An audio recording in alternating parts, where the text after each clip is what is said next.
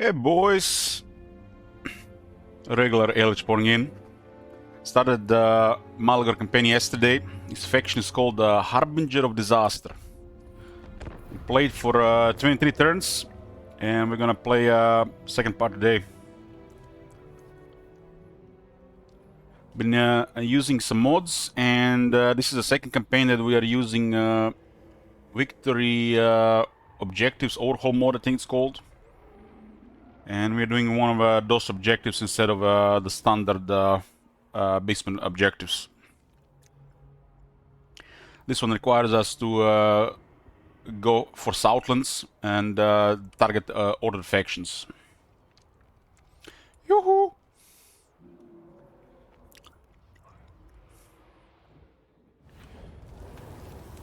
Okay. So the campaign started here, in the Western Marsh of Madness. I spent the early game here. It's pretty much time for the Beastmen to spend their early part of the campaign working on the first Blood Ground to get at least 25 devastation, so you get level 2 ruination. And now, of course, Legendary Lord ranks, the most important thing. And then I went down south. I attacked Cetra and I attacked Torek. What happened last turn, I destroyed 3 armies of Torek. They were all here. They were not in a very good shape, and they were not that strong. I'm working together with Scarbrand.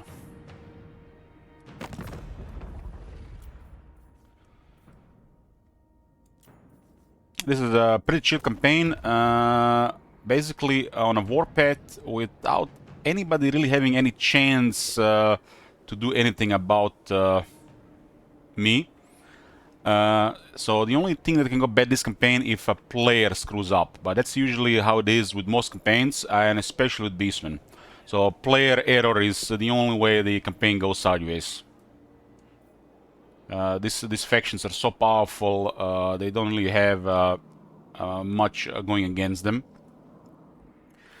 There's some resistance as usual, but you have to make mistakes to have a hard time with Beastmen. I do mistakes rarely, they do happen, but they just extend usually the campaign a bit.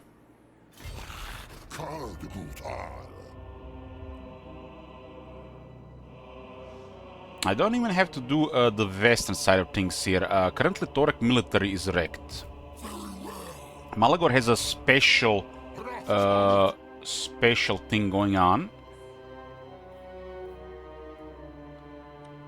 And we could do the beast path, but for some reason I cannot reach the other side. I can, but it is not showing. Interesting.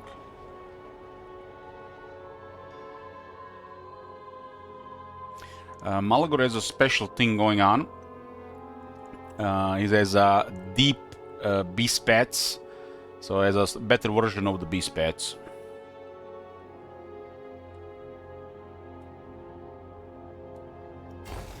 And you can see this is a really incredible moment. Really incredible.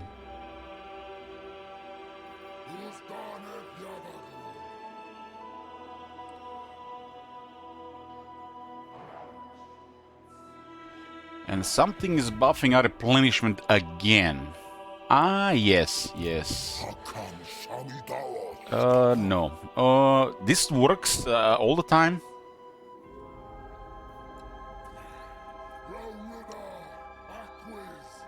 It's possible that the Bestial Rage activates our replenishment.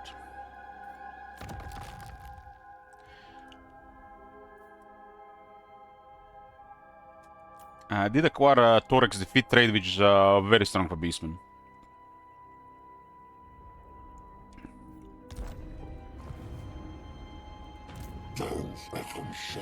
This is our second arm, a little bit weaker. It's supposed to go together with Malagor. And do we do that, or do we poke the springs? I believe Cetra is in this area. I think I'm gonna try to poke the Springs of Eternal Life.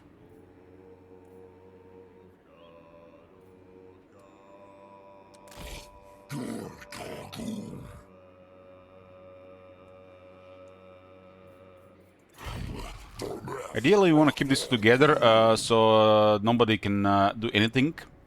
But sometimes splitting offers greater rewards. Would be nice to unlock the level 3 Ruination. For this campaign, we don't need more than level 3.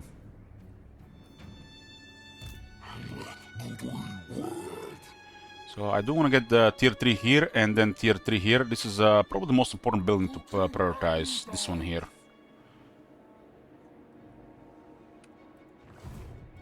For the Dread resource.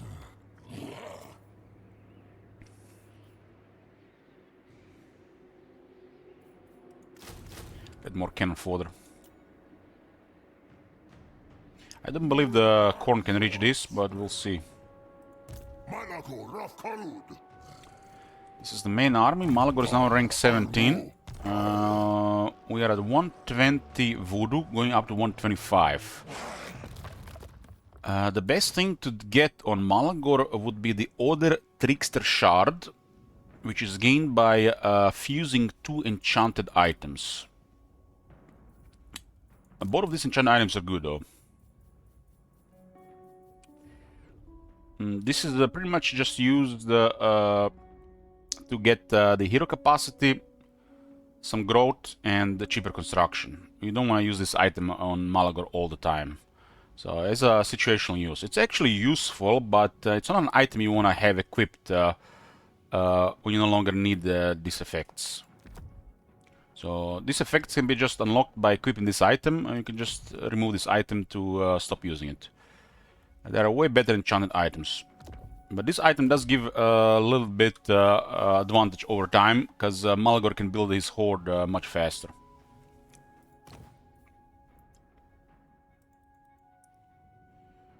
Okay, so the next thing here is the Greater Arcane Conduit. So we get even more power recharge. Malagor has some of the best power recharge of any lord in the game. He has an ability called Unholy Power. And then you have Greater Arcane Conduit, which is the same buff. And you can also have access to Wild Heart, which means Malagor has plus 200% power recharge. On the Arcane item slot, you want to have a Forbidden Rod. And Malagor has some of the best power recharge in the game, some of the cheapest spells in the game, and a good power restore at the same time. And if the enemy are infantry, he is absolute bully of infantry because of Flock of Doom and the Mantle of Crows. They stack up to a really mega damage around them. The fact he's flying makes him really powerful for harassment, or you know, you can create mosh pits. You don't even have to rely on Malagor to kill everything. If you're dealing like with large units, he's an excellent support as well. Like, he can constantly cast spells, and the entire army will have no trouble with vigor. This is basically a feature with the Beastmen. They're faster than other factions, and they have better vigor management than other factions. Basically, they don't really tire, and they're faster than other factions. And he has this ability. Otherwise, you have to get the Lord of the Wild, to use this passive. It adds up with this ability, so in melee over time, unless the enemy has the same, you just have the advantage. Exhaustion is the worst debuff in melee.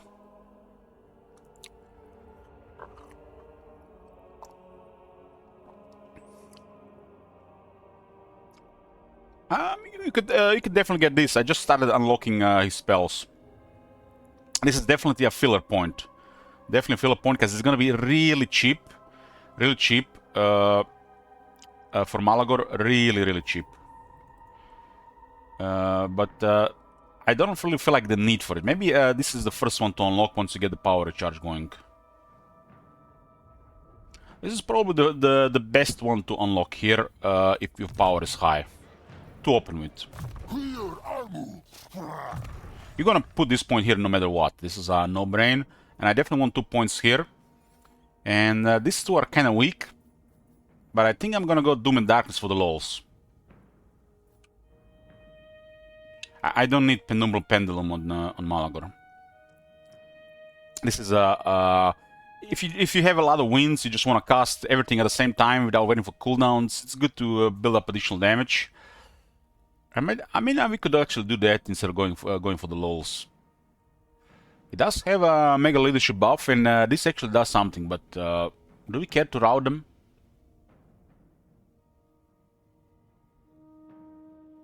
This one actually does something on him because he's a Great Arc Conduit.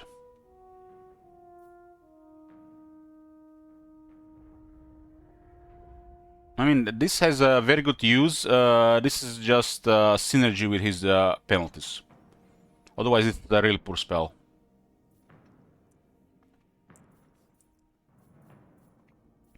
I really think Nightmarish Cabal should give Malagor some intensity. Intensity is missing on almost half the game. And this would be a good place to for Malagor to have some intensity. They should give 10 intensity to Malagor and all the Bray Shamans and Greater Bray and Great Bray Shamans.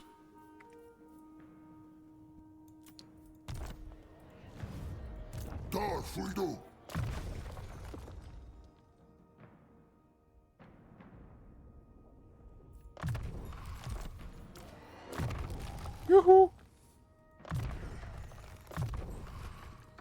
Tend to build up defense first, since one of the better stats. Yeah, this guy stacked.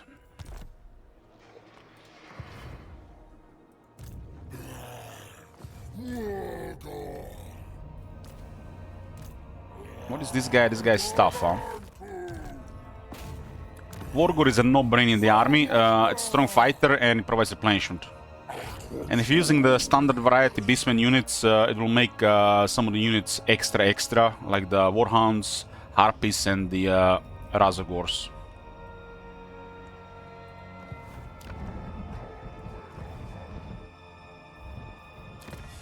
Oh, still need to win one more ambush. No, I guess there's nothing else. Some of these technologies are really outdated.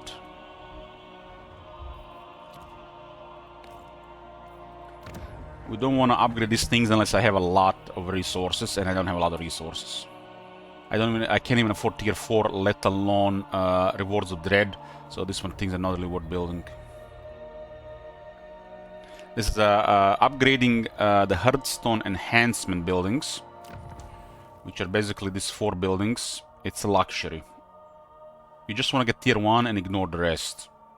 Once you get this luxury available, upgrade this one first for the dread. But this is very expensive and it's luxury. This is not even really a part for a short campaign, so just ignore this. If you're doing a short campaign, it's unrealistic to consider upgrading those buildings.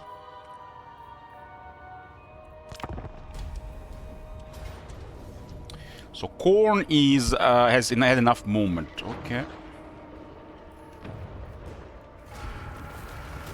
We got a banner of swiftness. Nice.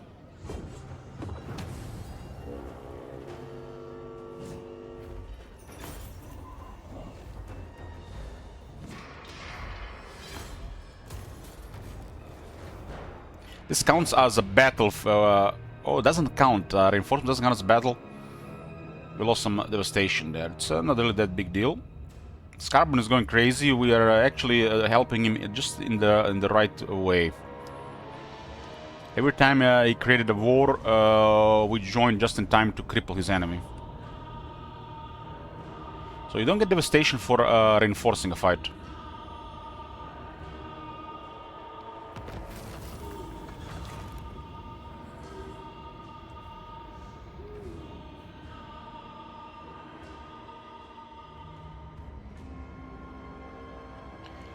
So not really good moon here, huh? I'm gonna go for movement, I think. Yeah.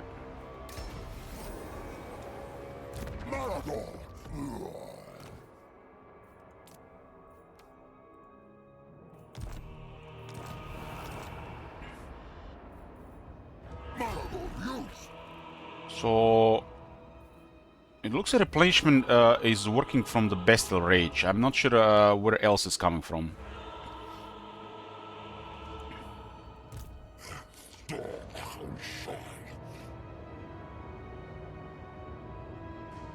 This could activate replenishment on the army.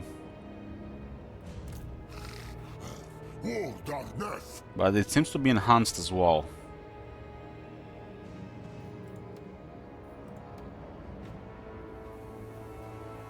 So you see here I just got plus 30 movement, but it's not updated. If for some reason you want to take your movement into account, your bonus movement into account that you have not used this turn, you need to disband a unit or do a battle. I think disbanding unit should work. So let's say I didn't have this one in range. Let's see if it works. I can disband this one though. So I'm supposed to have 170 movement. Since this bonus, we just got this one this turn, but the event happened after the movement got restored. So it will not activate until the next turn. So this is not really 3 turns, but it's 2 turns. It's active on this turn, but there's a gimmick to actually access this movement. It might not work with the Hordes though, with the Beastmen. I mean, it works on the Warriors of Chaos. So I get 140 movement. Let's see. Can we activate this extra movement?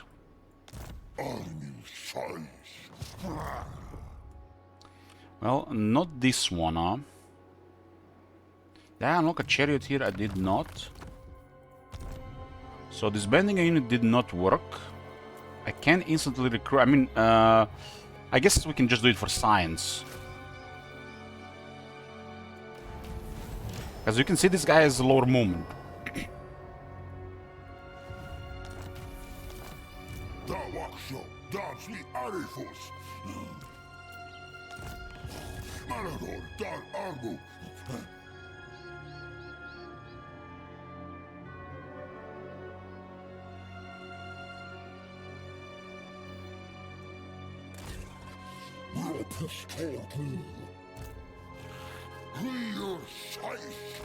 There are situations sometimes that extra movement could be beneficial.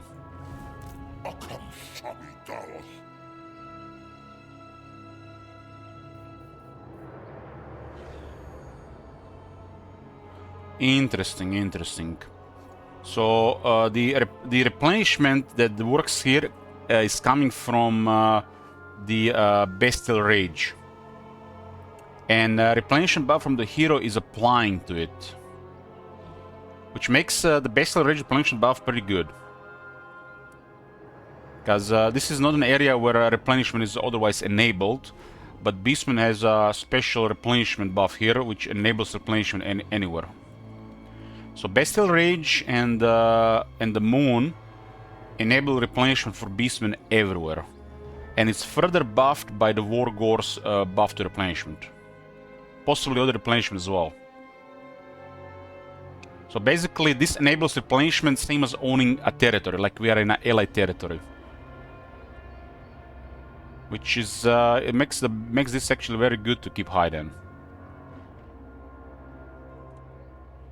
So Warren wasn't able to restore the extra 30 movement, so there's only one way to still try it, and that would be to do a battle. Putting this guy in harm's way, Cetra is coming. Yours is not to question. I'm gonna take my chances here, I guess. This is not super healthy for this guy, but for science. There's a chance he gets discovered, but it's unlikely. I was supposed to go into the battle, actually.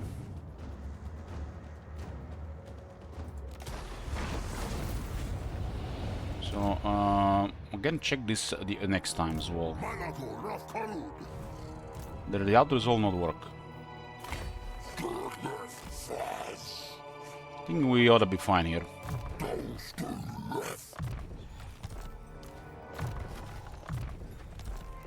Wargore is having a Wargore and a Wizard in the army is the most important thing with the Beastman. Everything else is whatever you want to do.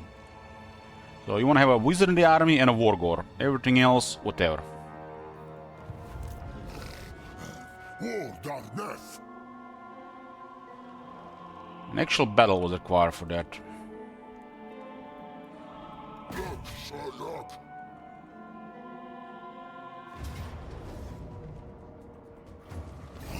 Sarkut Ark. Rafa. Gudarku. Gudat Busra.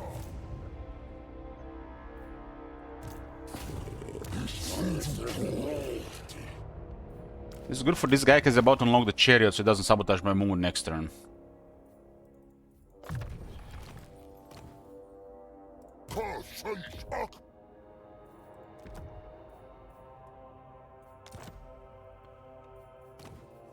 Okay.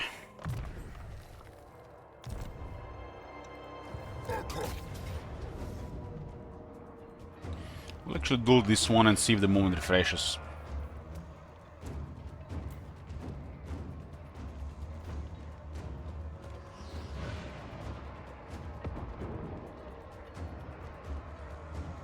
Considering the harpies move together, they should have one harpies have an edge. But it's very good on the slunger as well.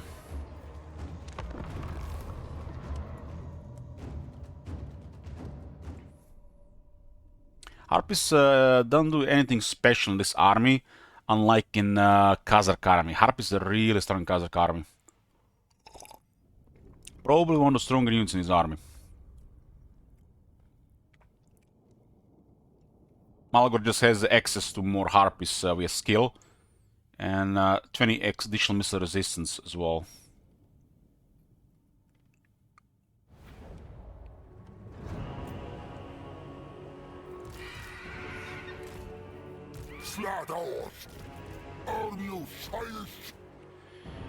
Okay, these are the main boys here for the fighting now.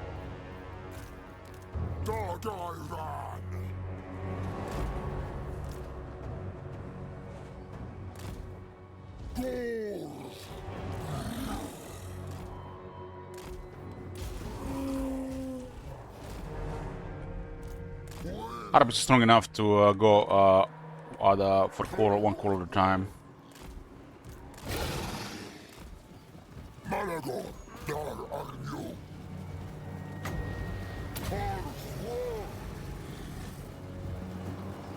It costs 7, huh?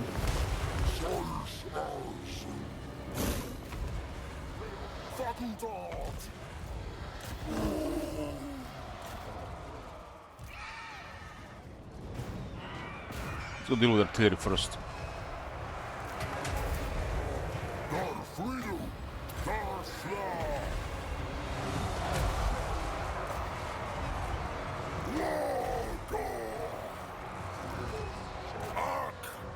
Pestigor love killing low-tier dwarves.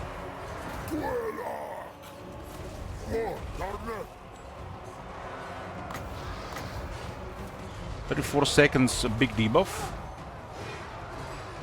One of these dwarf warriors. Dwarves do have 35 spell resist. We can actually lower that resistance somewhat with one item, but don't have this item right now. Pestigors love killing dwarves.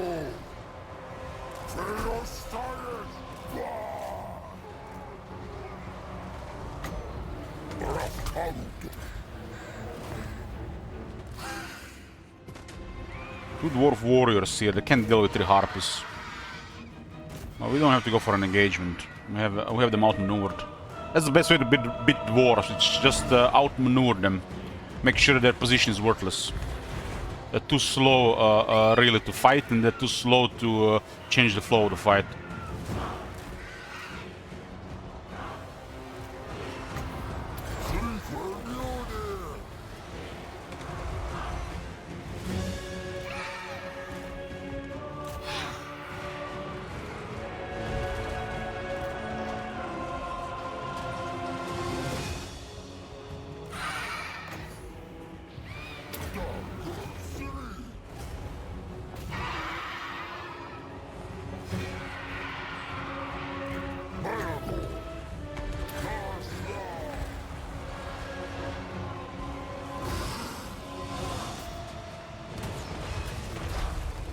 Paycheck.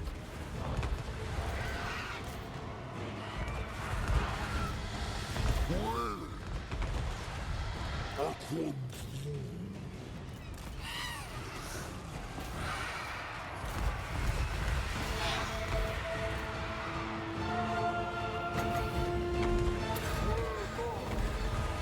Got 35% resistance to this, but the damage still adds up.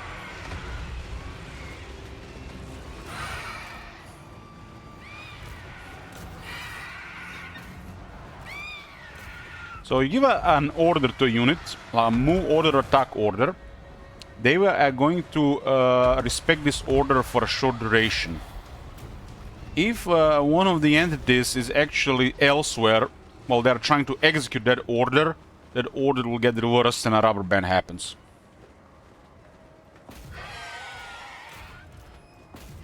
There should be like an option here, force move, turn on, and then whatever order you do, the unit will do whatever, everything possible to force that move.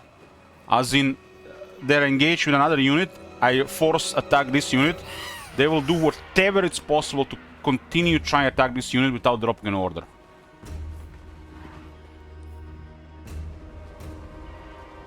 Sometimes it's irritating when a unit doesn't do what you order it to do just because you miss something.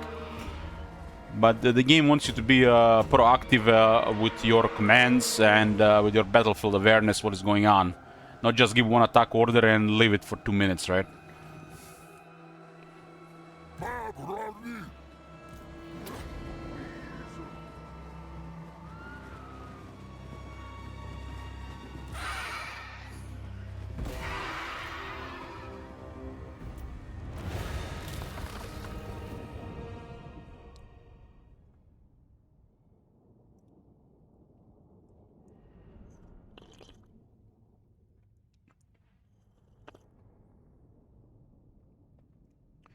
Yoo-hoo!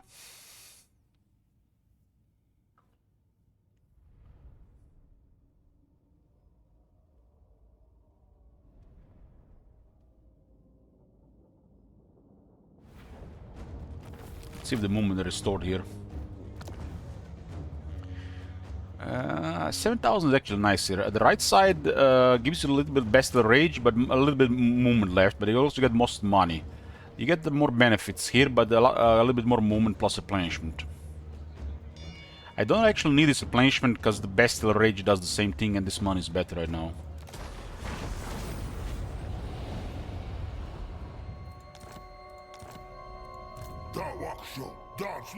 So the fight didn't restore the movement. We're at 26, damn. Ah, because Springs of Eternal Life.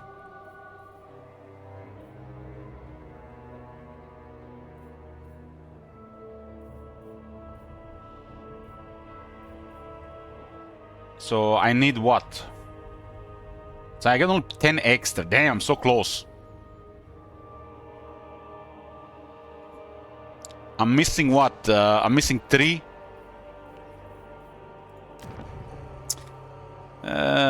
Corn. Why did you try to do that, Corn? I will not be able to get enough here. But still a good chunk of ruination.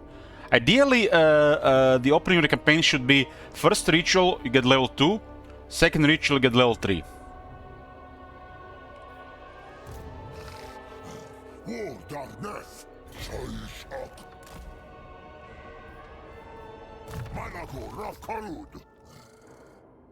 I do not like Mantle of Gorok at all. I don't like this at all. You know, like this alone cripples a unit, but if you really wanna like stomp him, like let's say you have 3 weapons, and using 2 out of those 3 weapons at a time is enough. Now imagine you have 5 weapons and you can use all 5 at once. For this to be used, you need a lot of power. Malor can do this, but you don't have to do this. I kinda, you know, I'm kinda like addicted to the Flock of Doom sound. These 3 weapons are already enough, and this for the lols. Just because he gets extra intensity. and it goes with his leadership penalties. We'll be able to actually scare something with this. This spell doesn't even work unless you have stuff like this. Remover of immune psychology, a further leadership penalty, and stuff like this all combined. Pendulum is good. Pendulum is good, but since Malagor has big leadership penalty, I'm just gonna take Doom and Darkness for the lols. I think this is one of the rare characters where the Doom and Darkness actually does something, and it's okay to cast. Otherwise, it's a terrible spell. I need to get 5 for this. Overall, the best option here is Savage Dominion, Enfilling Foe, and Pendulum.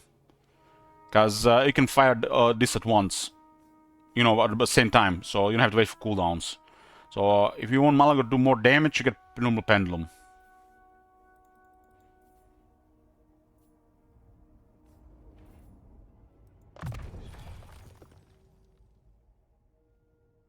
I'm gonna take this for the lols, and we got what? 9, 8, another 8.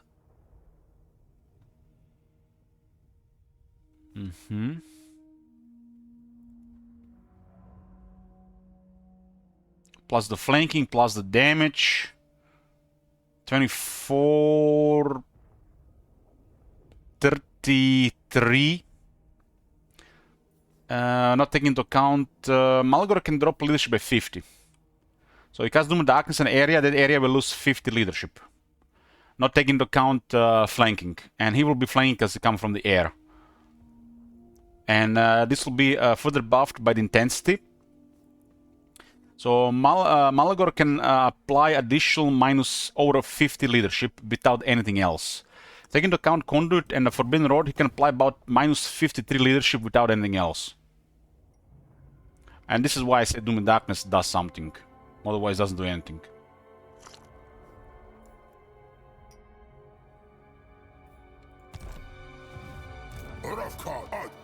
Basically, it will make Fear and Terror work. Which is rarely the case as the campaign progresses. That's what you can expect from leadership penalties, to make Fear and Terror work. It's hard to drop base leadership to 0 anymore. And it's not worth it either.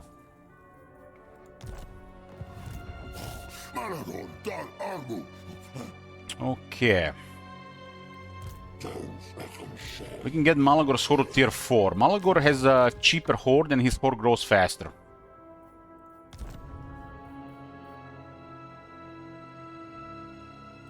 Okay, this is getting to the good stuff now.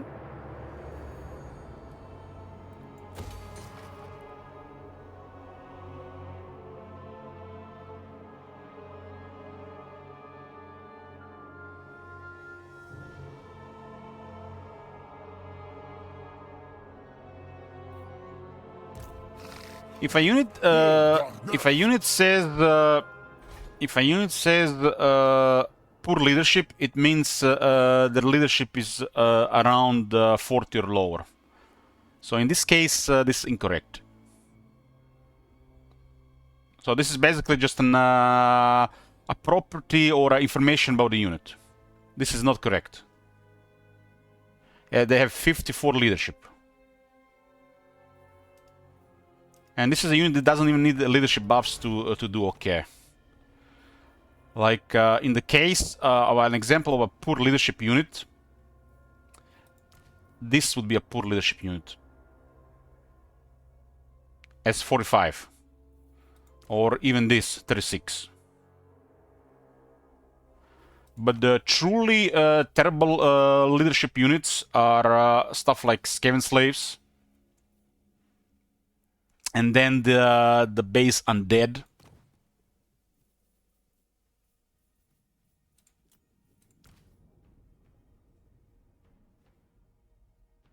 Funny it doesn't say poor leadership here, right? So Beastmen don't only have poor leadership units. They have below average to average on their low staff and above average on the rest. Do they even have one unit that actually has below average leadership? I guess Ungo Raiders. Beastman leadership is pretty good. I guess Warhounds A Warhound is a classic poor leadership. So they got one unit that has actually poor leadership. That's the Warhounds. Warhounds have poor leadership, and you have one unit with below average leadership. Everything else is fine.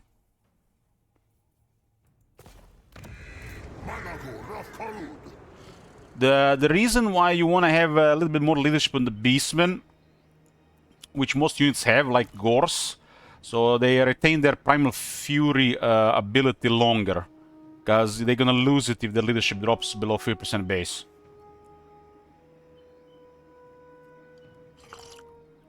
But getting veterancy, which is this case is additional 5 leadership alone should be enough, except in cases where they are fighting much more powerful units. Like this unit gonna be doing more than fine against halberdiers, crypt ghouls, but if they have to deal with the graveyard and the great swords, the leadership will not help them. It'll just buy them a little bit more time to hold. So it's not the fact that the unit has a poor leadership. The unit is put in a situation where the leadership doesn't work.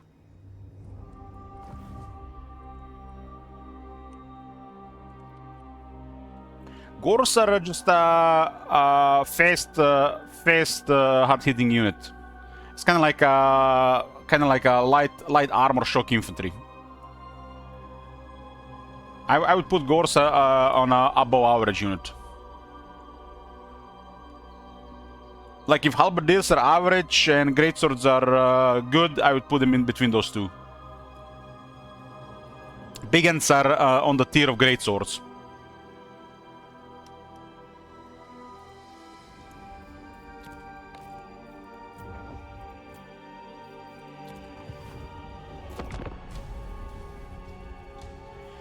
Gors should do okay against Bigans, but Bigans are overall stronger. If you have some support with a hero magic, Gors should do fine, but they'll still take heavy damage. It's normal for Gors to take a lot of damage when they fight. That's why replenishment exists. If a unit has a potential to take massive damage or even get destroyed, doesn't mean you don't have to. You're not gonna use the unit. That's a normal role for the unit. Somebody has to take damage. Sometimes they'll get destroyed. It's pretty normal.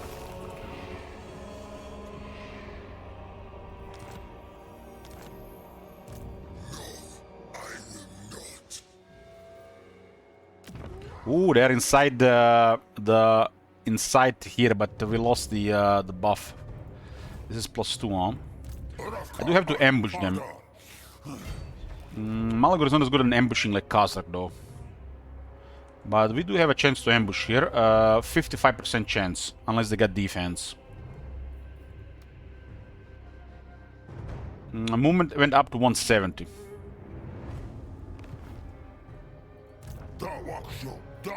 And this guy didn't unlock a mount, which means the movement is gonna get sabotaged.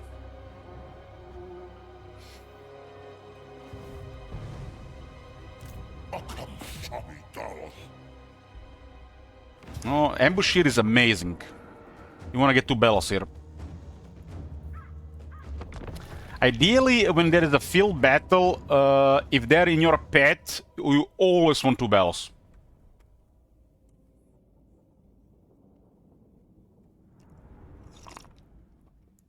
Especially when your army is progressing. You get a double chance for item, double chance for dread, and you just double everything.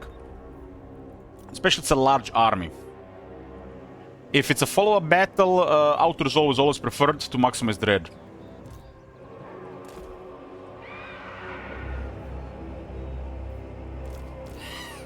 Beastmen actually get the additional buff when they attack the enemy, which means they're gonna have additional penalty when they get ambushed, and when they get ambushed, they get an ambush penalty at the same time. And if in such a position, it's a ultra trivial battle. Ambushes are literally super one-sided battles, especially if you're a melee faction.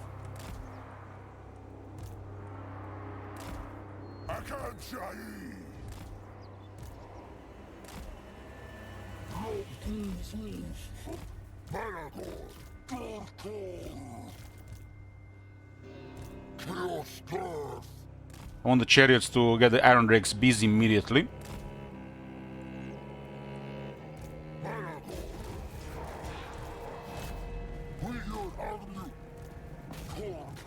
They just got ambushed, they get the ambush penalty.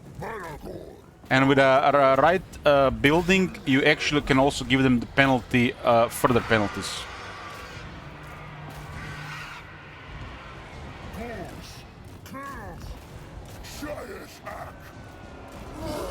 This is what, Hammerer? Debuff the Hammerer.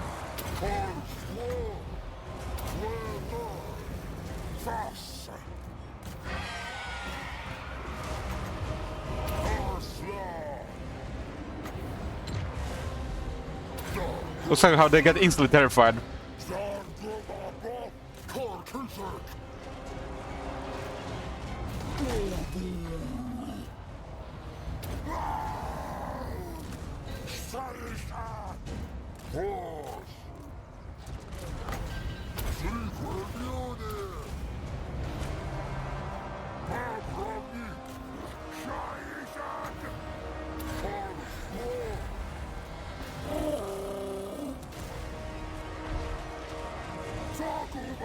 I would route the hammers early, but they're almost routed. They got incredible leadership.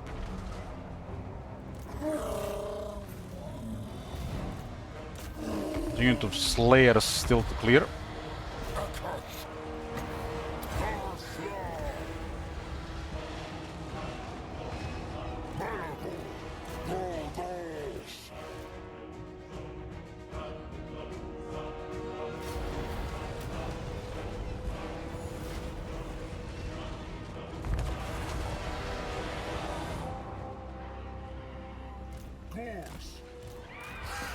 What do you mean a Chem Horde stream?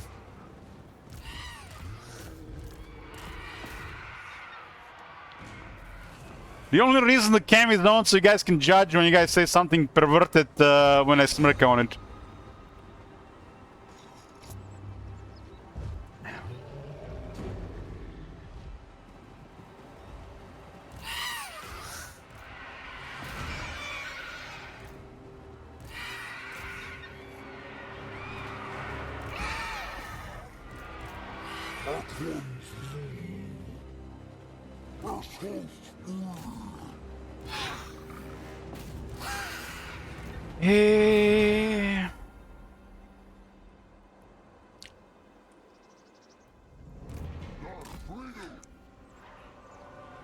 I promised at least one stream with camera a month, and when we do a request, we do camera streams. Why the fuck am I even keeping camera on for 3rd day in a row?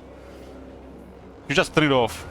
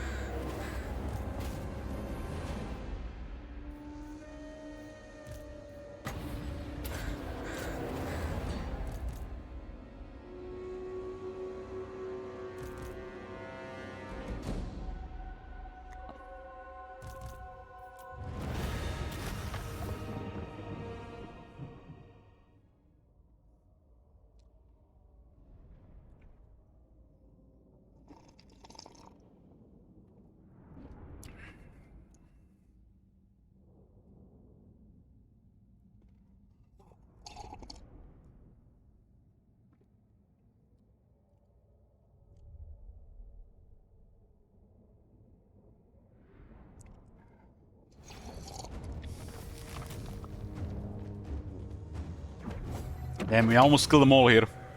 98 Dread. I went too hard on them. Should just let them flee.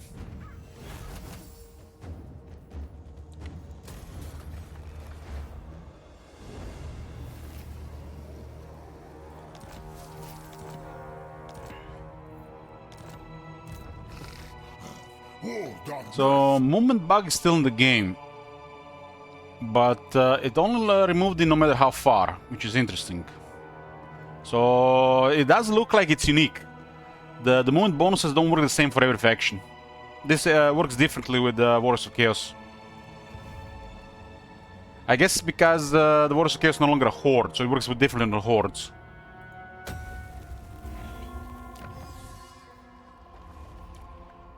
This is 10% charge bonus for Gore, Zangors, Pestigors, Skongors, Slangors, and Centigor units.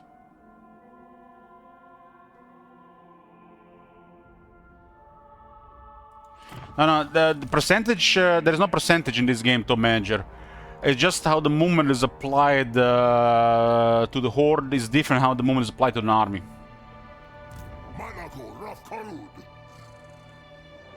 Because we just lost 30 and it's 30.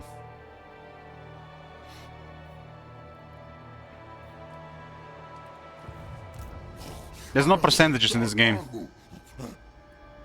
The only percentage in this game is Rampage.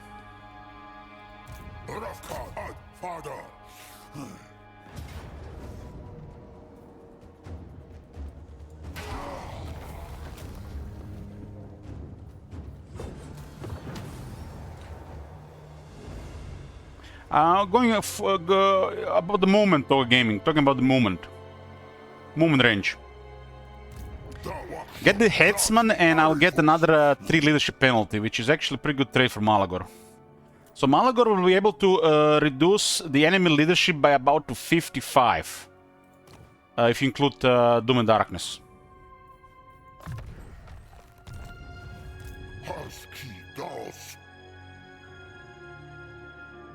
So you see this situation here, right? But look at this. This guy just got a mount.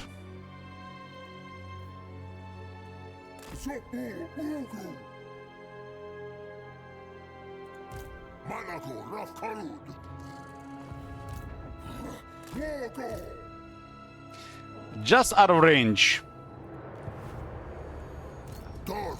Well, that's unfortunate. Missing 1% movement.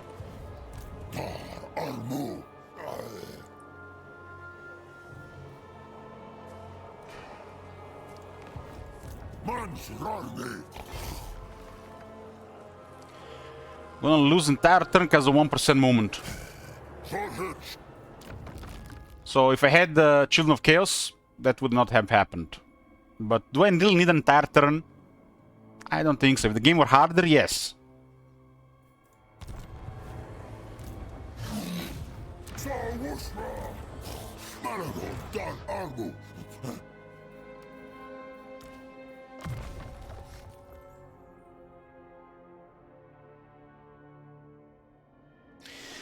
When hero unlocks a mount, it resets your movement bonus. It works differently on a non-Horde faction compared to a Horde faction. Horde faction will lose less bonus, while most bonuses will be lost for a non-Horde faction. I played a very long Warriors of Chaos campaign, so we got to the bottom of this. And there's a way to restore this movement. There's even a way to replenish movement buff that has not been used for the turn, but has not been replenished by the movement restored at the start of the turn. But it works different on a non-Horde faction compared to a Horde faction. So if your hero has unlocked a mount and you all of a sudden don't have the movement for something you planned, remove the hero from the army. He'll have enough movement to go wherever you want, where the Horde was supposed to move, or army, and then you do the move at like attack settlement with the army, and just put the hero back in the army, and it's the same result. It's just a movement bug when it comes to mounts. In this case, I lost 30 movement, but I still didn't have enough for Karak Zorn. I missed 1% or 2%, 1 to 2%. Sometimes this can wreck you, especially very early on in the campaign where it matters the most, because one turn missed is literally them getting additional 10 units.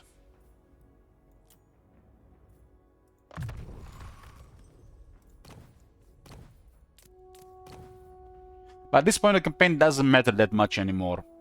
Like I said, if the game was harder, the extra movement min-maxing would matter more. But it's always nice to have the movement to finish the turn instead of do the next turn. Because the next turn I'm gonna lose 90% of the movement to do the same thing, just because I lacked 1-2% movement.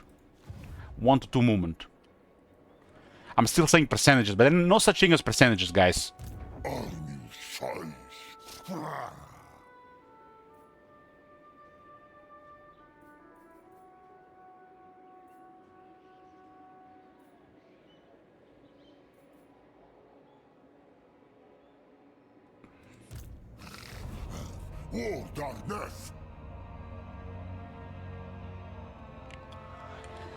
There is no such thing as percentages when it comes to campaign movement. It has always worked the same, even in Warhammer 2. It's like the action points, hero or a movement in the Game of Heroes. There's a couple of things even in Heroes that actually apply percentage movement to your movement. But in this game, it's only Rampage. There is no percentages in Warhammer 3 when it comes to movement range. It's just messing with everything. Like, let's see, you see what it says here? Campaign movement range plus 10%, and you have the I. That is incorrect. It has never been percentage. They changed this a long time ago. They just didn't correct the text. You see, campaign movement range plus 10%. It's campaign movement plus 10. They should just say campaign movement points plus 10. They should even remove the range. It should just be renamed campaign movement points plus 10. And the I, what does the I do? The I tells you that campaign movement range is kept at 50%. At some point in Warhammer 1 and Warhammer 2, this was true. But they changed how this works in Warhammer 3. But this still is showing incorrect information for 3 years now. So basically the skill is campaign movement range plus 10. And if you look at the change stuff in the game, like hidden encampment, it says consumes 10 campaign movement range. Not 10%. Campaign movement range plus 50 whilst in stance. There is no percentage and there is no I.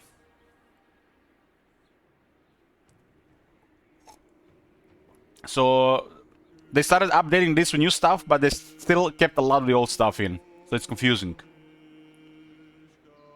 There is an upper limit to how much campaign movement range you can have, which is around 220. It's kind of like a soft cap.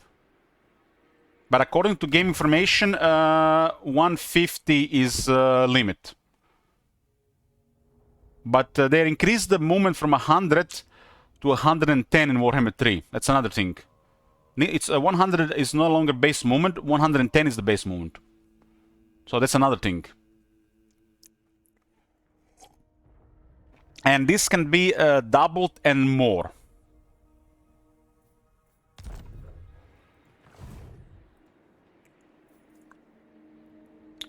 Targeting the Hearthstone. I can actually protect this thing, maybe.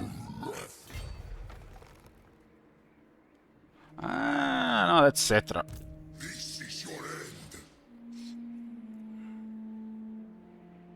The crown is crazy these days. The crown is crazy. They made this item absurd. Man, I was doing such nice balance stuff in my mod, and then CA comes, bam. And I was being careful about my balancing.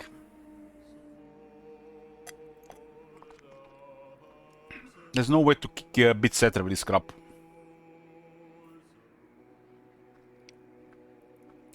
Main weakness of Cetra, he's large and he has low defense. That's the only weakness of Cetra these days.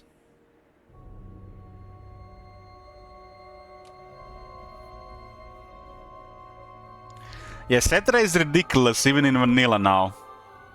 Cetra needs to be ridiculous, And when he is godly, they need to buff him again. Because he's Cetra.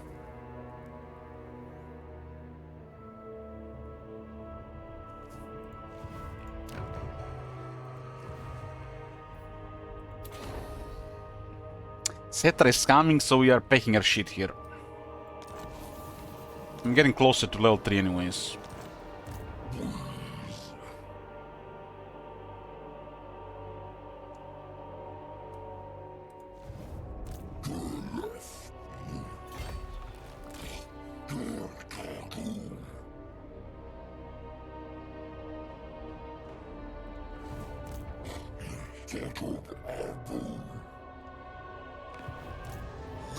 Cetra gets countered by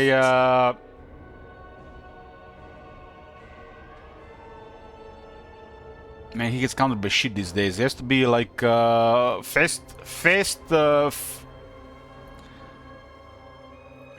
it's countered by shit here. Has to be multiple things combined.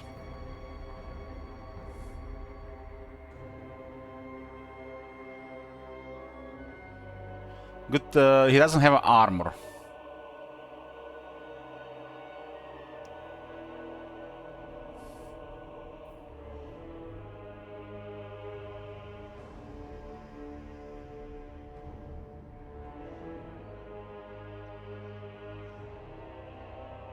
Imagine AI Cetra gets Talisman Preservation and Armor of Destiny. Jesus. And imagine you're playing Scave and you have to fight it in battle.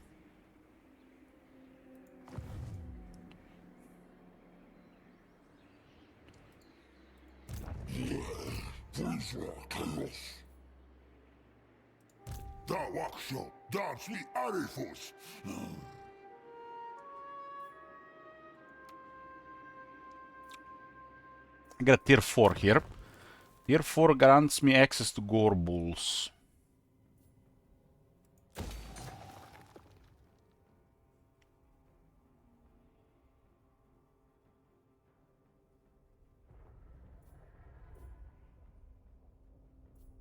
This does give me more power as well.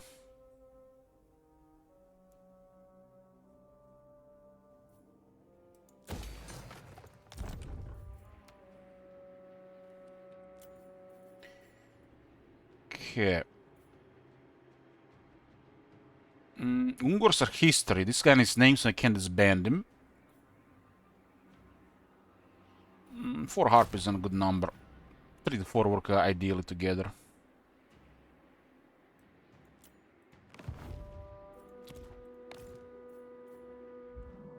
We did weak Cetra a bit here, so Manfred should go after him. But not yet, huh? Hammer has been captured by Manfred. So Cetra is down to currently 2 regions here, and he's surrounded by Manfred. Manfred and Cetra are natural enemies. Do not underestimate the danger thou art in, mortal. Mine patience wears thin for thy parley. Vampires are also horrible for the beastmen to be around. He's at war with the Ripan, so we're not gonna be crippling him because of that. I do have to destroy Chevalier the Lioness.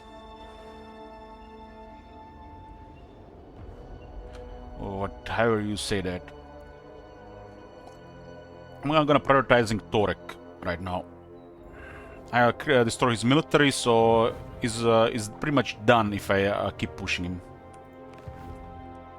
He did rush Krogar, which is wow, impressive.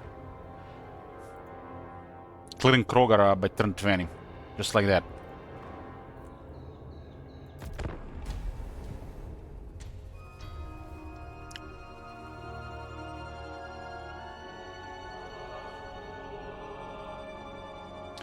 I'm expecting at some point Kratos and releasing a patch when they correct the movement confusion. They still haven't done it though.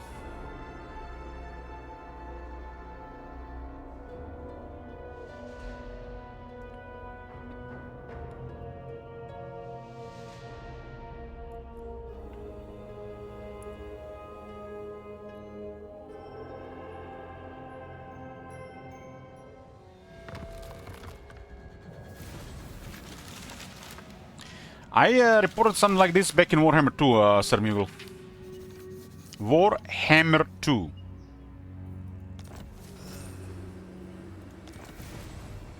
Ooh.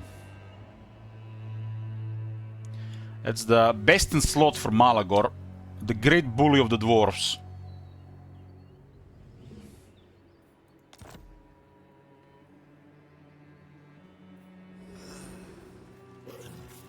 What is that primeval club?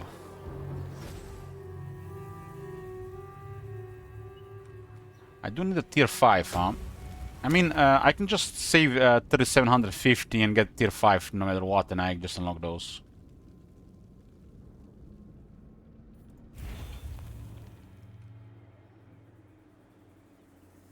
Surprisingly, we haven't had a bug with the Hearthstone shards. Did they patch that? I know we patched the Miracle Balance patch.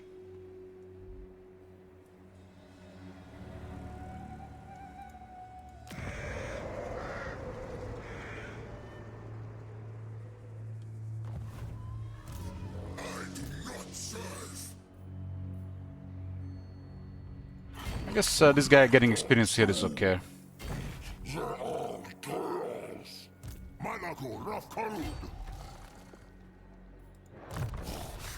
I got a great Argon Conduit. More power recharge and more spell mastery. Malagor has access to some of the highest power recharge of any character in the game.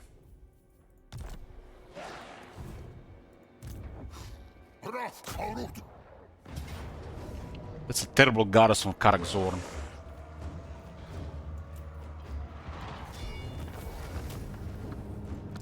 Gift of Chaos and it's only 10 armor. That's horrible.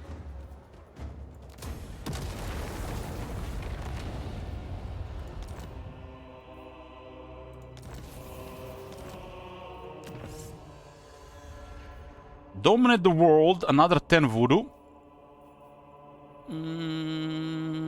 We'll get it after we get the actual order.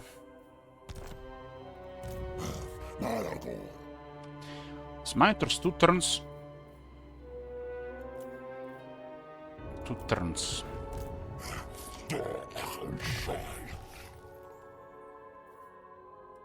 Why the upkeep cost? What do you mean?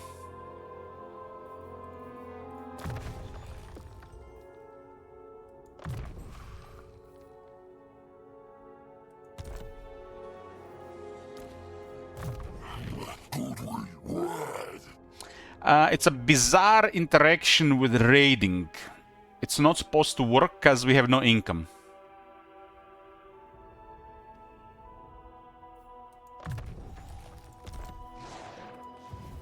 This place produces no income, which means raiding should not work. But the game still assigns some raiding for some reason. The only way you can raid... so basically how the raiding works. You have a treasury, and then you have a province with income. So when they raid, their percentage raid goes after my treasury via the income in the province. I have no income in the province and it still assigns 145.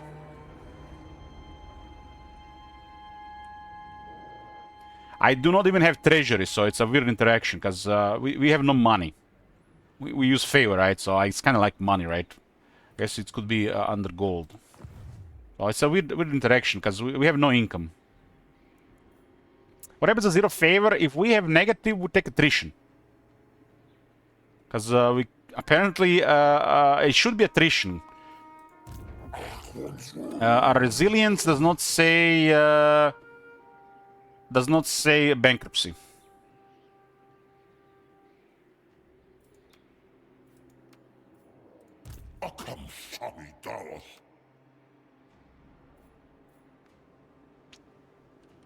We could investigate what happens. More heads. For science, right? We'll do it for science. This action does not have my consent. I'll do it for science. I can't join war here. Where's Kevin at? Come, challenge me. This is expensive science. I got splat. We likes an. So we can do diplomacy with Skane, but we can't do diplomacy with greenskins. Murder must. That would be very expensive science, but I'll take it. I mean, I'm feeling overly confident here. Liberus. Who bothers Greek? Why should I not eat them right now? Now.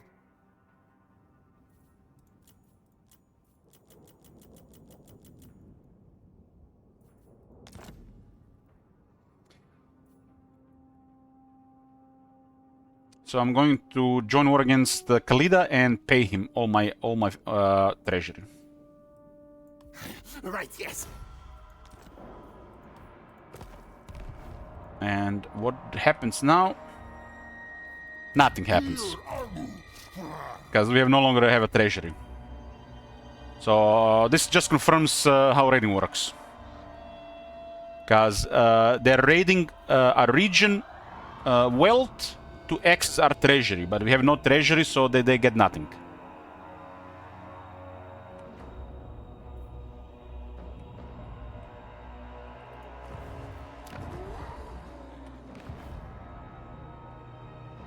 Which we explain would be it's either oversight or there is a base raiding income. And if there is a such thing as a base raiding income, it's too low.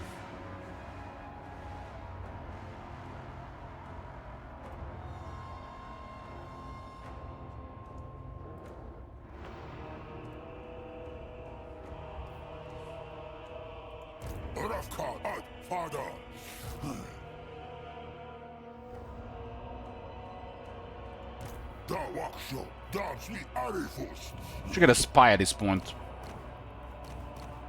A perceptive Gorbul is perfecto.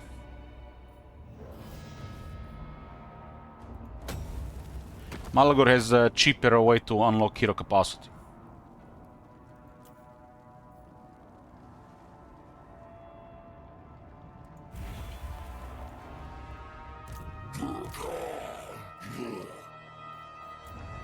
Let's have a 1075 cost though. Oh, Tlaqua not only has defeated Wurzak, but actually thriving.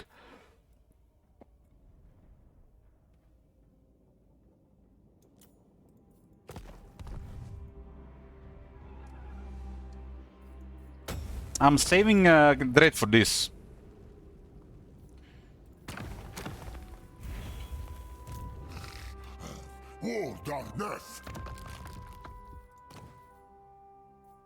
This is scrap.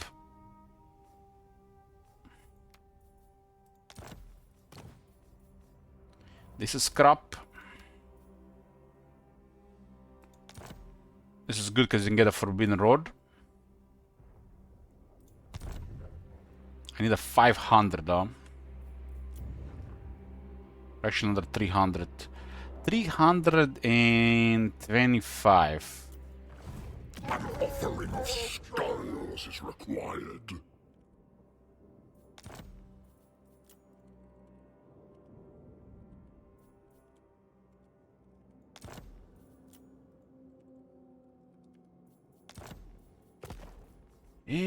So much about that. Do not confuse our dealings with amity.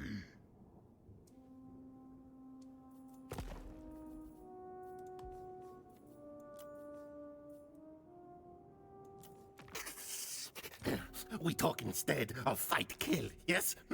How can you... It's not like it's gonna happening this turn. Cool. We can't join any wars.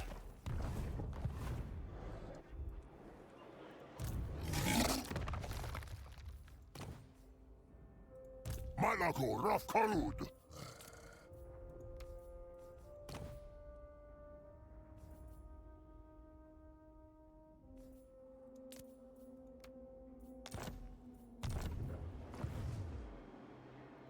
Rafkar at Father. We Hulsru.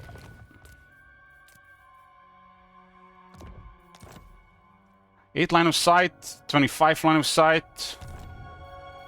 And he can get another 15 line of sight, which makes it for a very good spy.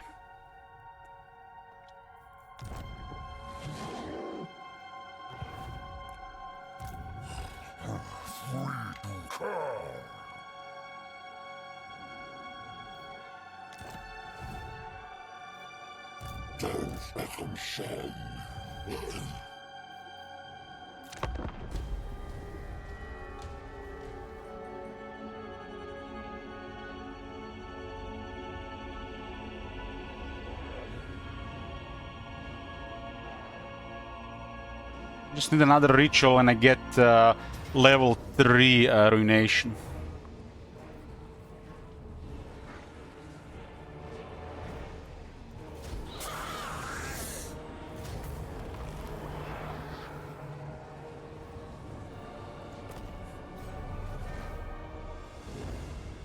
They're attacking Sunken Kernak again, huh? You're gonna take some attrition getting there.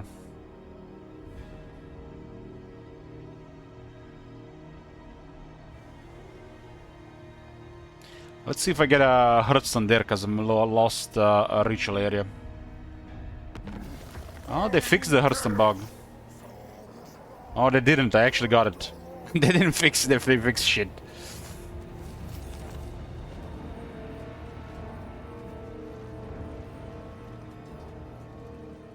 I'm not supposed to have 2 Hearthstone under Ruination level 4. But losing an area where there was it used to be a Hearthstone, you get a Hearthstone shard. It's a bug. It's easily fixable, but C hasn't fixed in years.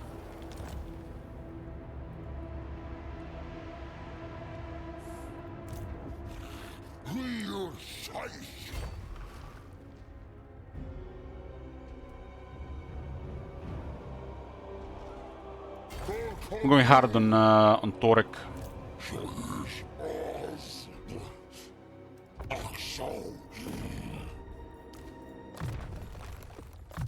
Torek and Tlaku are next targets.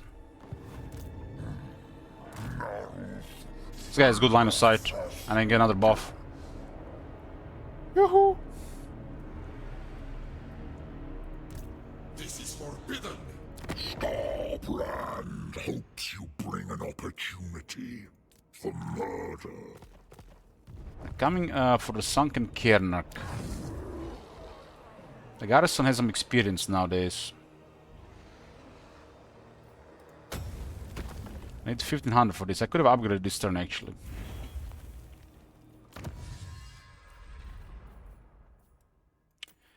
Okay, more voodoo, lower miscast.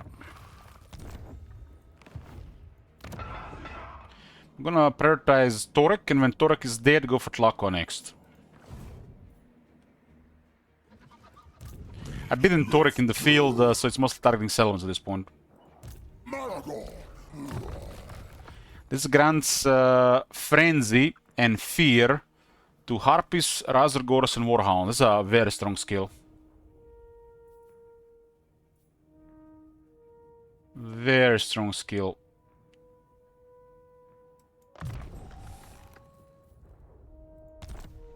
Harpies with Frenzy. 10 attack, 10% damage, 10% charge.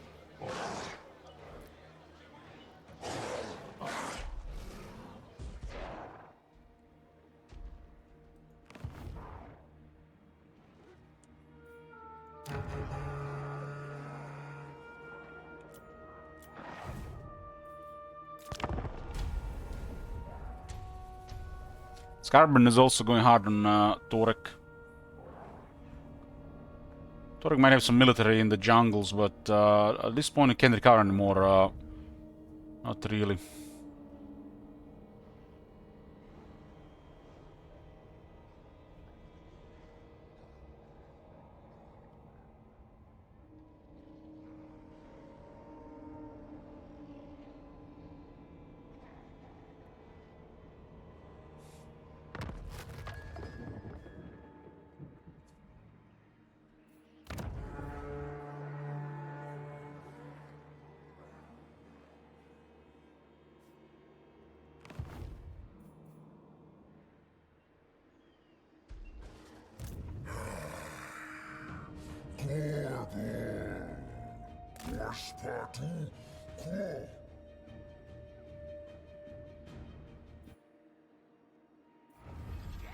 Oracles of Zinch are in the area. Thor has no military, he's really struggling. Tomorrow comes. Thou darest. He kinda did get Torek with his pants down.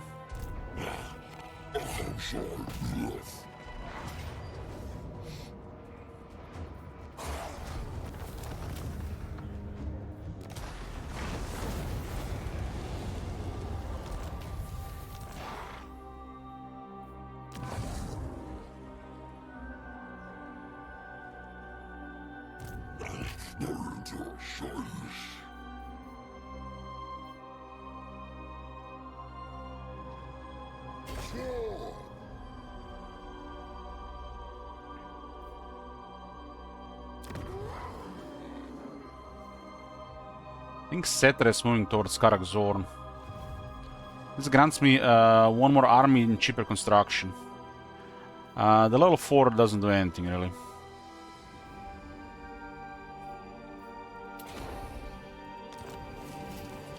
At least not right now. So I got cheaper construction for the hordes and another capacity. So I get even one more army.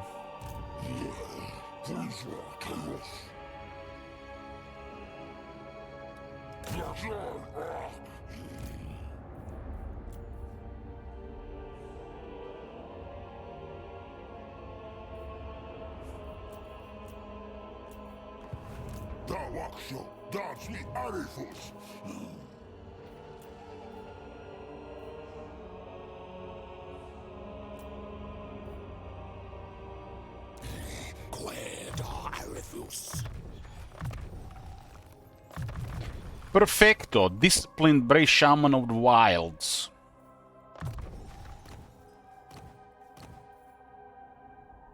Forbidden Road.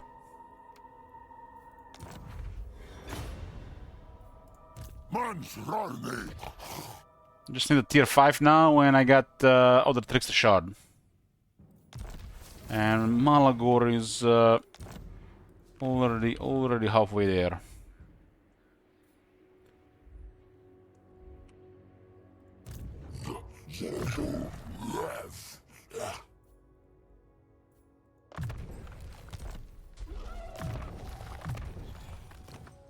Haven't had much luck with items, really.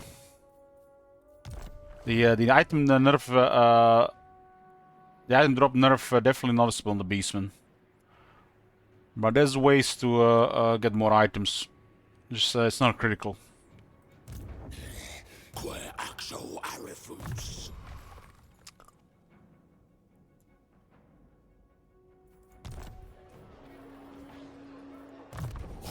Maradon, dar armu.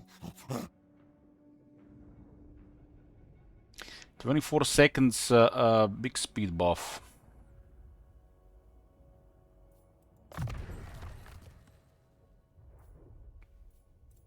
Actually gonna go for something wicked this way comes first. Oh, -9 leadership, he causes fear, and his ability got upgraded from -4 to -8, and it removes even psychology.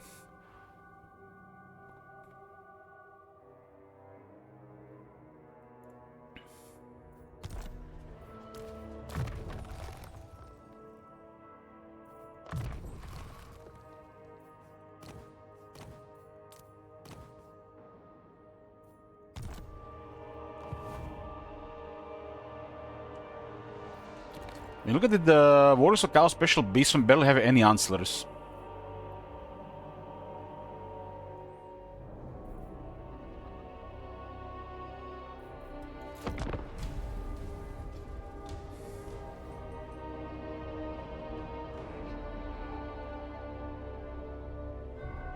How hard is to fix the Hearthstone shards bug?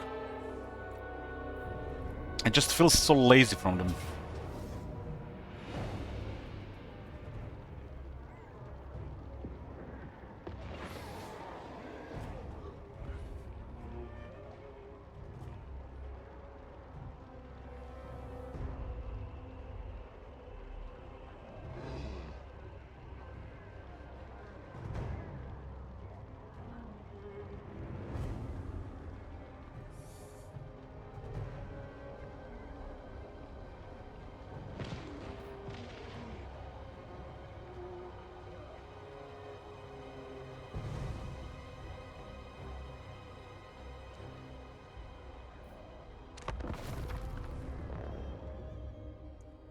Two caskets in the same army.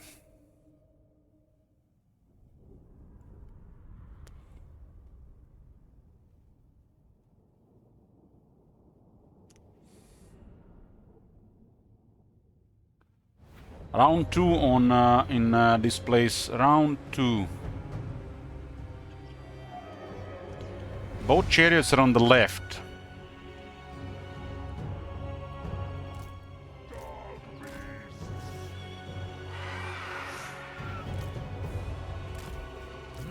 We definitely don't want to miss a charged Bestigors.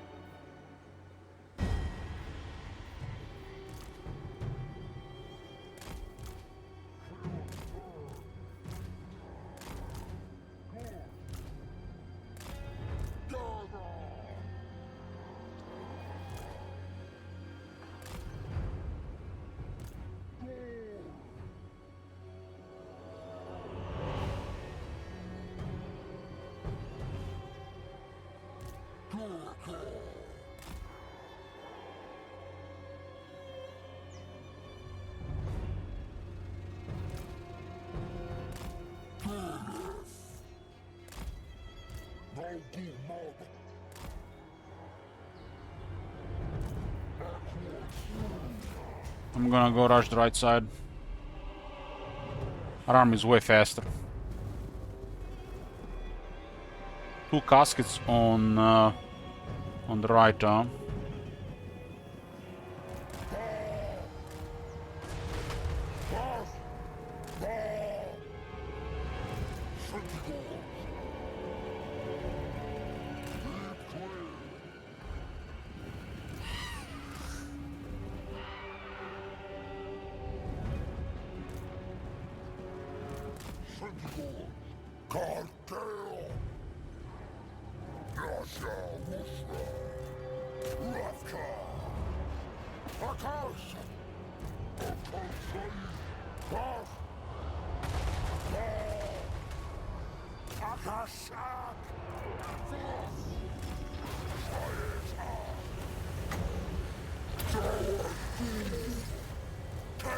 Very good, very good.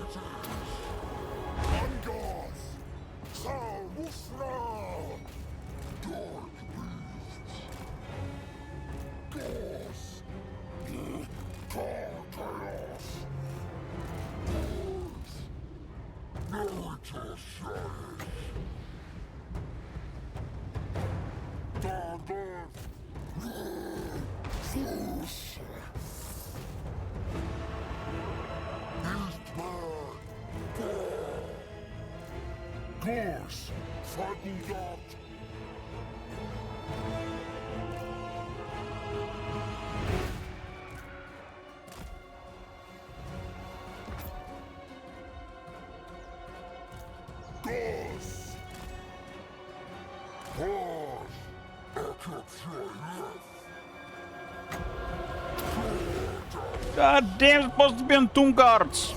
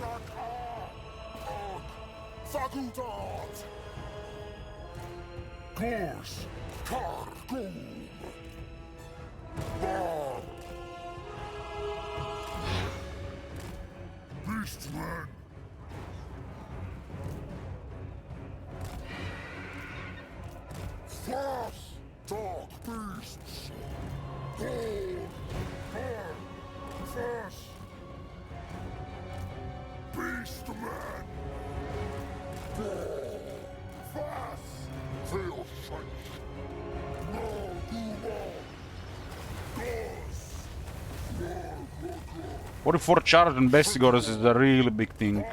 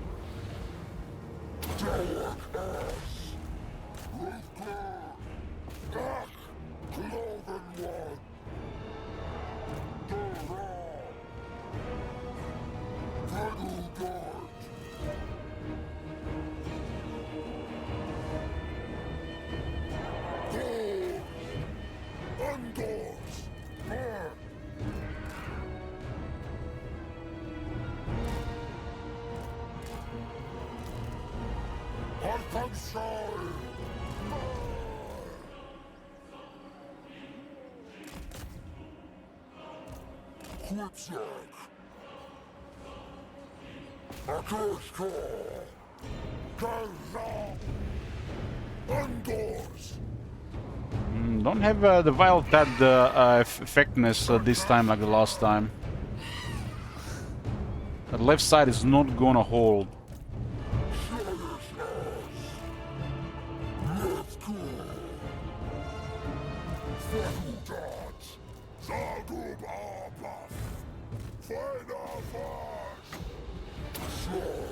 Maybe the Vile Tide was better on the right side. On the left side, I mean.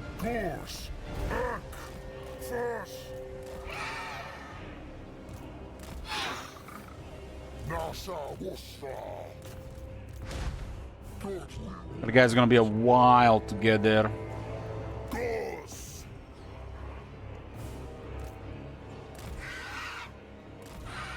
These guys landed there. There's still one cheated around.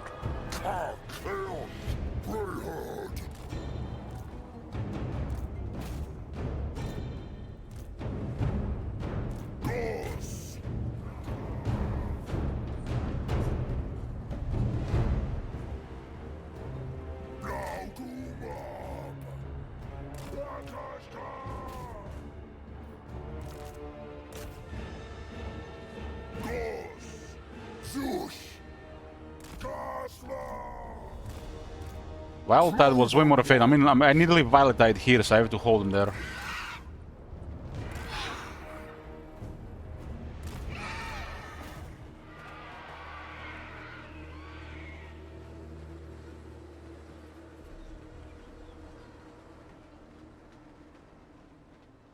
I really need Violetides here. I need another 1 minute. I still have a bunch of Bestigors. Need the leadership to hold here. These guys are out of armor now. They're gonna start grinding gores here. So it's gonna be bad.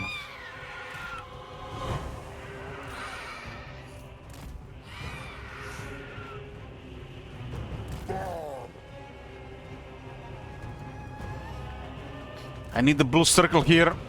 Move your ass.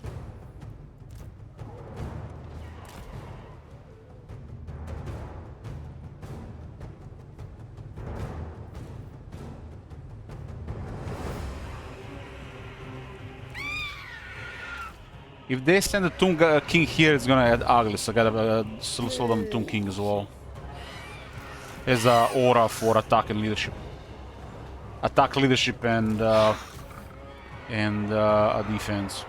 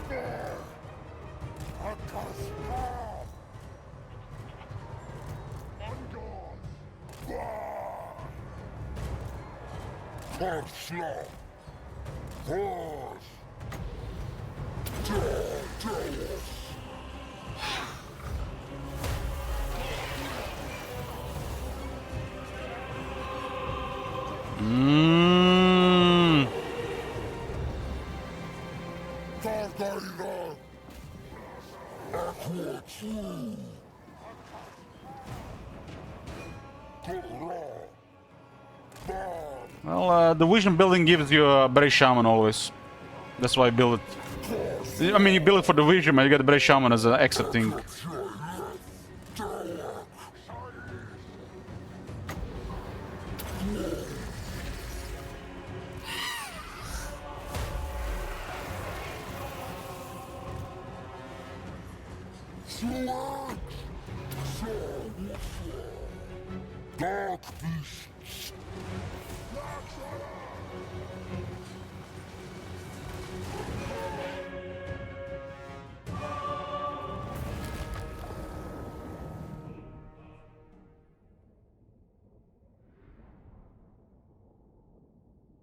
Second army got destroyed by this garrison.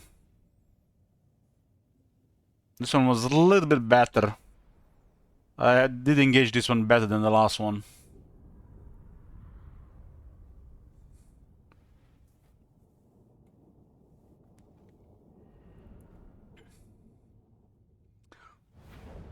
And Akar warriors are basically Gors, yeah. They got more armor but are slower.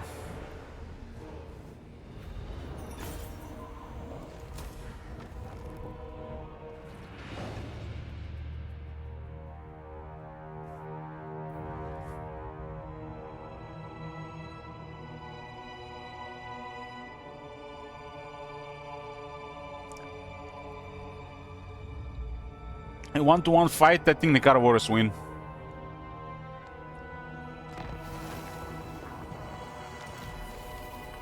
More Voodoo or miscast. So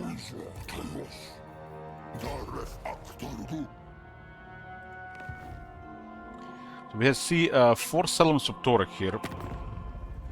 That's it's all 4 of his settlements.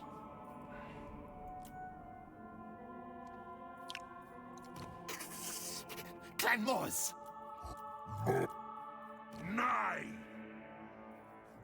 This has already happened. You will not enjoy the result. We are a strategic threat at -15. What? We're a minor faction. Minor power, I mean.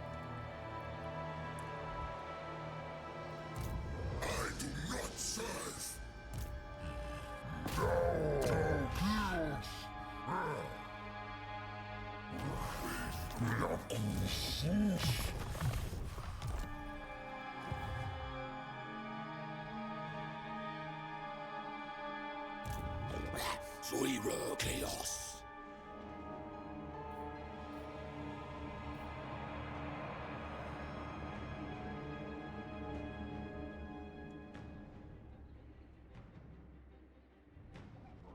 Go sie da Opfer. Those are from Shell. No way! Da Waksho, dance the Arifus. Medium casualties. Okay, okay.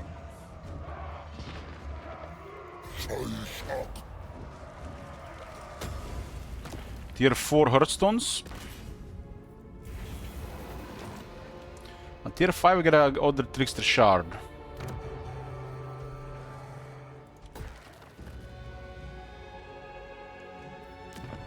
Hearthstones is also free to upgrade.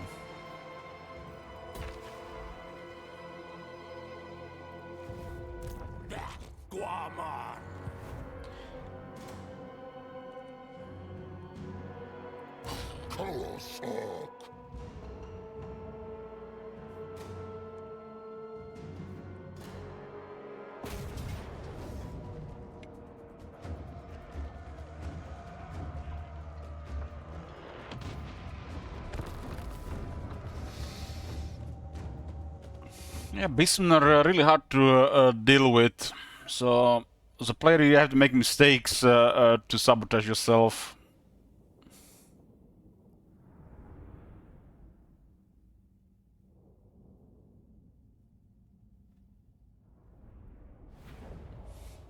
I hope we get that high faction wheel for Olden Era soon. I'm really excited about the Olden Era. I've been missing those soundtracks, the visuals, the early game, the game loop.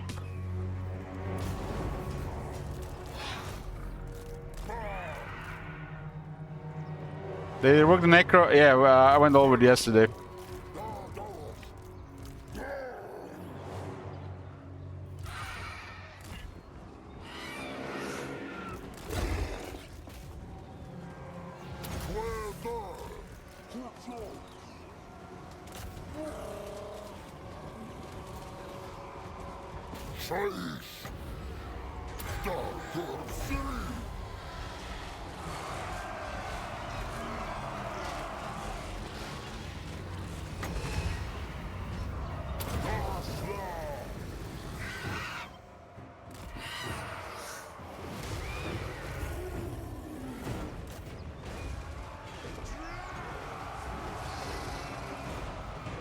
These are Gore Hurts, yeah, just their basic shock infantry.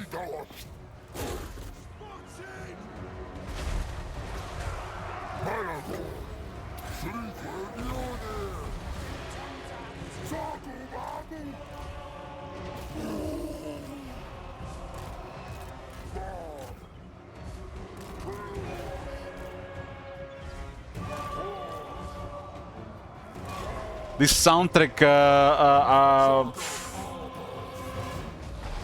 hasn't been through most of the Warhammer 3 now. It's like it's back like it was always here.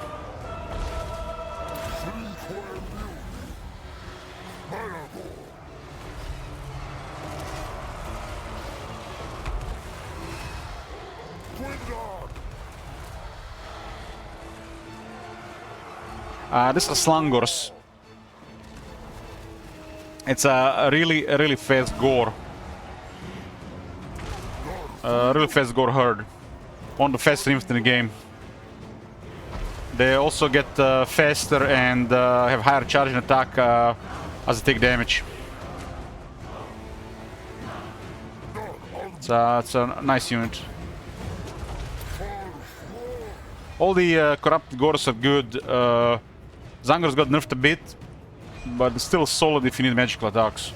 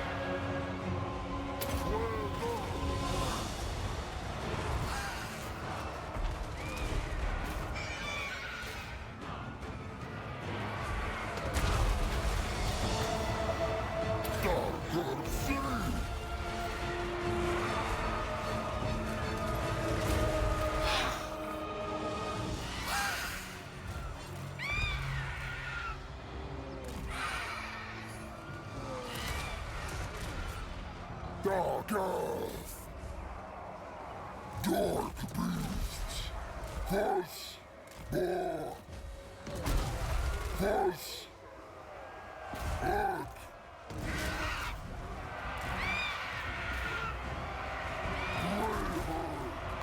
Sleepwear beauty! Sleepwear beauty! First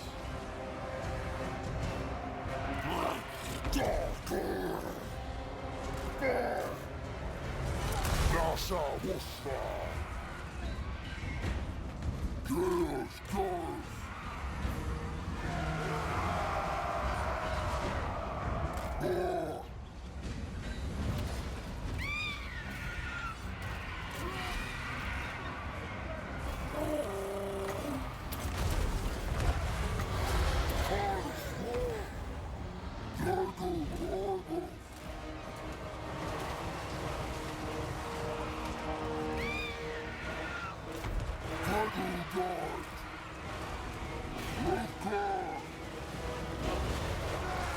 The long beards.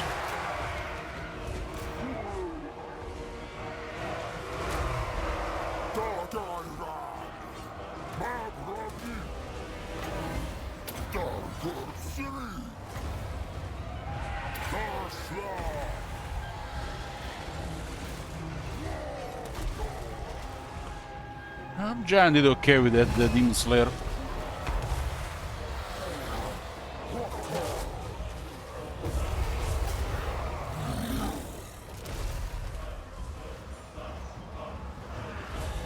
And still has 6,000 health left.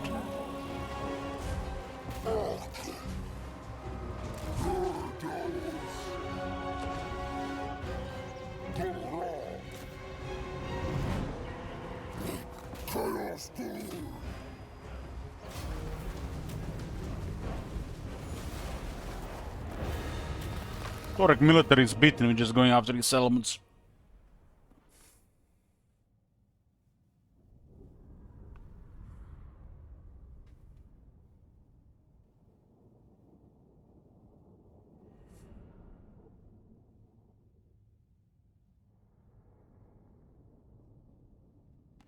I like the reworked necromancy because it's different and will make the necropolis units more sense to have around the army in a more regular way than just to abuse necromancy.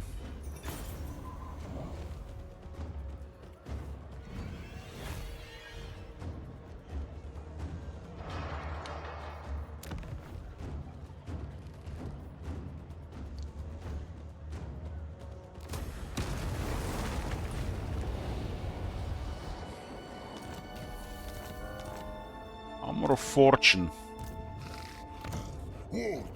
So the last one is 2250.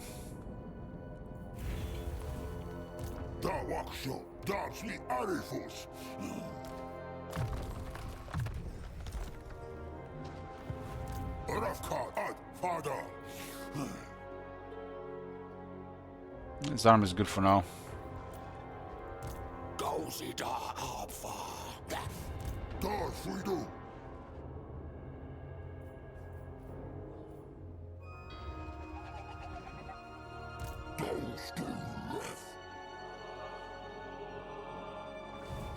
This army is good for now. Plague, Vision.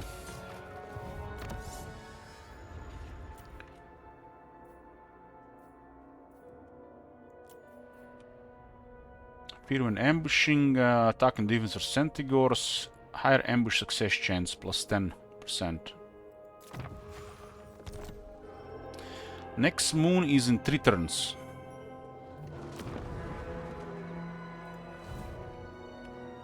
Dealing with Torek on the right, and I'm gonna be dealing with Luck on the left. I'm gonna ignore Setter for most part. I think Manfred will attack him. This guy's doing well in this area. They're also part for the third route, which I'm not doing. The third route factions have been doing fine this campaign. And the second route factions have been getting wrecked. This one primarily because of me. This one got wrecked by Torek. Got wrecked by Manfred. And it seems like Tlako and Order Masses are struggling against Kairos.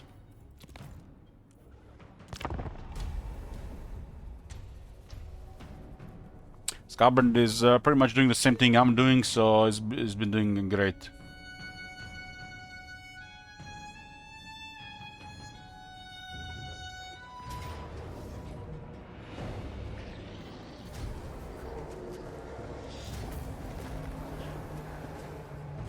Tlako has defeated Wurzak. It's a rare thing that happens.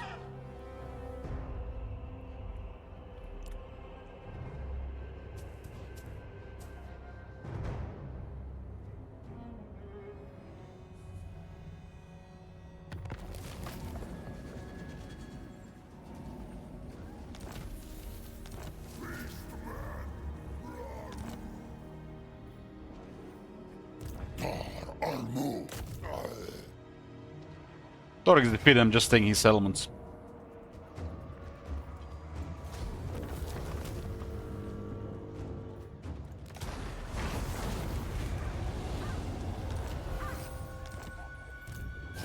Maragon, Dal Armu. Shak. At 145 power. Manago, Rafkarud. I don't know, Wurzek is still crazy. Sometimes he low rolls and Tlako high rolls, and there's other variables.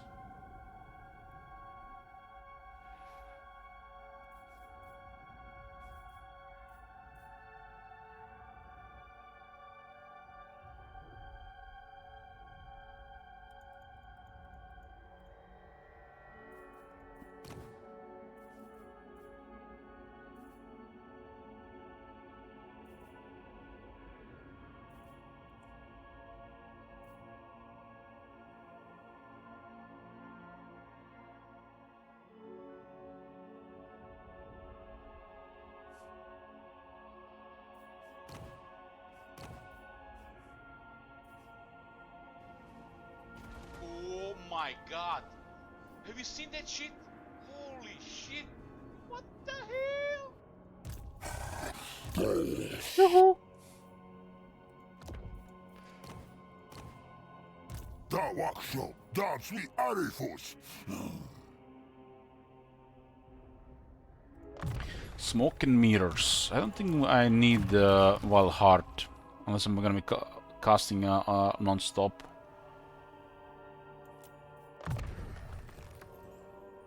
So the health bug is still in the game.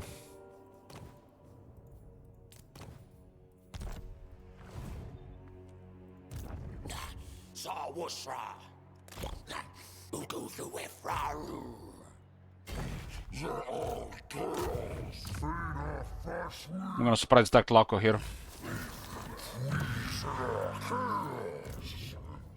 The fact we can surprise attack factions is really strong. You can't really do anything against that.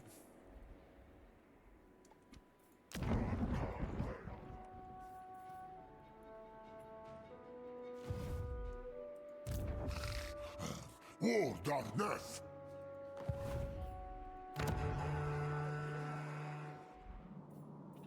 This is at 100. 28 for the next one. This is where you actually get a second Hearthstone shard. We have currently 2 more than we're supposed to have. But we haven't used extra yet. This is such an easy bug to fix, but they haven't fixed in years.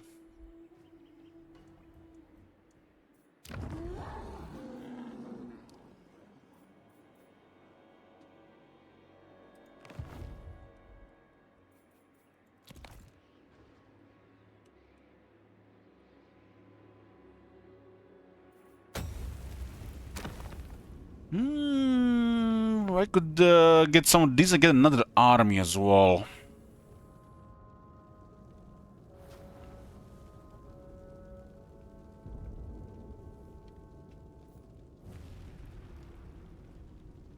Aura of Madness makes a lot of sense for Malagor. Rafkar, Pardon.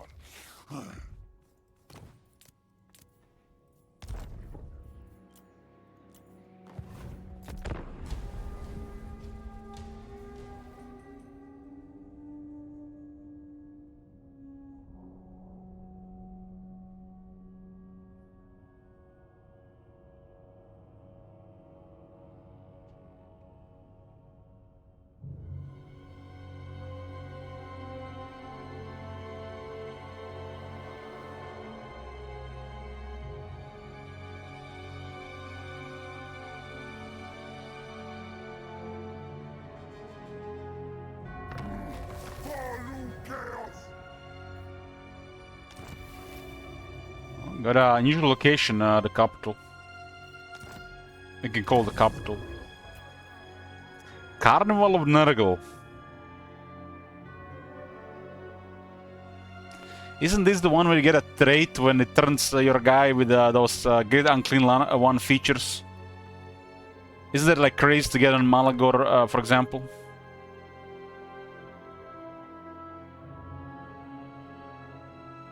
That's a really crazy one to get in Malagor.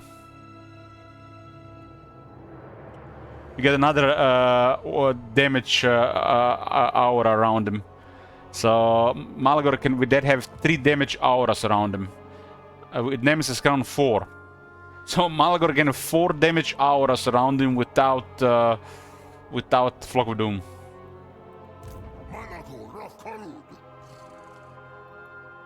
I'm gonna finish Torek and go get that trait for the lols.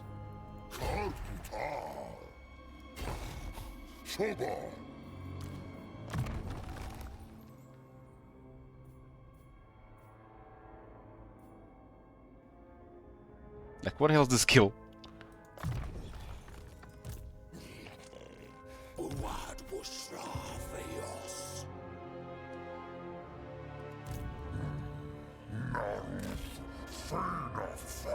Echoed Hellbrass moving around. That's a crazy one to get. It's also a really fun thing to have stuff like that in the game when it happens. I got Malagor and it happened at the capital, and it's kind of like going around back like 7 turns, but who cares? It's a really fun thing to get.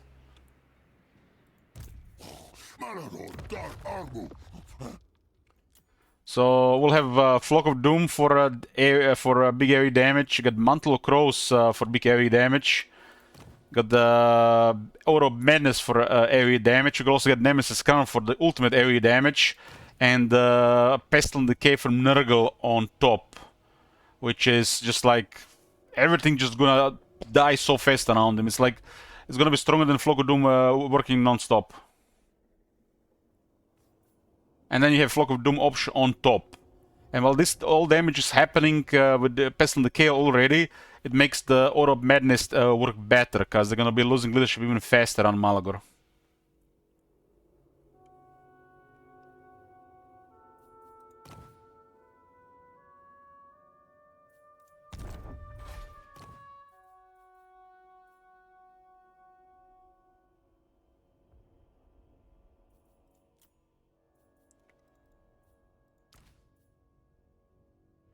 All those 3 abilities work in melee.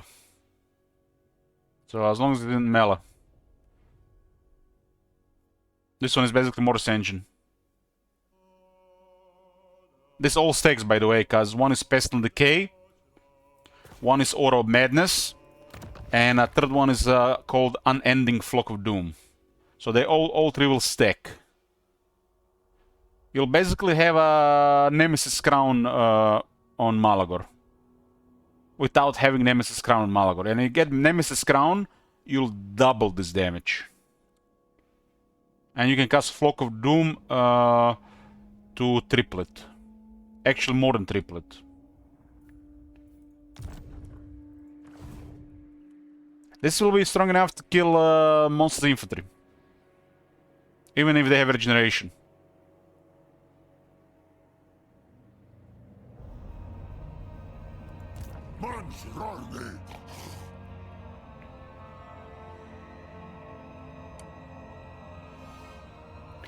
So we should protect this. Enhance the garrison here further. These are 3 Horde shields. This will be 3 Bestigors. Let's get 3 Bestigors here. I'm gonna send Malagor's army here. And I'm gonna try to get this property on Malagor. But while probably being here, his heroes will get as well. So... yeah.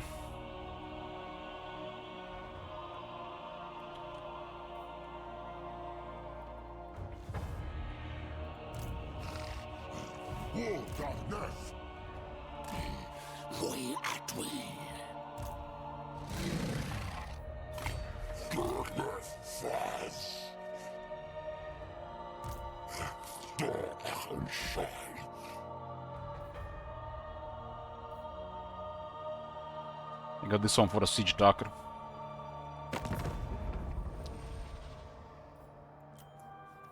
Kairos, my friend. Tomorrow, come. I am blind to the present, but have seen the past. I've actually heard a little bit more lore about Kairos and Zinch. That place where he got dropped in the Veil of Eternity is in a very scary part of the warp, where even the Chaos Gods do not want to go there. And whatever happened to Kairos, it actually might be something other than it's like some unknown force might have possessed Kairos. Where he got this power to see the present, the past, and the future. There's apparently a part of the warp where kind of like Cthulhu beings live there, and even the Chaos Gods don't want to go there.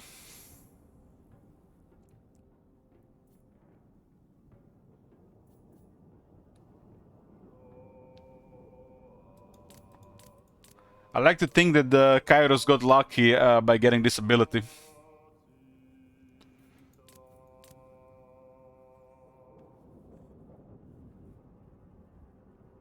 Yeah, something unknown, some unknown change happened to him. So it, I mean, depending how you look at it, I'm not sure if that's even explained fully. It might not have nothing to do with Zinch, but it's flavored for Zinch, right? Because it's he's a Zinch demon. He's a part of Zinch.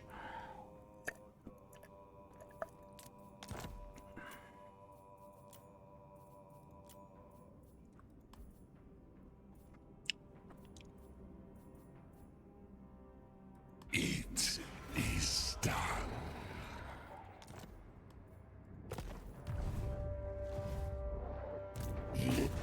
Definitely makes him unique, right? Imagine being one of the most powerful spellcasters in this universe. You can see all of the past and all the future, but you don't see the present. That's quite a unique situation. I mean, the Lords of Change are already crazy powerful.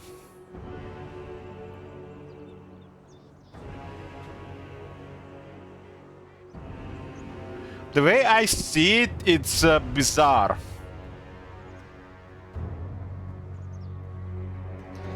I guess he has to toss a coin. He has to flip a coin for the results.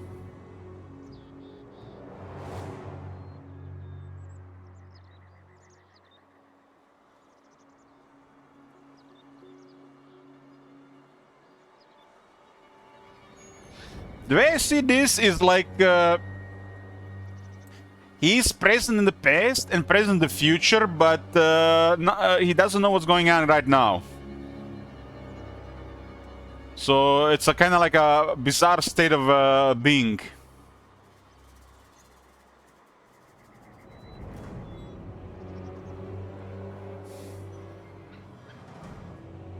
Otherwise, he would be all powerful, right?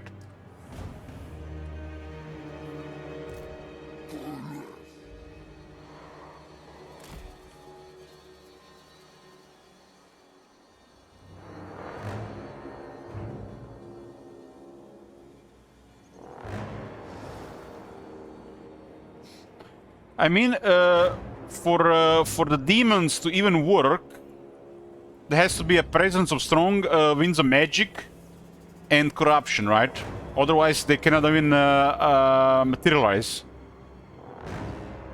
So there have to be other forces at work for the demons to appear.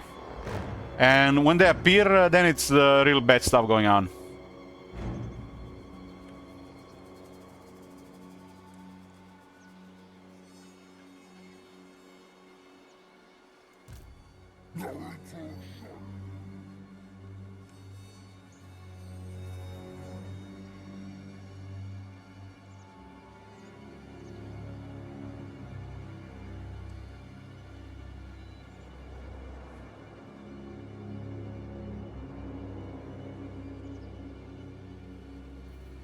So if you mess with the winds, you already playing with fire.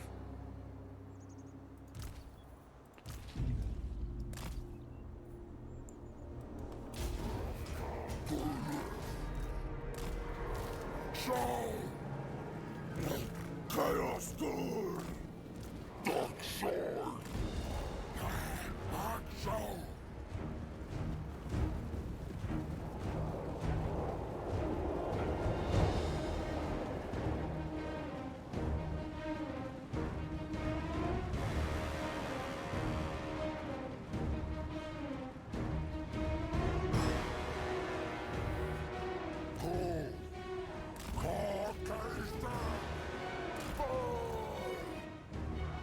Does this mean in 40,000, if you're traveling on one of those ships at a really fast speed, whatever the speed is called, doesn't mean you can attract demons?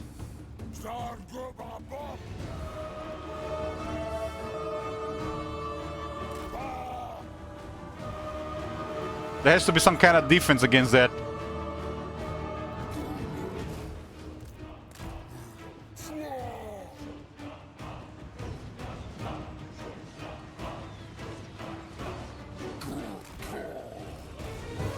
And how do you enter the warp? You have a new, like, psychers or some kind of engine machine?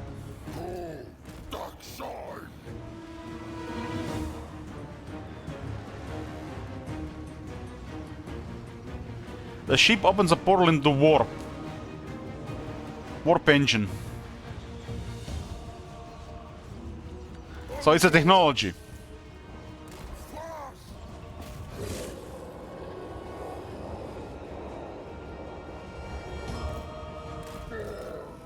I don't know, this technology seems very dangerous to me.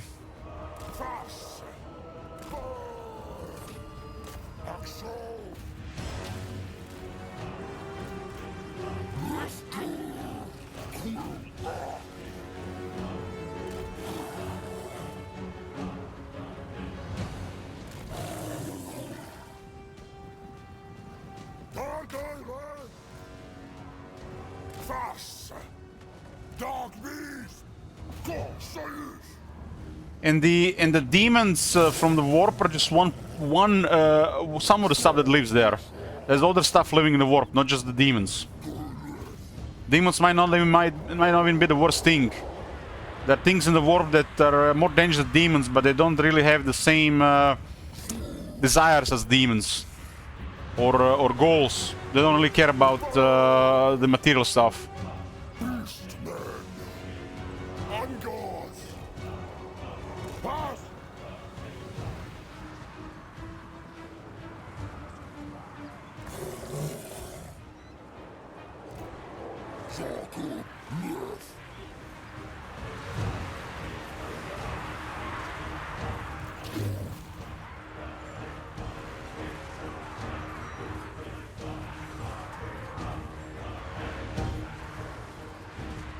Yeah, I heard that to fuel the ship they have to sacrifice somebody. Dark beasts! Good towers! Good!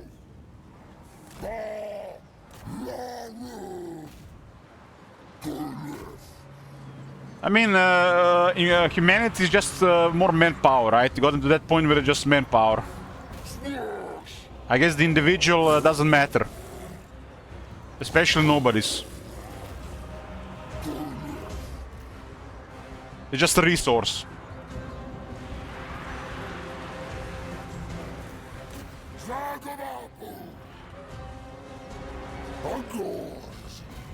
I mean, even in the real world, people are resources that we just don't, you know, really talk about it out loud.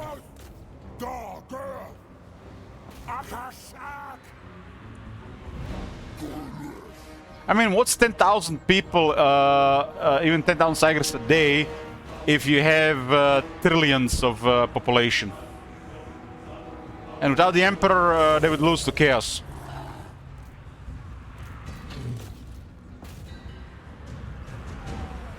Emperor is still the best thing they have. If it's the Emperor or the technology that keeps the Emperor alive, whatever it is, it's still the best thing they have.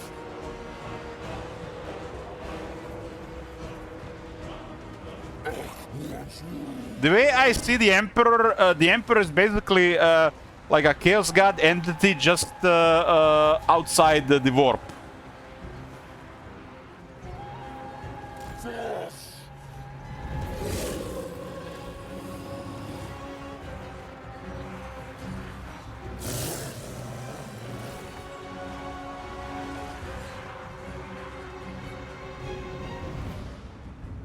Ango! Quirks! Fast!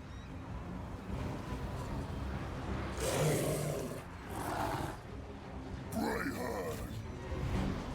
Undoors! The problem is the Empire, the Imperium is too big. It's too big. It's really too big. It's too big for the Imperium, and it's too big for the enemies of the Imperium. Dark beasts! Fast!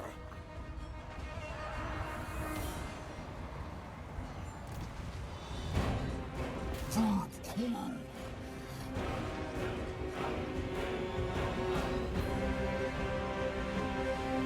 Undoors! Ah! Sheesh!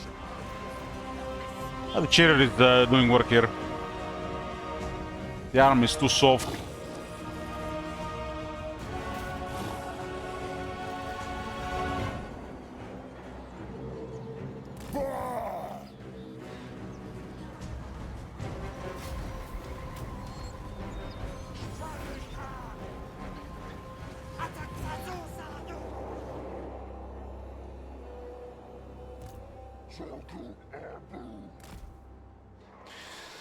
So is the Emperor as the entity attached to the artifact that keeps him alive, or is it already separate from that thing, or is it's prison?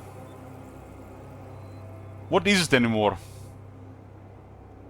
Is the thing that keeps him alive, or it is actually a thing that keeps him under control?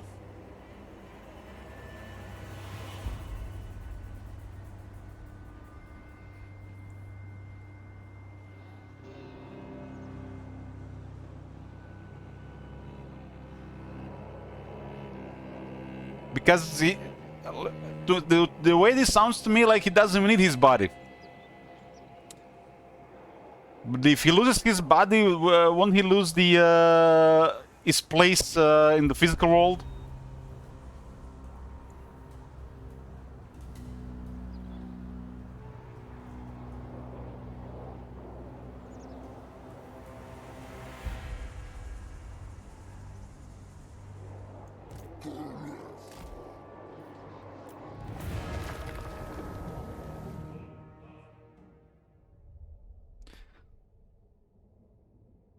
Well, without them going into detail, I think a level of mystery is always good, so it's open to interpretation, right? So you get fan theories and fan stories, right?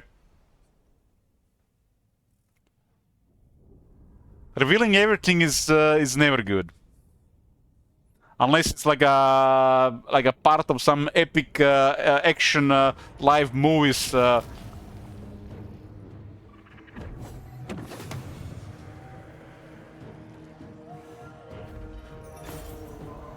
I like open to interpretation.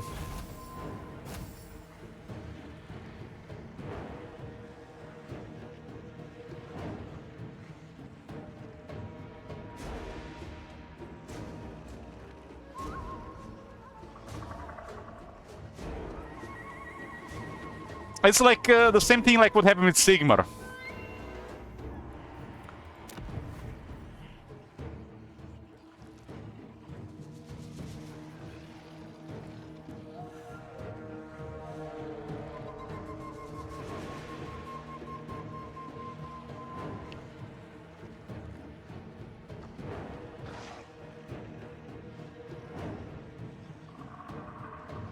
I mean, I don't know about the end times. I don't know about the end times. I'm talking about pre-end times. Like, I have no idea about the end times. I'm talking about the stories I've read before end times. I guess they explain more about this in the end times. I don't know about the end times.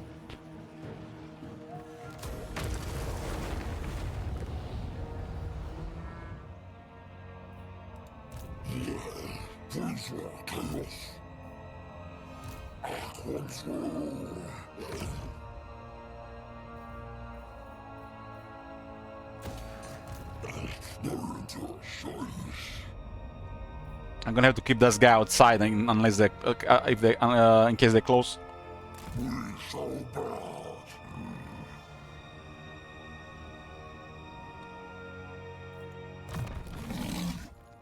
Yeah, but the people in that world don't really matter. They're just resource. Even the lives of the Space Marines are don't really matter. Not really. And the Space Marines are like the elite of the elite of the elite. Everybody has a role to play. And a Psyker is just a resource. It's like a barrel of oil.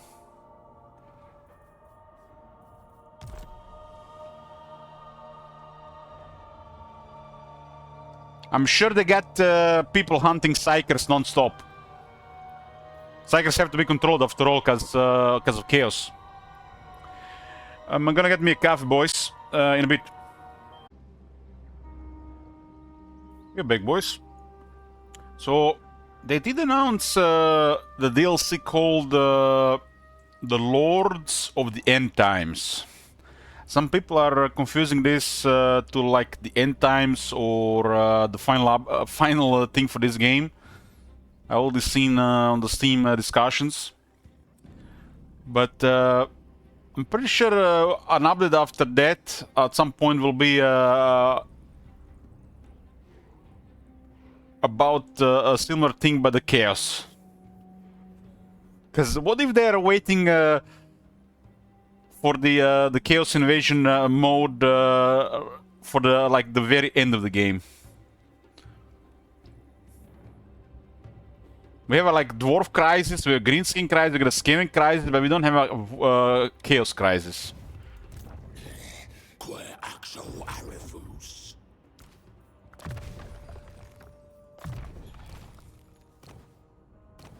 Got me 7 characters. I guess 1 is scout and next to no gear.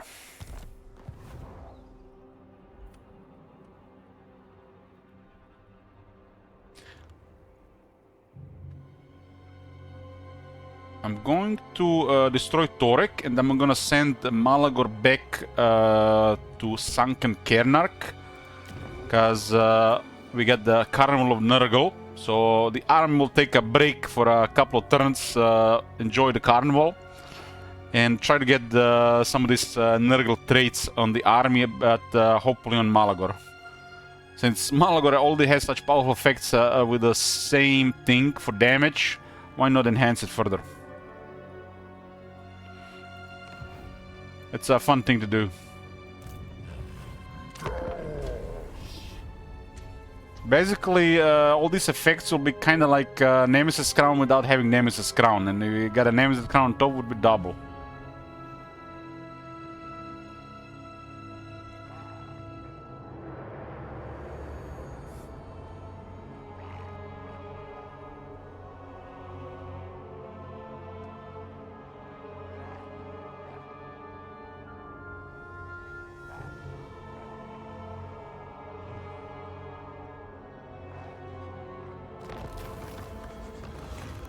Yeah, got a Dark Moon event again. One has a replenishment, it's 30% though.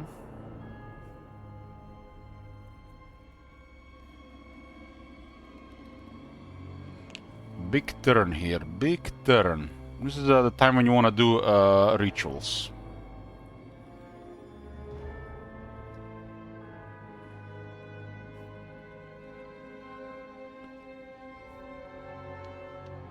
Let's go with a buff for attack and damage for 3 turns.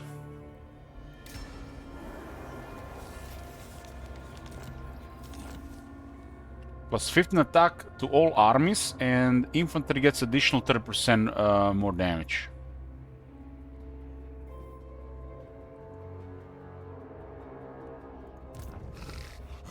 War darkness! I'm a rune lord, not some smith!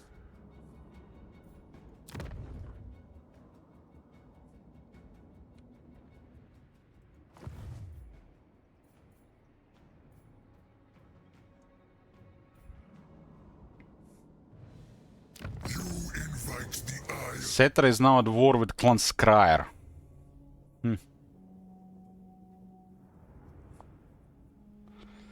And looks like Repans got obliterated. And Techless. This is gonna be quite a short campaign when you look a bit look at it. It would be short if ignored the carnival, but I wanna see the carnival if it's actually going to work. Like all these things, you know, like oh this could work, but it's not really gonna work unless you see if it's working.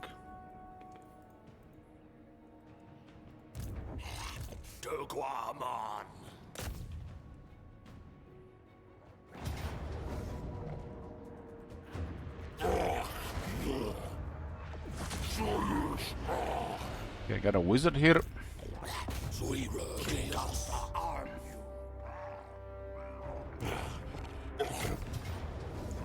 Surprise attack Tlaqua here. So I think the beastmen do surprise attack and cause a mess.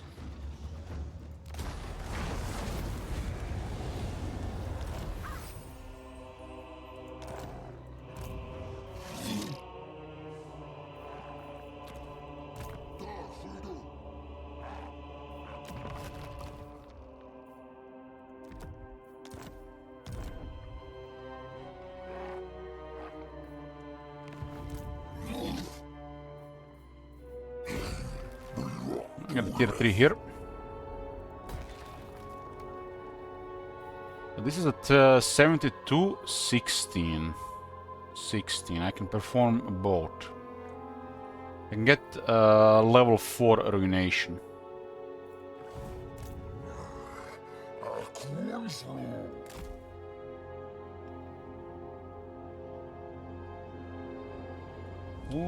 Our enemies are getting trampled here. I guess you add Malagor into the Southlands mix and it's disaster level for anybody who's gonna get targeted here.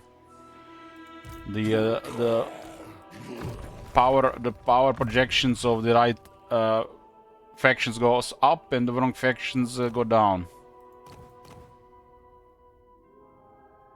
Just because the beastmen are such an unknown factor, they can appear out of nowhere.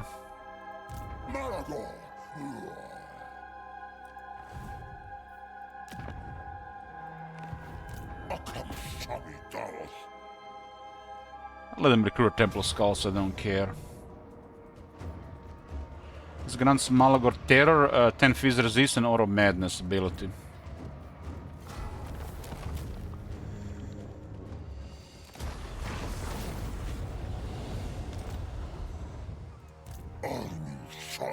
Might have movement to Temple of Skulls next turn. I want them to know that we are coming.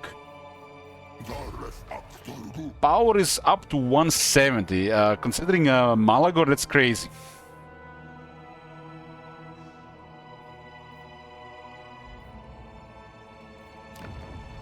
This area is done. We're gonna get 30% more. And I just achieved the level 4 now. Level 4 unlocks the recruitment capacity in the Wards of Dread for Minotaurs. And another army, so I can have 4 armies now.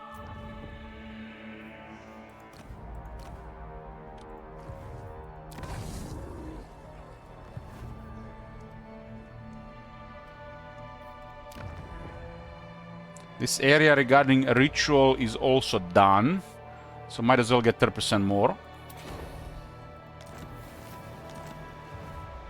And all the current rituals are complete. My marks are at 122 right now.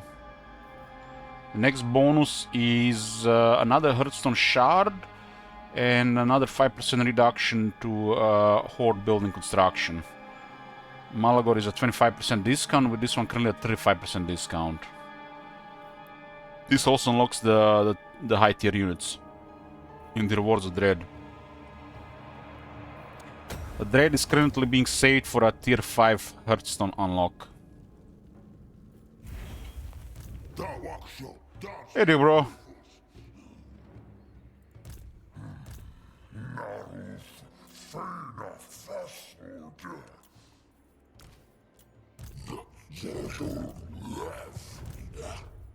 This guy could use more stuff, but I'm saving for the dread building.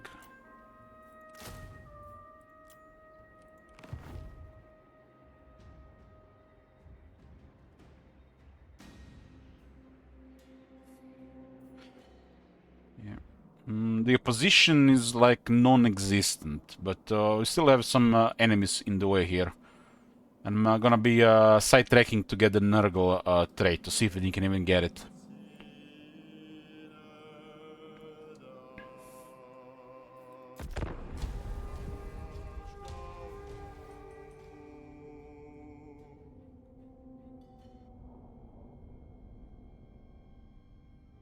When this campaign is done, I'm doing 2-day streams of Silent Hill 2. Probably that's gonna mean a playthrough of Silent Hill 2. Before starting another campaign in Warhammer 3.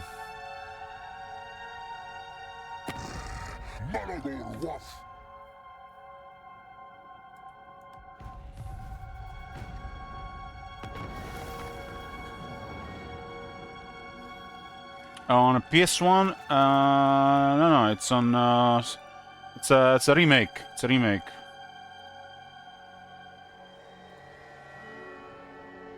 This. I have never played Silent Hill games. No, I've never played. This will be my first time with Silent Hill.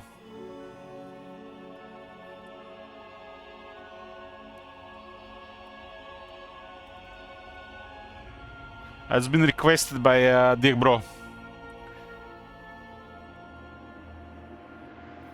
So we got a plague, and the plague gives us some leadership and replenishment.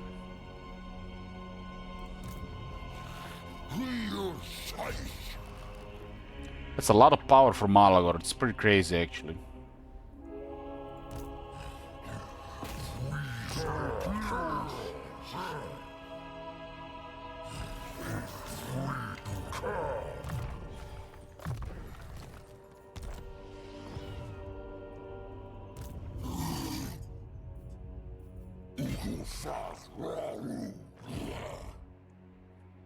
Malagor going to the Southlands is so one-sided, considering how the Beastmen play.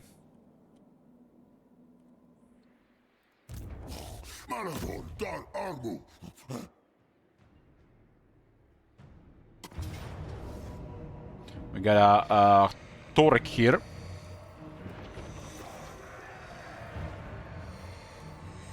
What's the range of Torek's ability, anyways? 100 meters. I would be careful in casting spells close to Torek, especially if you're not a very durable spellcaster.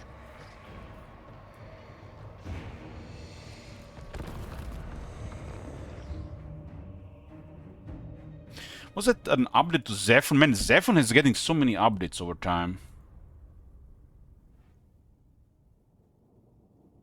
Look how often they update this game. December 29th, January 8th, January 9th, today. There was some minor Horde fixes this time.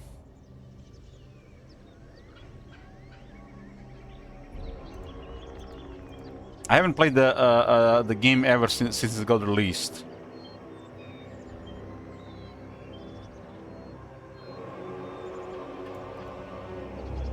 So they added 2 more leaders, 4 more leaders since I last played. There are 14 new units, 6 new items, 10 new quests, 8 new soundtracks, nice. The atmosphere of this game is incredible.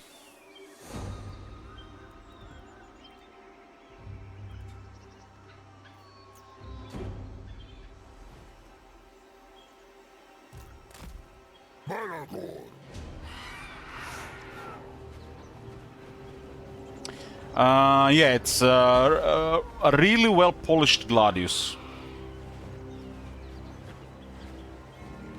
What are the quests? It's basically events.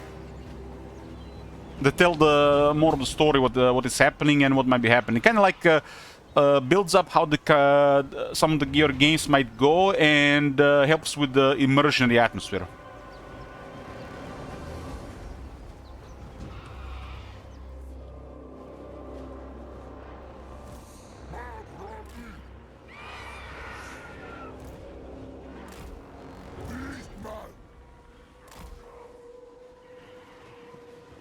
Slagord, Dorot Gum.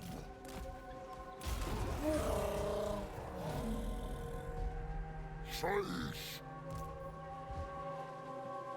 Quimdog.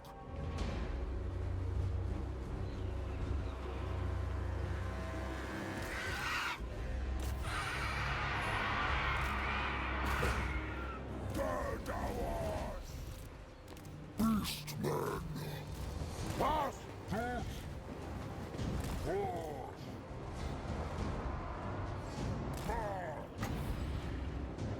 I don't have all the tricks shard yet, but I'm working on it. Nasa Wusta. Shoba.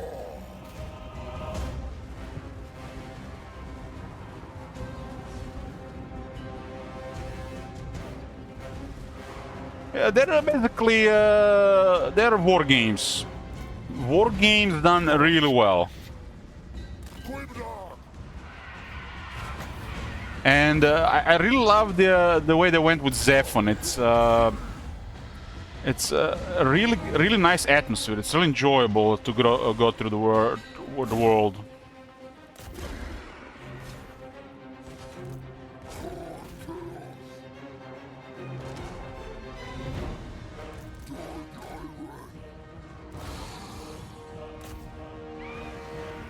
That frenzy on the Harpies.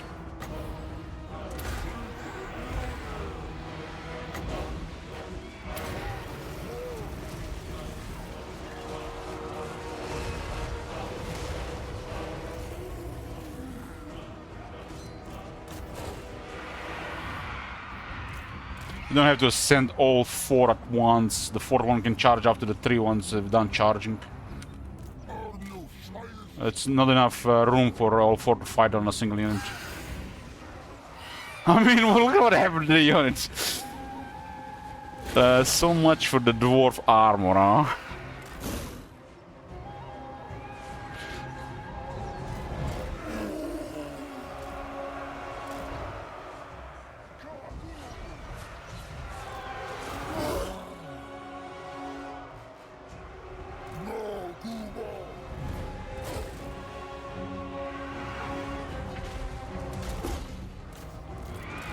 One of them does have a Razor Standard, and they all have Frenzy. Frenzy on this unit is crazy. If you're Khazrak, they also get Anti-Infantry and Stalk, which has the strongest version of Harpies.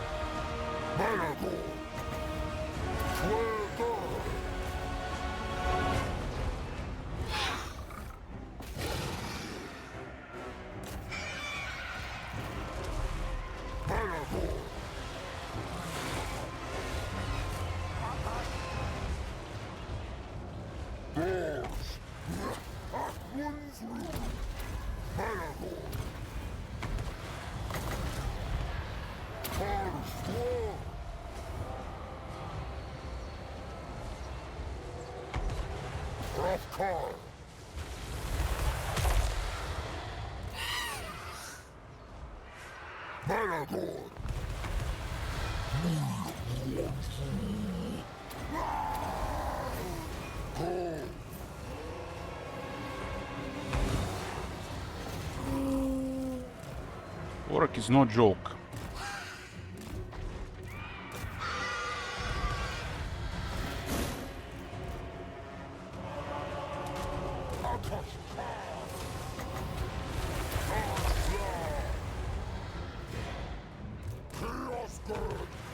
You got the right stuff on him though.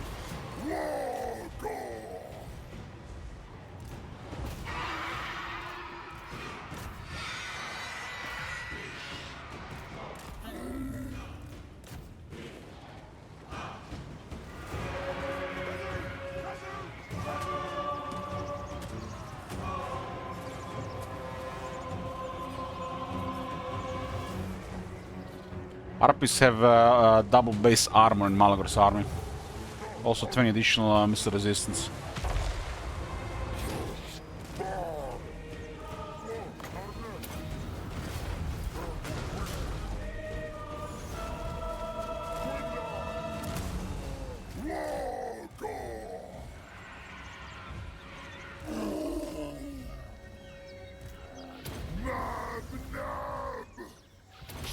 This guy's at 99 speed.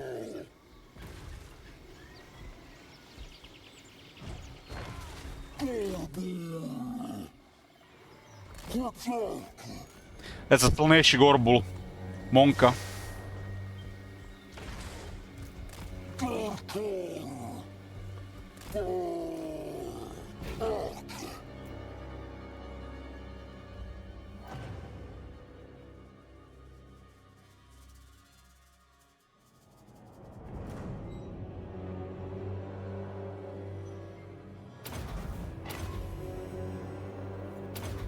$115 speed.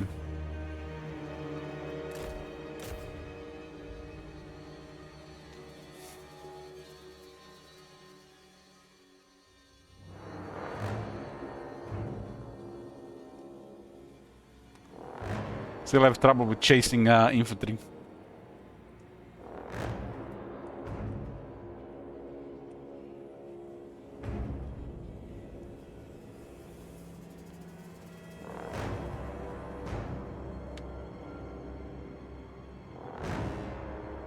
They really need to patch stuff like this.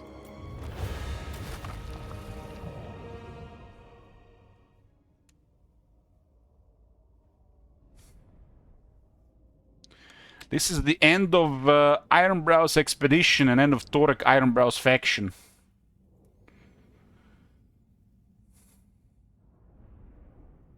We had like, what, 4 decent battles against them?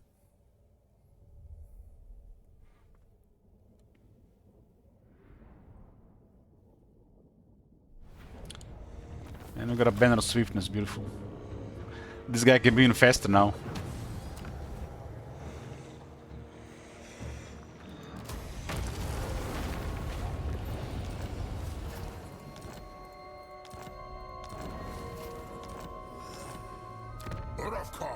Father.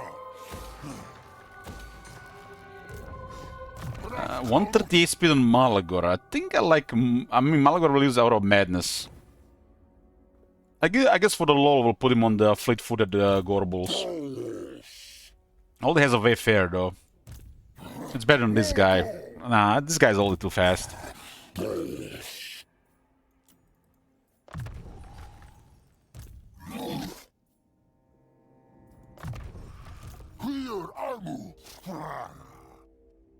You see how effective these Harpies are? I don't even have the Beast Lord Slash.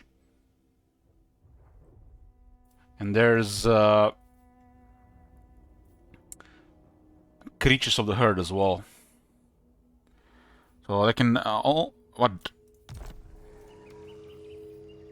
double their charge.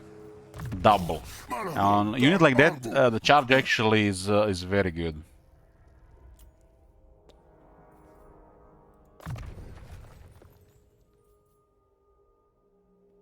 This I think might be overkill. I haven't even used Forbidden Rod, and I had over 40 winds casting spells. I was careful casting spells because of Torek.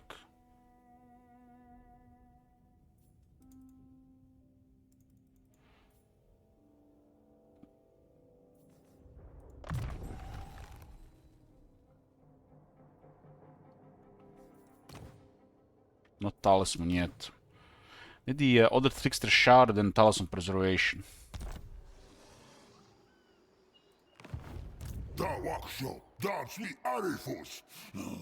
I haven't tried the Pradens or Chimeras. I only fought them so far.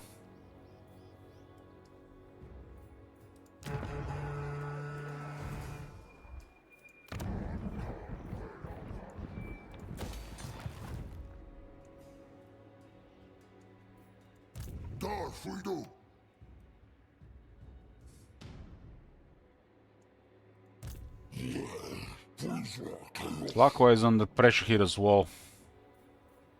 Unfortunate for them, we have nasty enemies.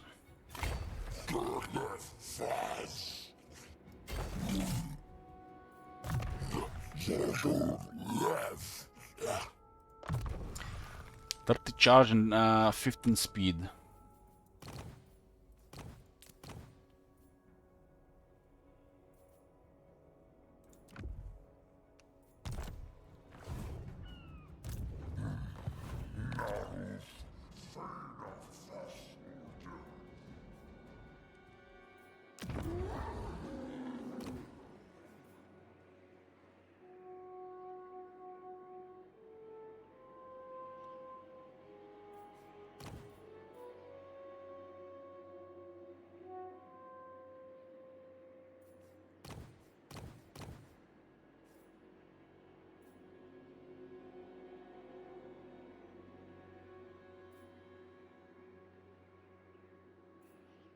So Cloud of Flies is a really poor ability that works barely half the time. That grants you 9 defense. Tough has literally a basic thing for 8 defense. 25 armor and 10 hit points. I mean, just compare these two. This is complete trash compared to Tough. You get full time 8 defense, you get 25 armor, which is a lot. You get 10 hit points. This is so bad. This ability really needs to be way better. In melee, enabled if is nonsense. They should work all the time.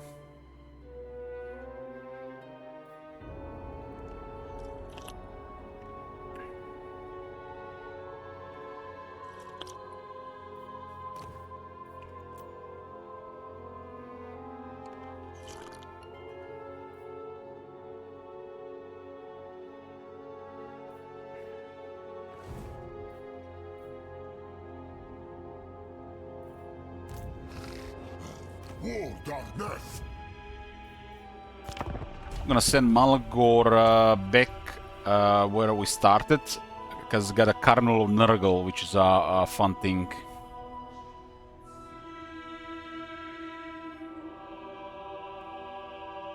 See if we can actually get it. I mean, why he couldn't get it, right? So let's see what kind of damage is gonna be happening. I mean, it's gonna double his Morris range damage, double. Actually, more than double.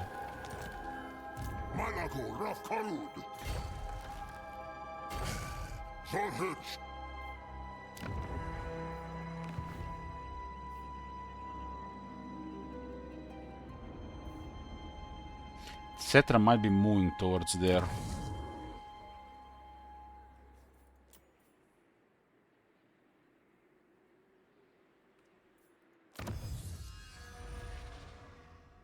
So basically, you upgrade the Primal Fury to have no downside. Downside is you can lose it if your leadership drops below 50% base.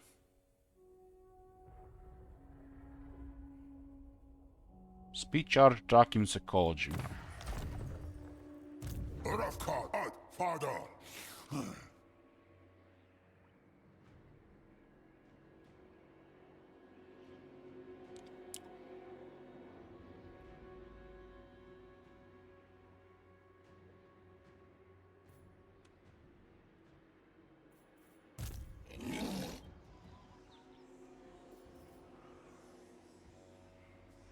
Skaven are just trying to take stuff here.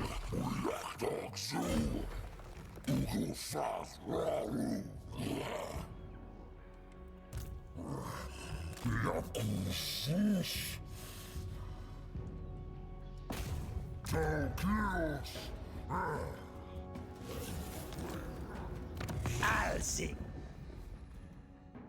They have military, but hard to say where this military is. So I have a scout moving around.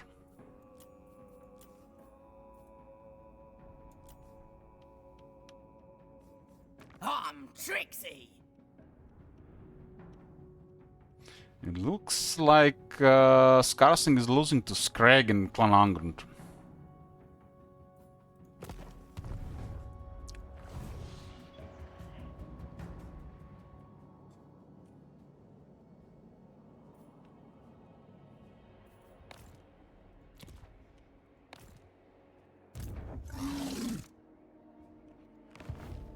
Is this the part of the campaign where people don't like the beastmen? Where, you know, you started to roam around and there is like no threat anymore?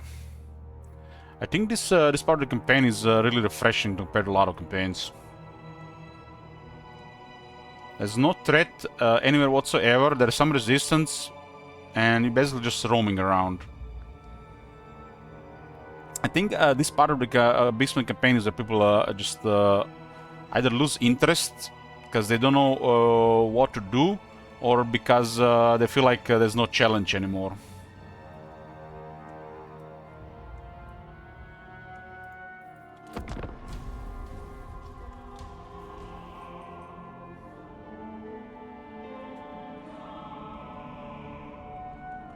It's more like there is no purpose, but it's a game, Sir Mughal.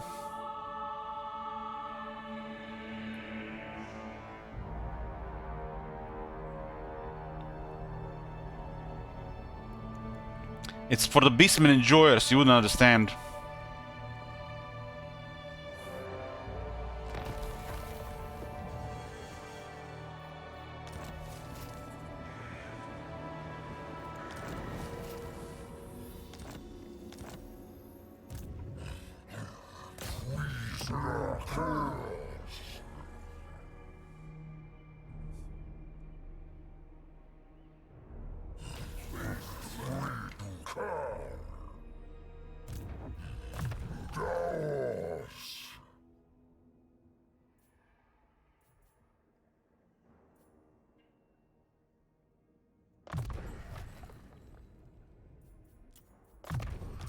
It's all subjective. It's all subjective. To somebody with vast experience and knowledge, there is already critical mass on turn 1. You just don't see it, but I see it. But doesn't mean the process to going through the game loop, it's not gonna be fun, or there's nothing to do. So a lot of these campaigns in my head look probably different than in most of your heads. Especially when it comes to vanilla no mods. It's literally, I already see what's gonna happen the next 20 turns on turn 1.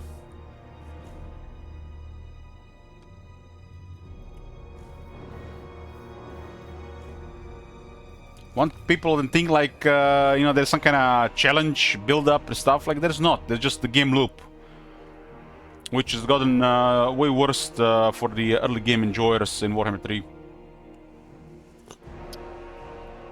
So you gotta enjoy the process of getting your stuff up and have some fun in battles while unlocking certain items and stuff.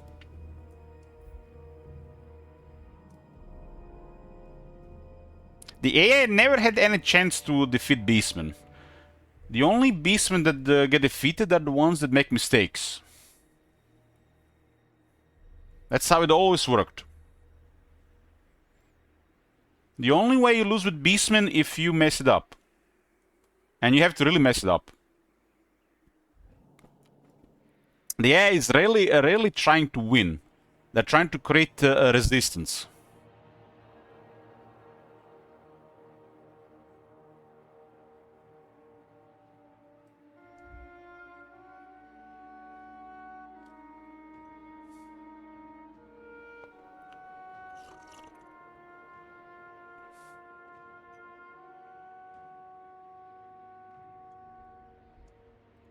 Da Waksho, dance me Arifus.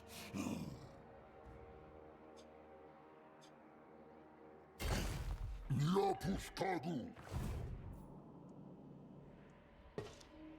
Dance Ekam Shan.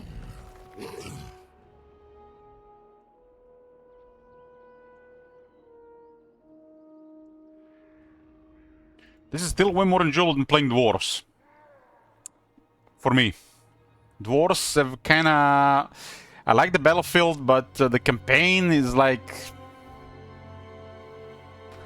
For me personally, horrible, horrible. They ruined it.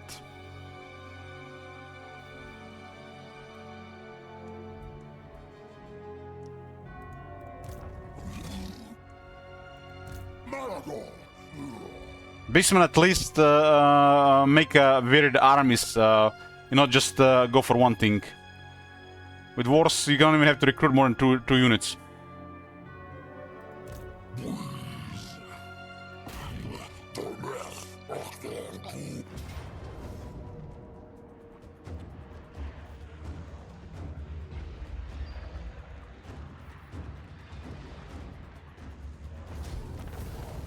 Like I said, it's all subjective. It's all subjective these days.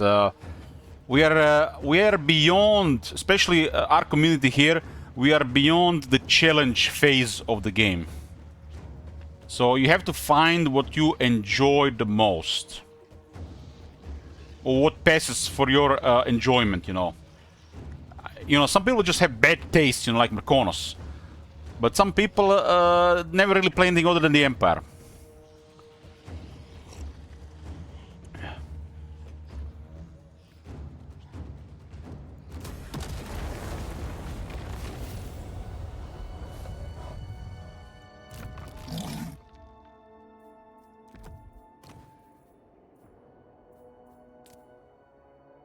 Like, I had a blast in the last Reichland campaign, but if I had to play this, like, all the time, it's like...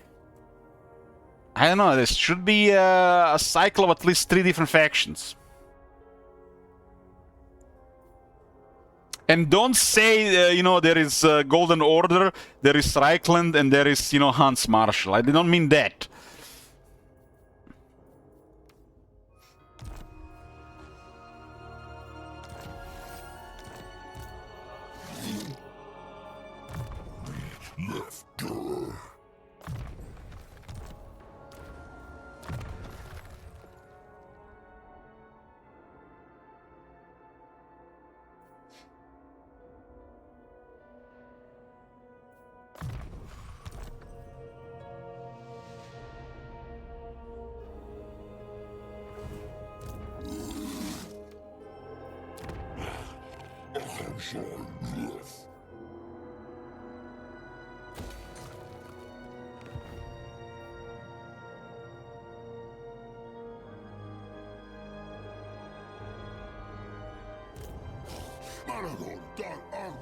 I agree the Emperor is very enjoyable. The Dwarf have lost it. I don't even have Dwarves in top 5. And they were a top 1 contender in the past. Heck man, Dwarves are probably not even in top 10 for me.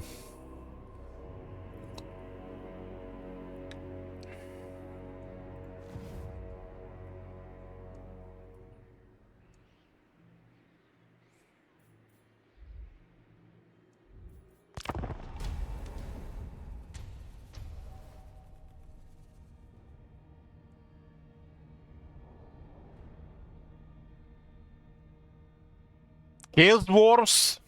Chaos Dwarves are amazing.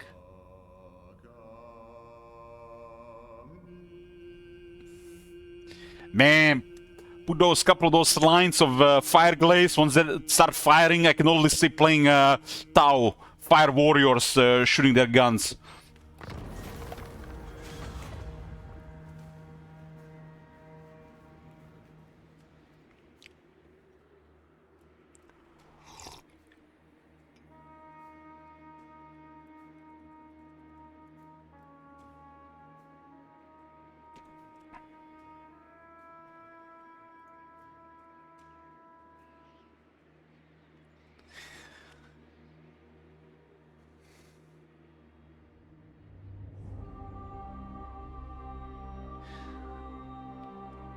I'm not gonna say my favorite faction or else it's gonna break my heart.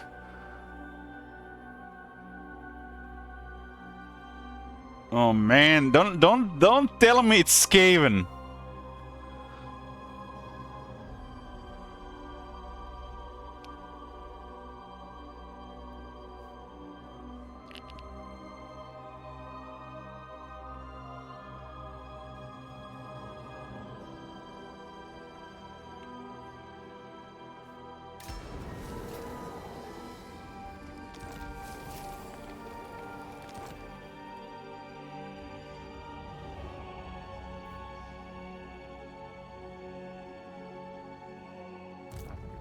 Sending Malagor here to get a Nurgle trait.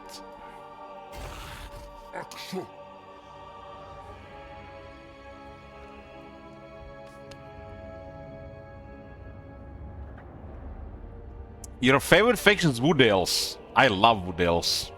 I love Wood Elves. Forest Spirits or the Wood Elves, both.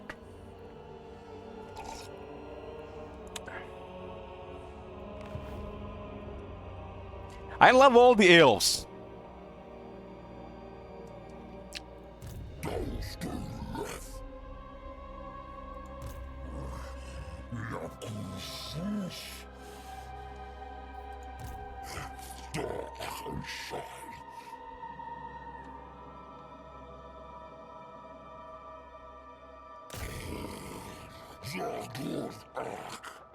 This is what I'm saying, guys. This game has currently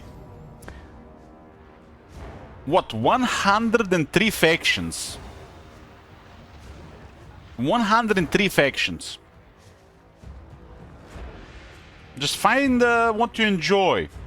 You definitely can find a couple of factions to enjoy. Times change. Times change. States of the game change. Factions change. Feelings change. Nothing lasts forever.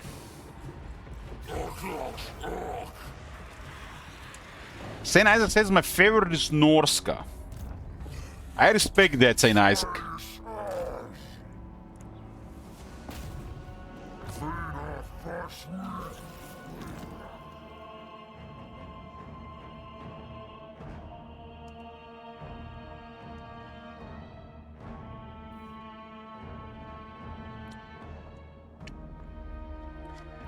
I mean, it could be worse. You know, your favorite faction could be Korn. Could be one of them, Pepegas. Even worse, you know, we got a guy at a local game store has a Korn tattoo. Gets triggered when you play too many extra turns.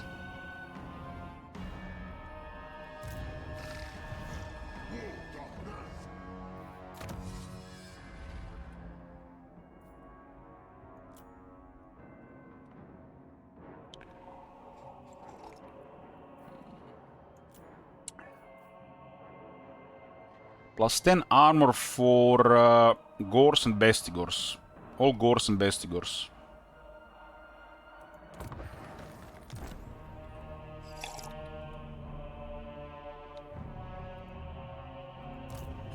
He's actually a pretty good guy.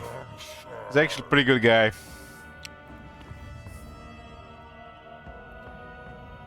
I think he has both Chaos Undivided and Korn tattoos.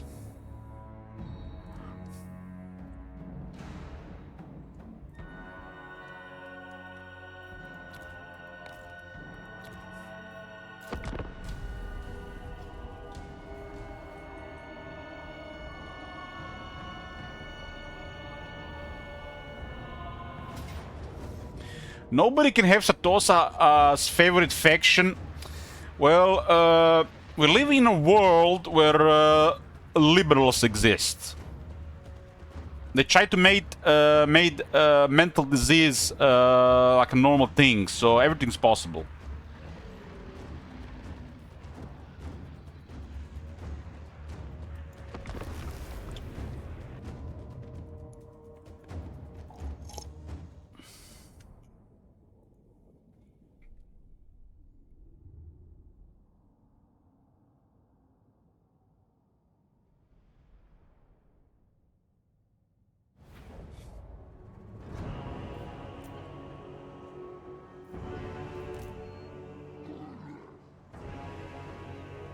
You know, being a red name, I understand it from like the sexting perspective, but trying to make it normal, like something like extra gender or something, that's just fucked up.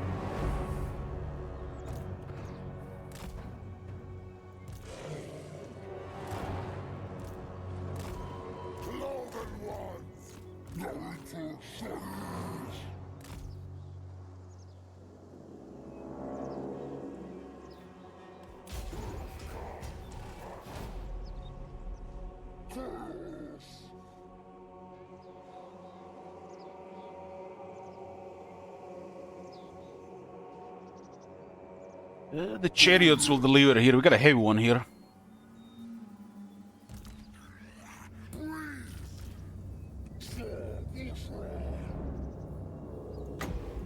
This when you orcas this one, it's AoE.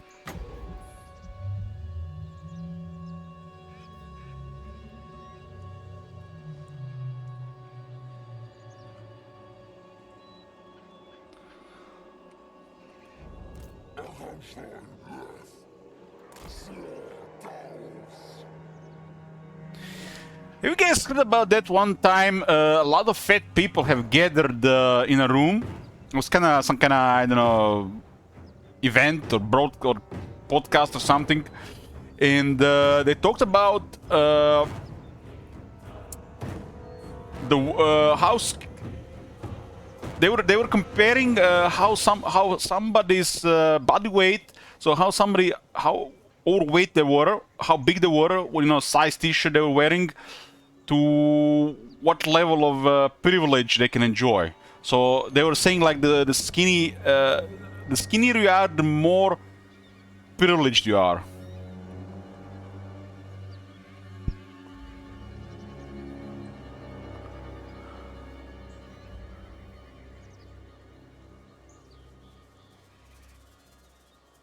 Do you hide the foil head under your winter head? No, just my bald head.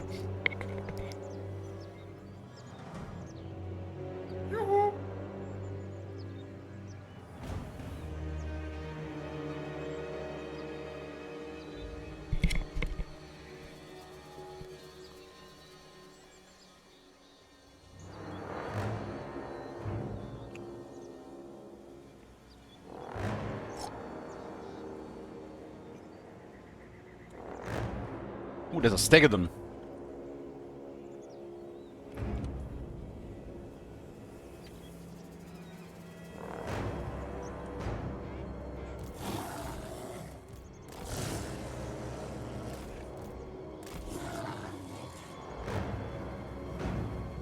I could see the future in that crystal ball. What did the future say, Top Manager? What is the next campaign?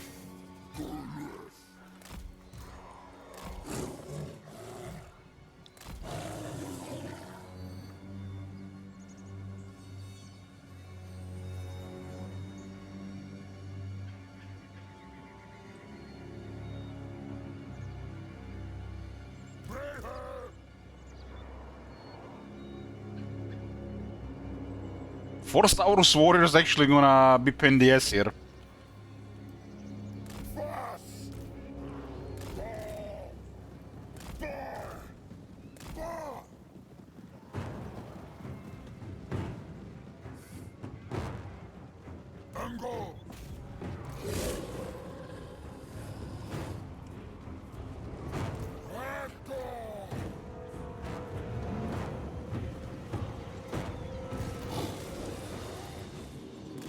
Things are real weak to projectiles.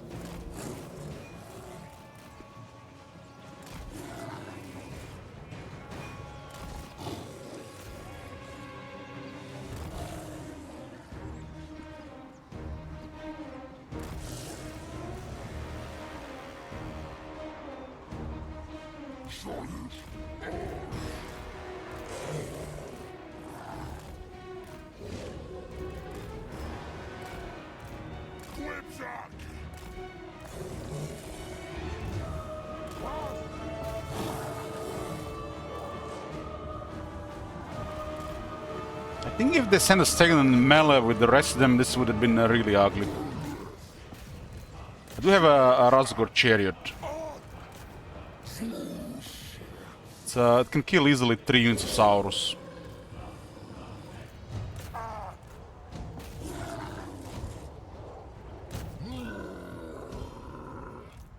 Wrathcar!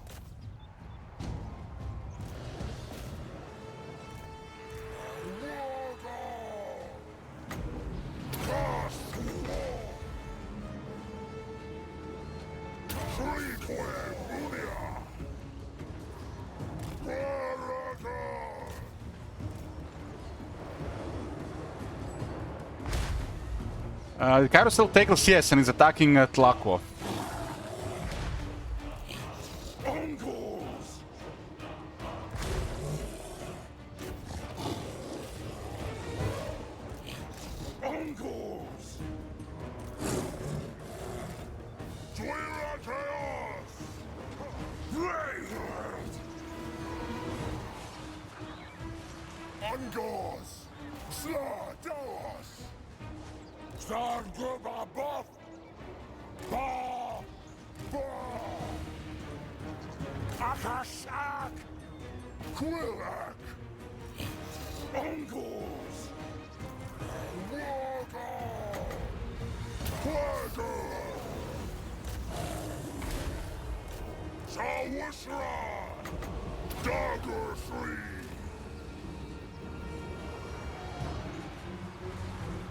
Slugs! Darker! Ungors! Gors! Beastman! Kasla! Ack!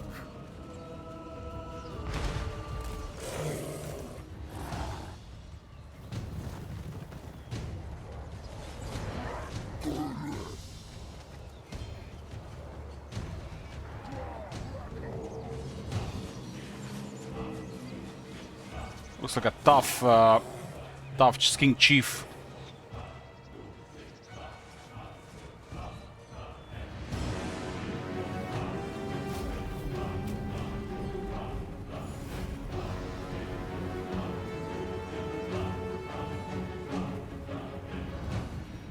But no, not King Chief, that's the Red Crescent King, right?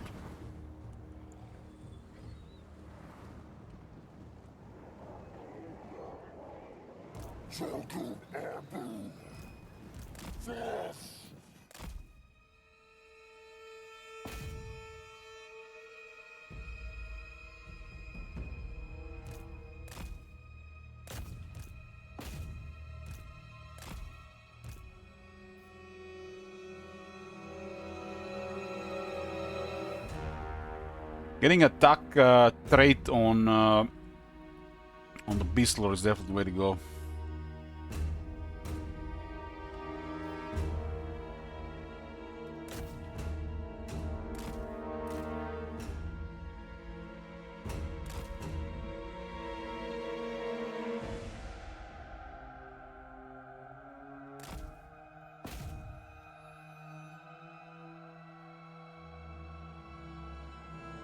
This thing has really good attack range.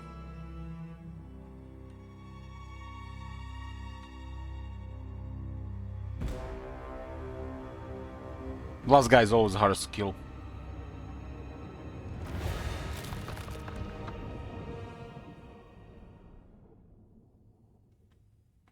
When I see the performance of the Razgor Chariot as a type of the unit, it almost feels like they still can be very competent at making things flawless.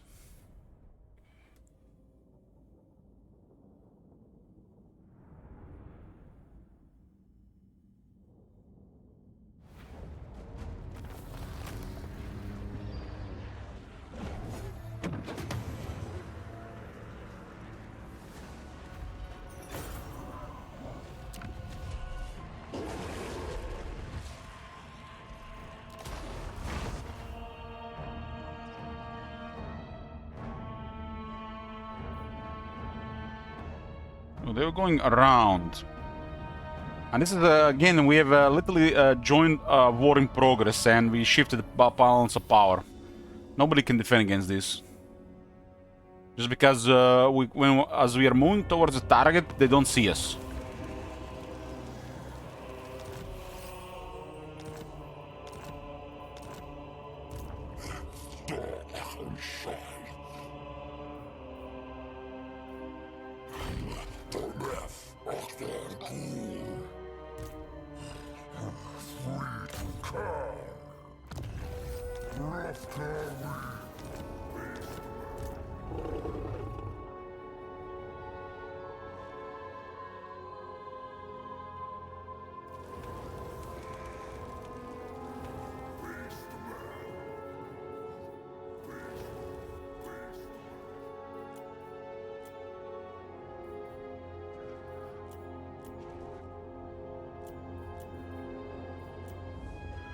Is this glitched?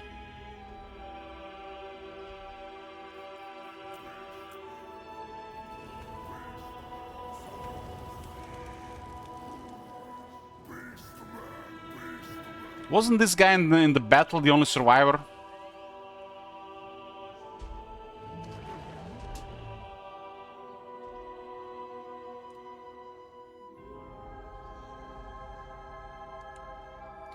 This is a really bad glitch.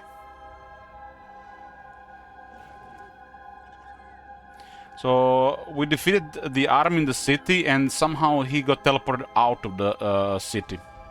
But how was he in the battle the first time? He fled the battle full health, yeah, but he was in a siege.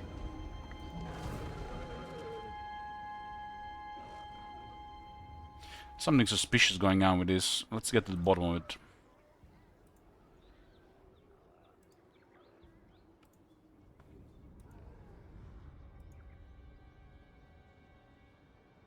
So the city is under siege and there is a rank 20 hero inside. What?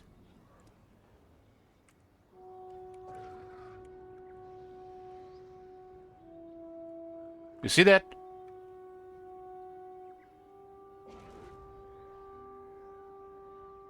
How is that guy in the garrison?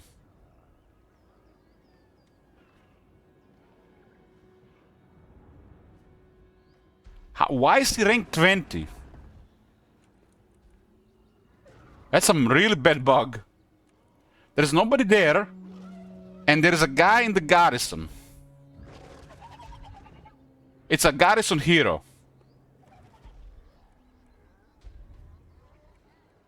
And look at this, he appears on the battlefield rank 20.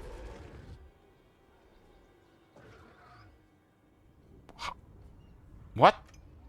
It's a garrison hero.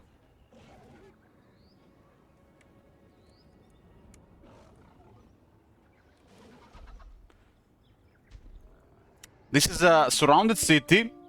This is a siege. Sell it out. It's called Itsy Bitsy. Battle is done. They lost. The city got destroyed. Which means everybody's supposed to be dead. But he's outside the city. A garrison hero on a stegadon. How does that work? God. Have you seen that shit? Holy shit. What the hell? He got kicked out of the garrison and put on the campaign map. A garrison hero with a stegadon. Somebody explain this to me. How does this happen?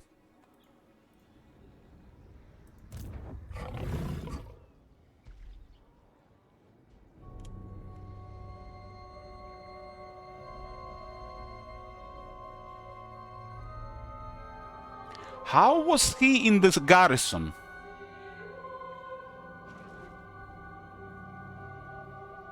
This is bizarre. I haven't ever seen this before. How was he in the garrison?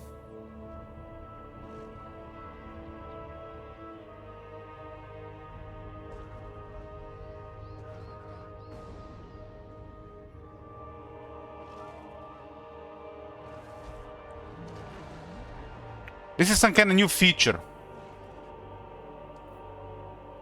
This is definitely a new feature. I actually misclicked something once and something like this happened. The only way to explain this is that the game allowed this guy to enter the garrison while the garrison was under siege.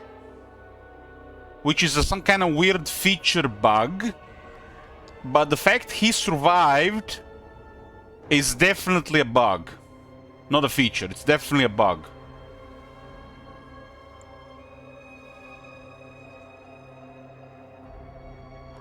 Because I already said, like, this cannot be a skink chief, it's in a garrison. It has to be the red-crested skink, right?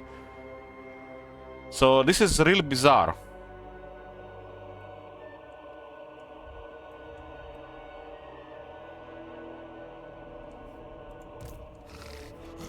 War darkness.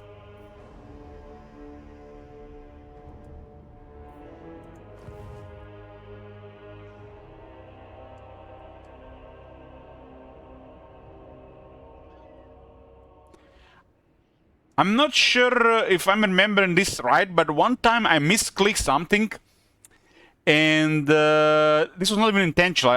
It happened by accident, and I managed to put a hero into an army that was under siege, but the AI put it into a garrison. I think this feature is okay, but the fact he survived, that's just broken. He's supposed to be wounded here.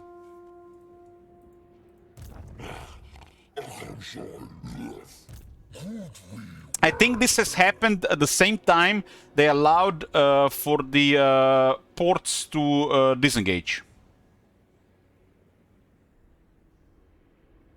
So I think it happened the same time when they allowed the ports to retreat.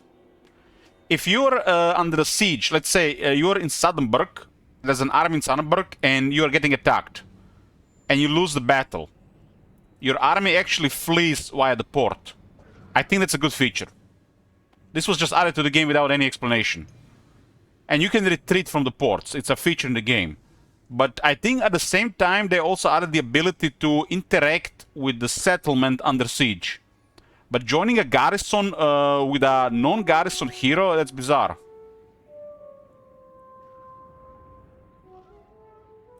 That is definitely bizarre. We can actually confirm this. I've never seen this before.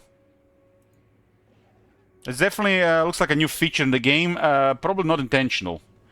This guy surviving is definitely a bug, but this thing might not even be an intentional feature.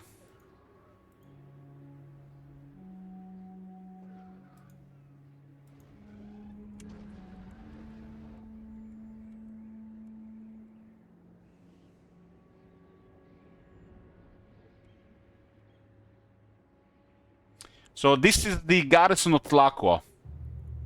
As you can see, there is no hero in the garrison. So the AI has put a hero inside the garrison while the garrison is under siege. That is new. That is definitely new. Well, this is a known bug. This is a known bug. And this is one of the reasons why we have installed this mod in the first place. The console commands. If this guy was causing our army not to be able to move, the only way to fix it is to kill this guy. But we don't have to kill him. Here. We just let him go. Sometimes this happens and your army is on very top of this character that's supposed to be wounded or dead, and you can never move again. And the only way to fix it is with this mod to kill that character.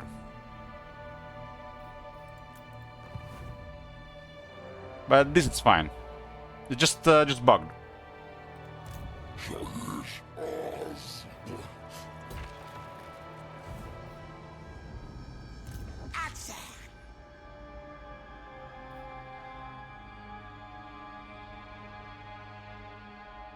No, if they are stuck, they cannot move. I'm pretty sure they cannot. The old version of the bug, they couldn't move.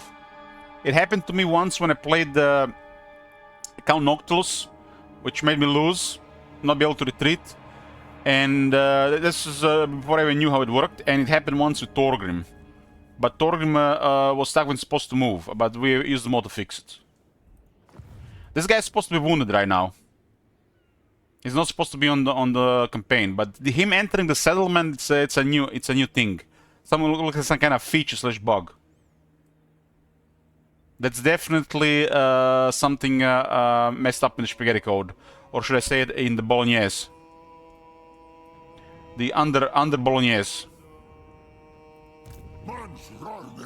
Okay, I'm sending Malagor to get the Nurgle trait at home. This is side tracking.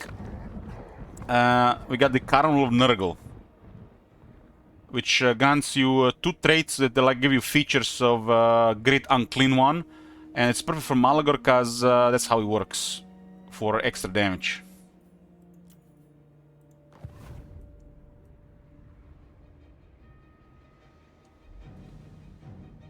Can you imagine getting this thing on Morgul and get the Nemesis crown? Oh my god, insanity.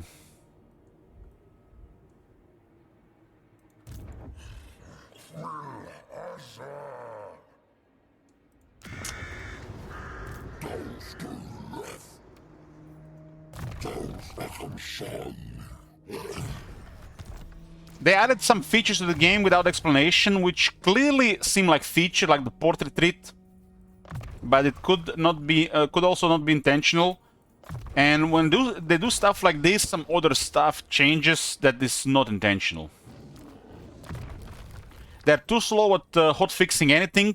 They're super slow at fixing anything. And there are issues in this game for years, which are pretty much become the normal thing in the game, like features in the game. So it's really hard to say when they don't put these things in the patch notes.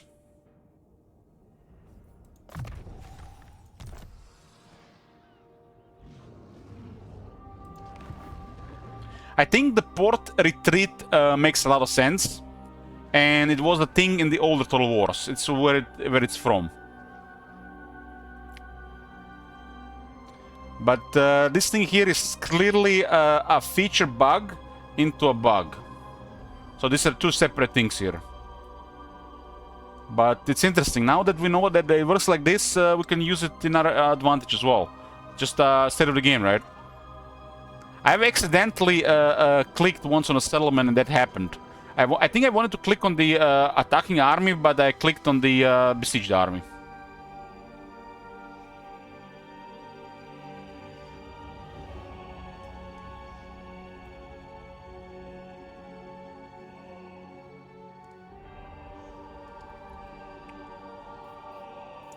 It is possible, as they were unlocking more features for attacking ports, they have unlocked some other features in the game that were not intentional, but maybe they were intentional.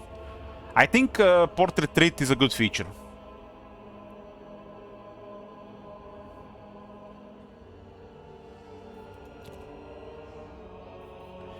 It just doesn't really fit the game well, because there are no navies. If the navies existed, it would have fitted the game more, because the navies are present to blockade ports and blockade the sea passages.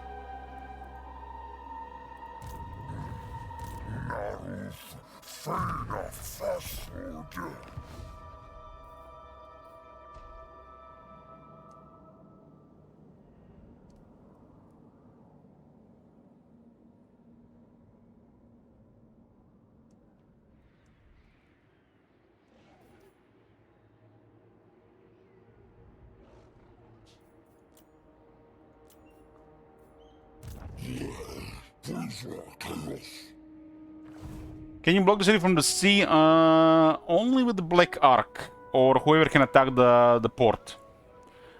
Only a couple of things can attack a port in the game. I think a Dragon Ship, Black Ark, and Legendary Admiral. Possibly. Black Arks, certainly. And I think a Dragon Ship as well.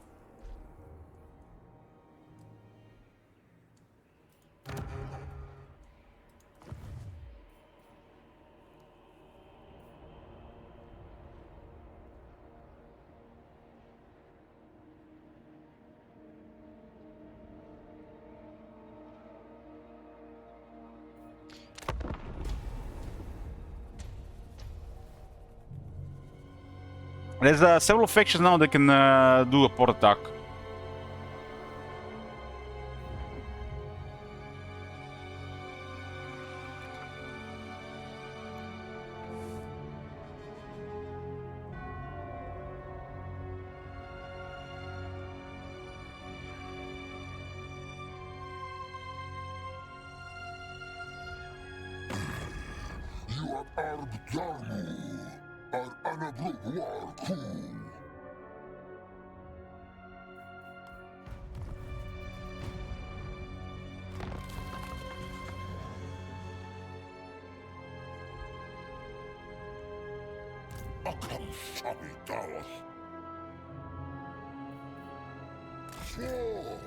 Yeah, Malagor will stay here for the moment.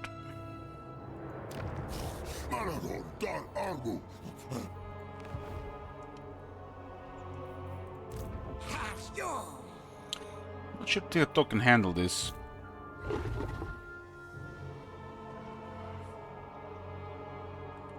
As you can see, this unit is glitched. So the only fix is to kill it. It's stuck in a part of the map which cannot be moved.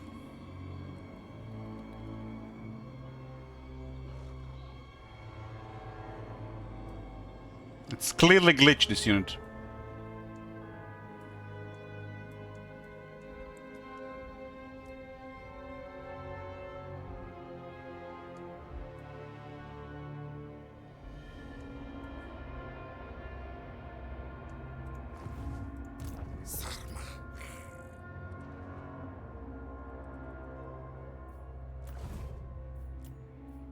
I don't think it just does it remove from the game or just wounds it. That the unit would have never moved again until this faction is destroyed, or they capture the settlement. I have to say it would have actually moved again. But if you click on the unit, you can see it's glitched in the spot. Yeah, he has immortal, so he's just wounded now. Okay.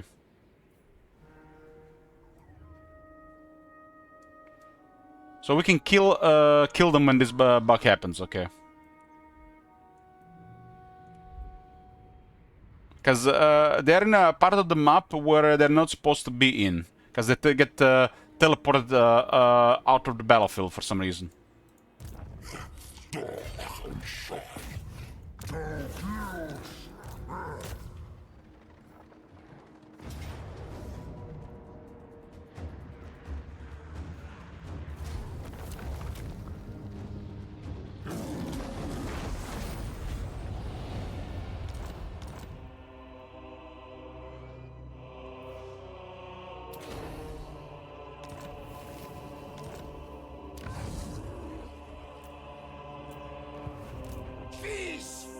I think the code is rank 21.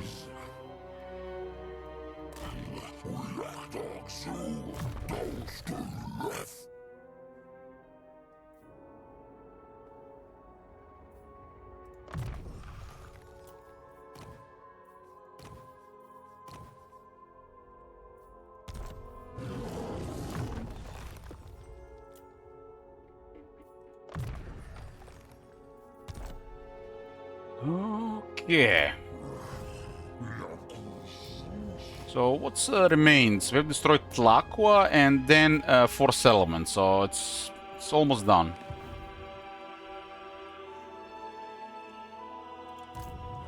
And I'm waiting here for the traitor. I guess we can just confirm it if the beastman can get it.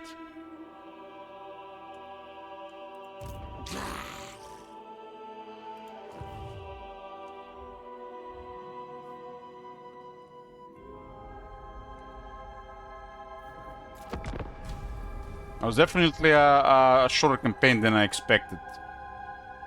I guess because Krogar got wrecked by Torek and Torek couldn't recover.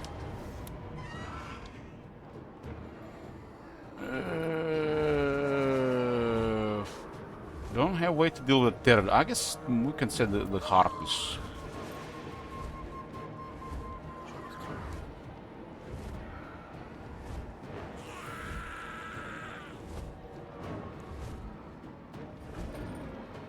These guys will kill Bestigors.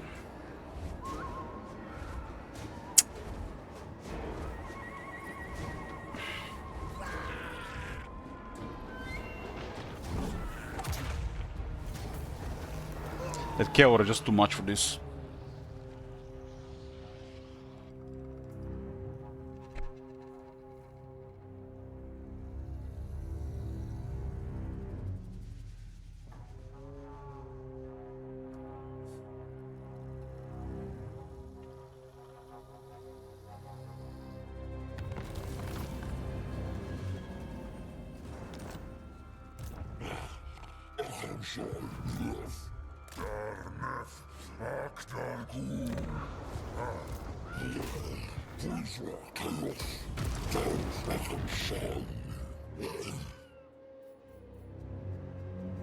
Man, the port is so bad.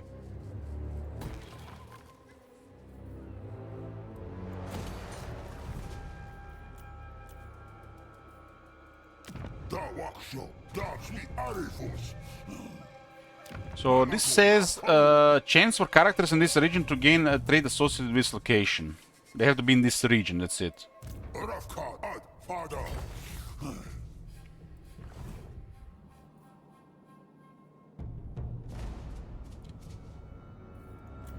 It's only Tlako left here.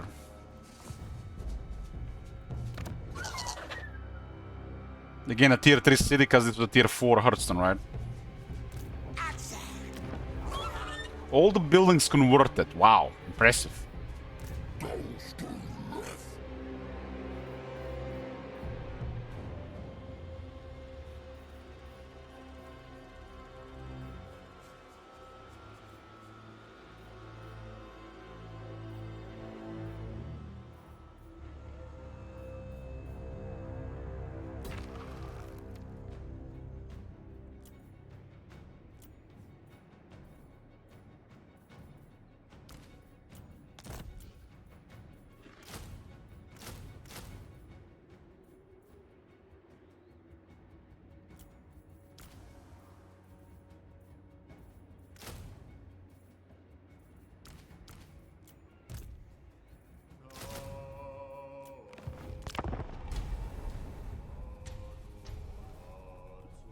I think Medieval 3 and Warhammer 40k will have drastic changes to the campaign gameplay.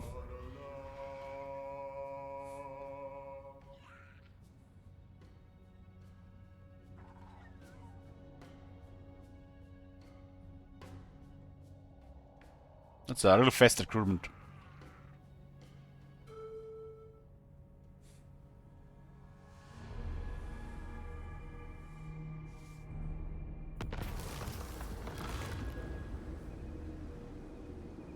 Giant Chaos Spawn and Gorse.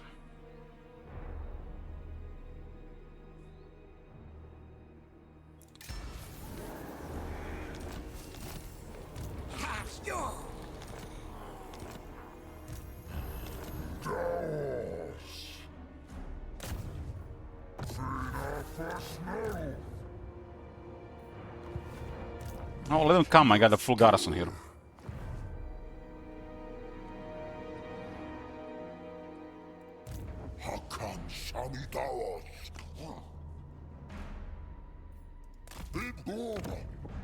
So we've been here 3 turns now.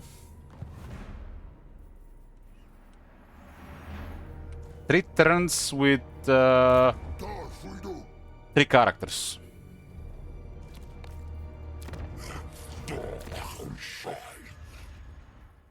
Cheaper hero actions, lower chance of enemy heroes succeeding, and higher line of sight for all characters.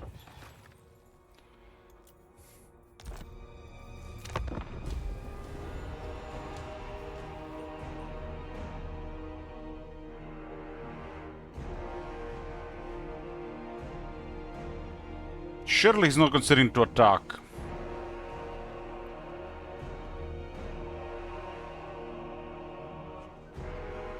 I guess Astromancer so doesn't get ambushed.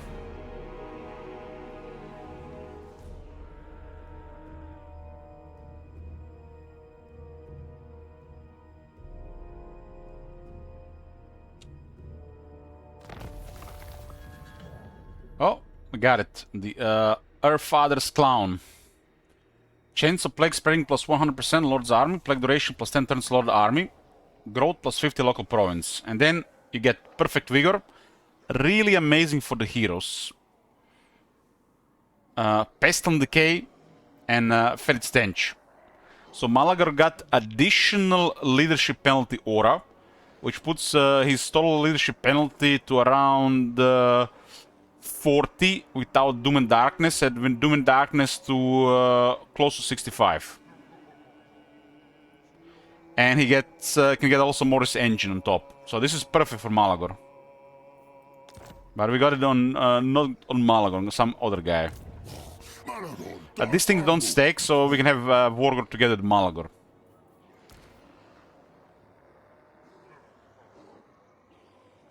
This makes Fear and Terror work more often, but with Malagor, Fear and Terror will work, and with Fetid Stench they will work even better.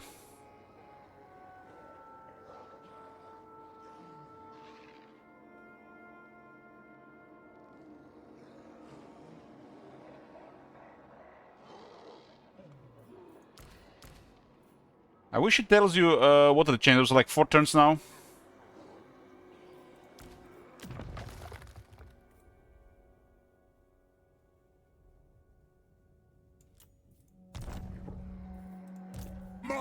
No, it's just it can proc on any character in the region, just random. Not sure what the chances are. I guess you can see in the files, but I would guess it's under 20% chance.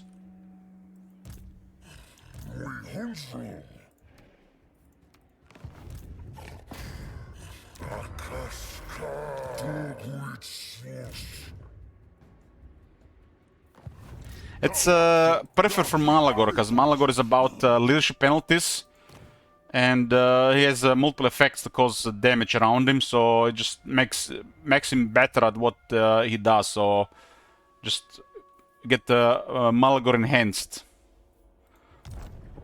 And if you get Nemesis Crown, you double it. So you get the ultimate Malagor. So same like kind of like in the same way Morgul would fight. So getting the Carnal of Nurgle for Malagor and or Morgul is just like amazing.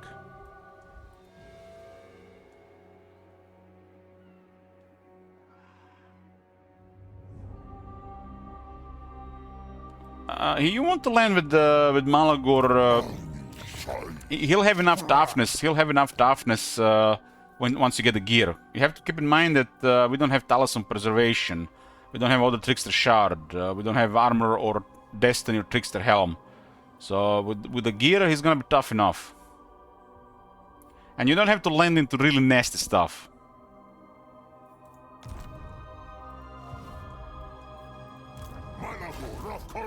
And it can always be a crowd nearby. Malagor will not be alone.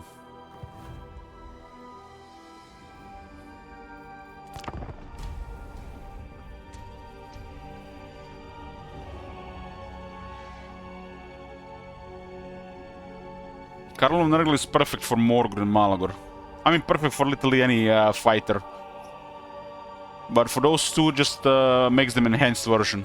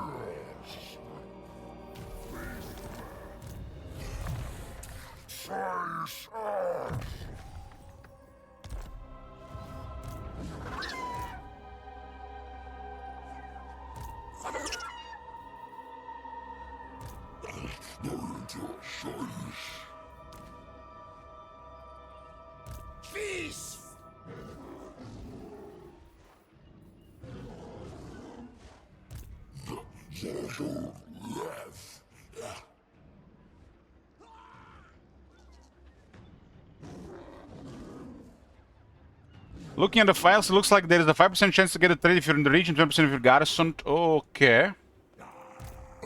So garrison is the way. Good to know. That's a really fun trait to have. Especially playing longer campaigns.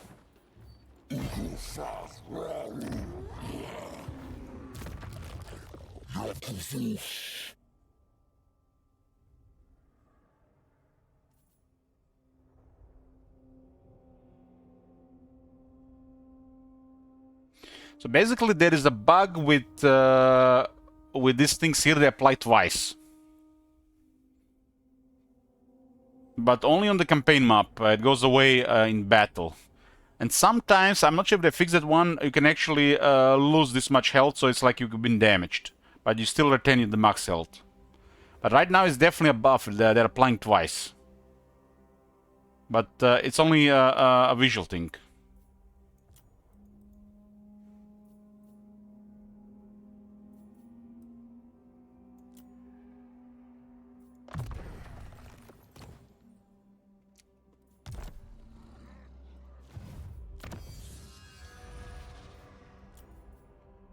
Armor for Minotaur units.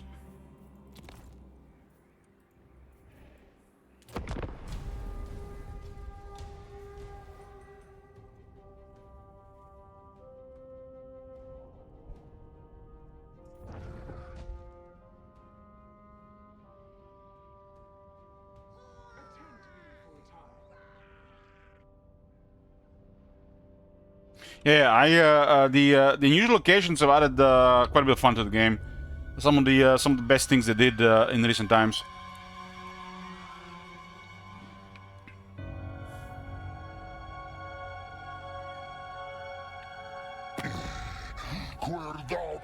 Now, if only we had more reasons to play long campaigns and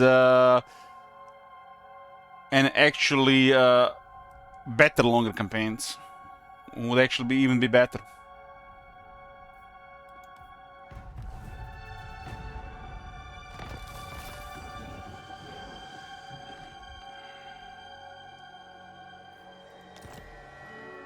So everybody got it except Malagor so far.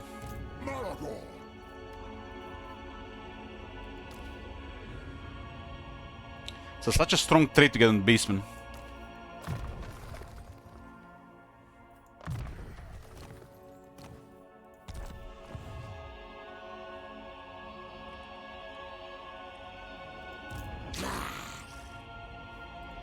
For the Weaver!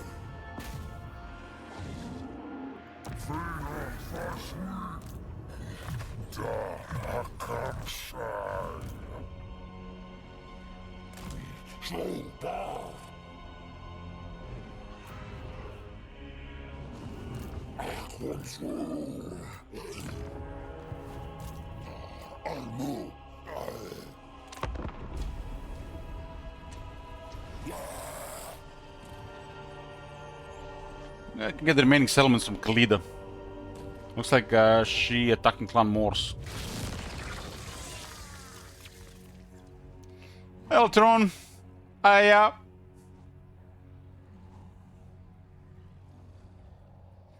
Yoo-hoo!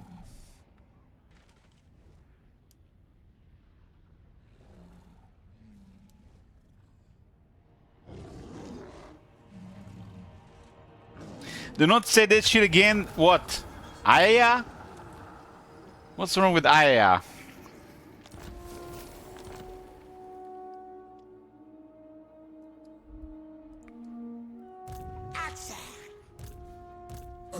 This is an anime-loving channel. If you don't like it, top man, just go away.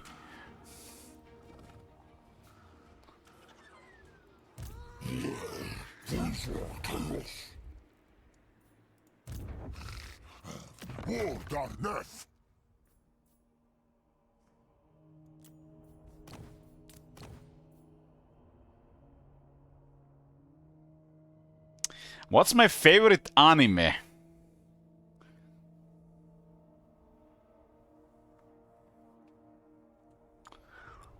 I don't have a favorite anime, I have to say so far. But I really like Goblin Slayer and Solo Leveling from the ones I've seen.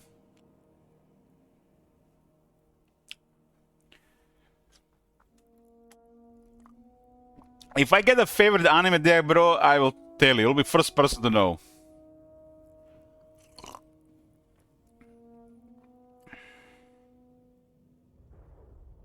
You can get this location if playing Nurgle? I mean, obviously, yeah.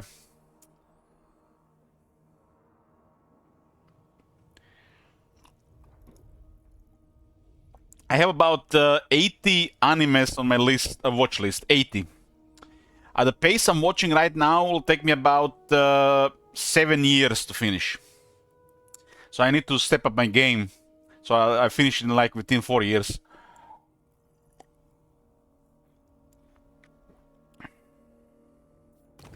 And as I'm watching one, I discover 2 more. So like there's no end to content. Just don't sleep, problem solved. I am oversleeping. I need to sleep less. I'm currently working on a way to just get out of bed after 8 hours, no matter what. Even if I'm a zombie. Just do it. And if I'm a zombie, I can like just watch anime for 2 hours instead of sleeping 2 extra hours, right? So it's a win-win.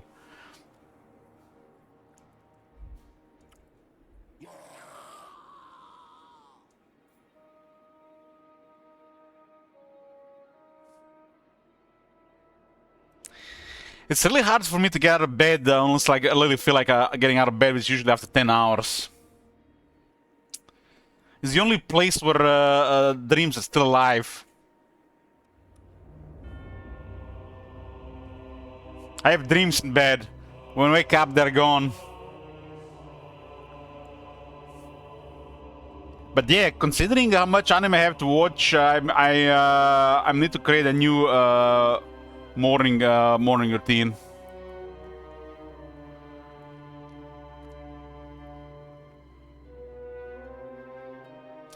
Did you eat all the eggs? I did it. I managed to stay 2 weeks. 2 weeks on the eggs only. After 2 weeks, I quit.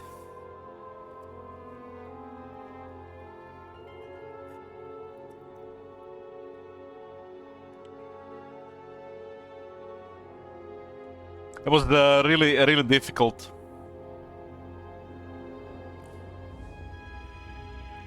Did you keep count?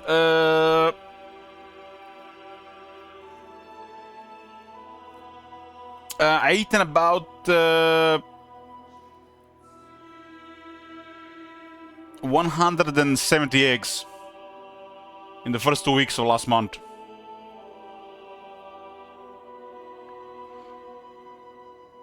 I started between like 12 and 16 a day, but I couldn't eat more than 10 to 12 a day. And then I'm eating just 10 a day and was fully satiating.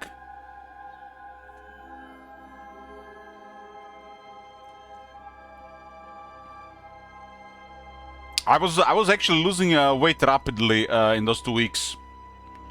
It's like really noticeably. It's like 10 eggs is satiating and you literally haven't put any energy into your body. It's just construction material. The food processing in the body and what you need literally you even out with just 10 eggs. It's like nothing.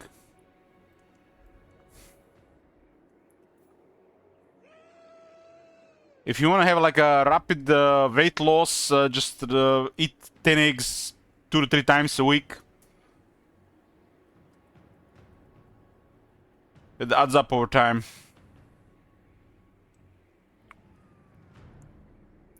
You work out in the meantime. I lift some weights and I do 10,000 steps in most days at a brisk pace.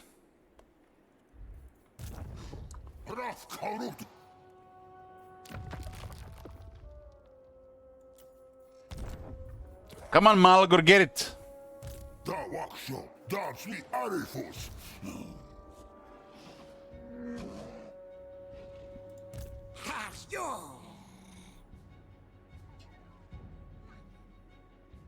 Oh, look at these mutagenic energies.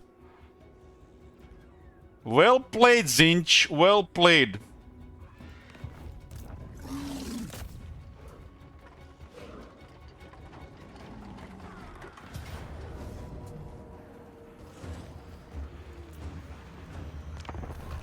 Did you make an egg pun every time you ate like this is exquisite or this is excellent?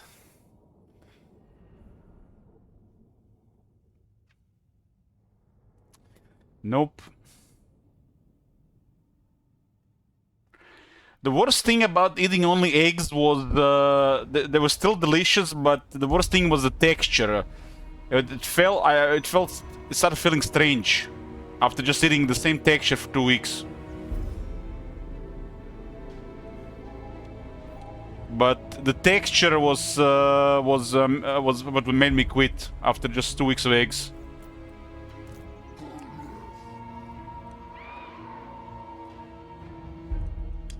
Eating nothing but eggs for 2 weeks, the texture was the worst in the mouth.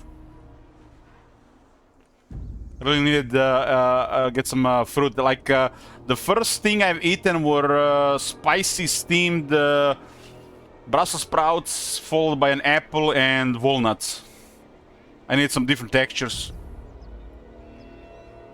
How would I eat them? A combination of boiled and scrambled.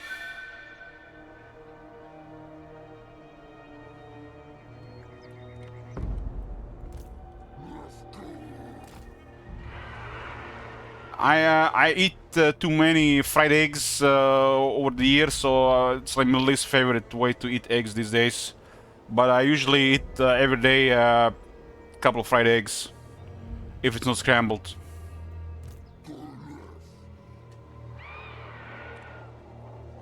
Like today, I had 3 fried eggs. Fried is way too much fat. I put barely any fat, really. Just leftover bacon grease or a little bit butter, and I slow cook them.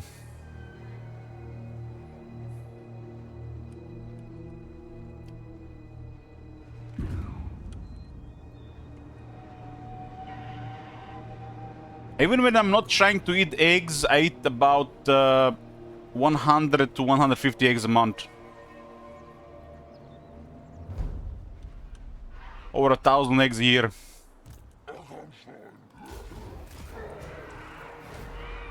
I mean, eggs is like just a staple in my diet. There's always gonna be a place for 2 to 4 eggs, especially in one of my 2 of the main meals I eat. The only time I would not consider eating eggs if I make like a lot of meat, like, and then I would just eat that meal and nothing else for the day.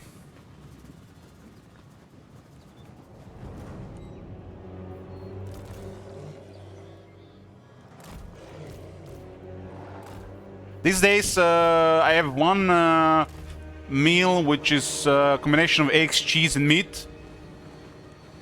And the second meal is what I call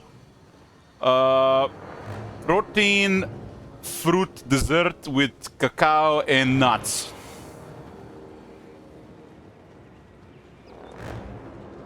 I've been eating that literally every day for the past almost 3 weeks.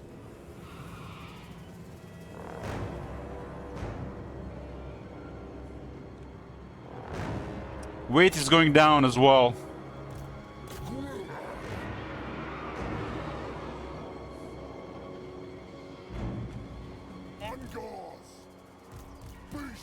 I haven't gotten to the point where I recovered from my last year alcoholism, so it's gonna be really easy to lose weight again. I always sabotage myself with alcohol, otherwise it's pretty straightforward, because I'm hardcore what I eat.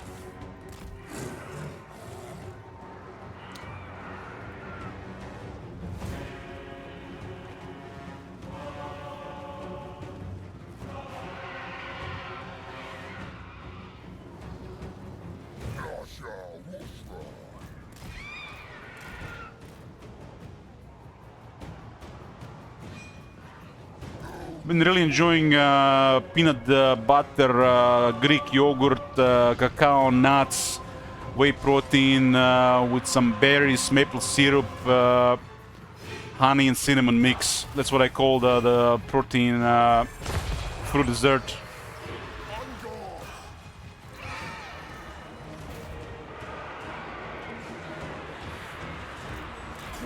Has like a almost 200 grams of berries, varied berries and fruits, and Greek yogurt for the base.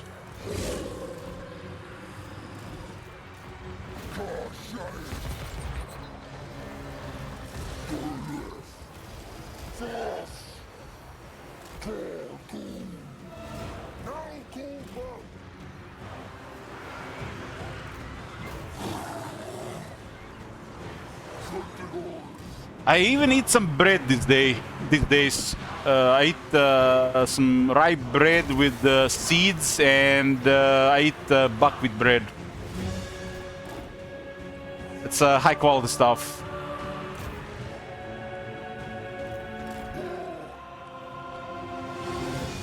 They got this bakery here called Bread Club. They sell high quality bread. It's like almost like €1.5 more expensive than the market bread, and it's like 3 times better. Bread is a staple in Croatia, but I rarely eat bread. I know it's not like I don't like bread. I just like other foods more.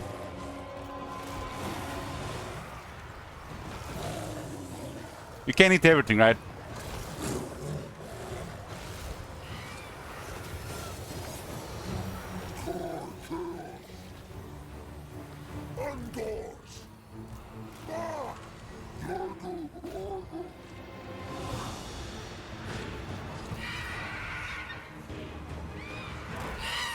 When you're really overweight, stuff like bread should be, you know, minimal. Because it's mostly energy from bread that you have already in your body.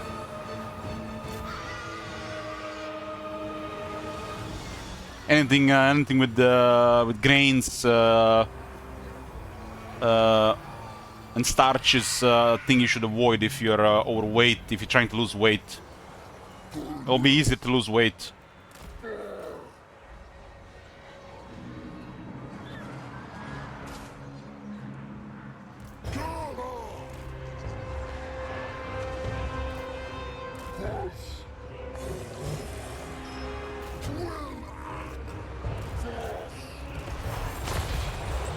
Going to the gym? No, I haven't been in the gym in 20 years.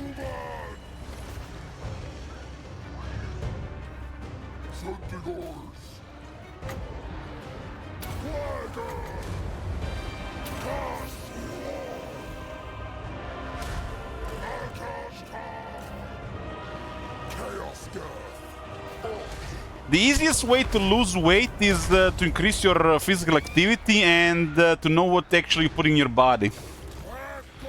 And sad to say, that's like counting the calories of the food you eat.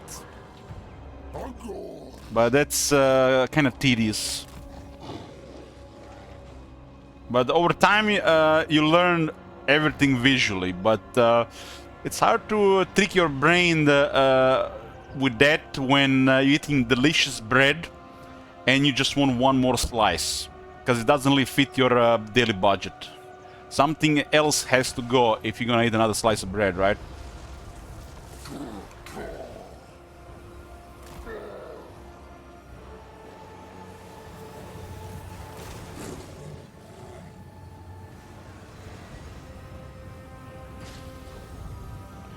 So once you learn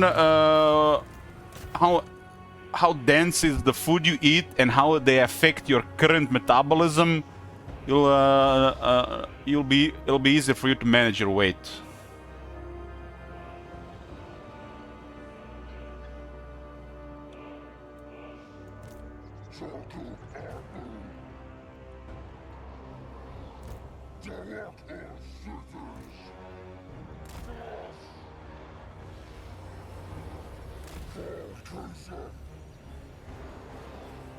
I'm a dirty mean max top manager. I want to see abs before I'm 40.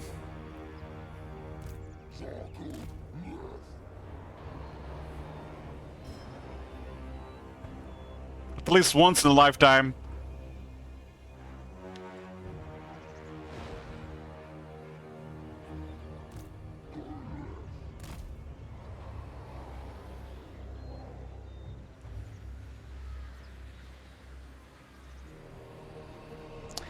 Were I always overweight? Yes. I think weight-wise I was fine until like I was 7 or 8, and after that always overweight. I got muscles here. They're just not visible until I lose more weight. My core strength is really noticeable in the last couple of years.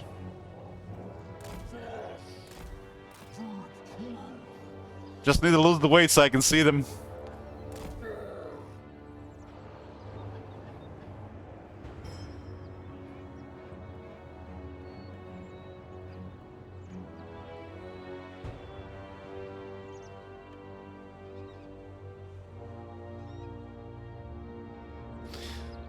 Marcona says 40 the rock. My son is close to 40 than I am. Oh man.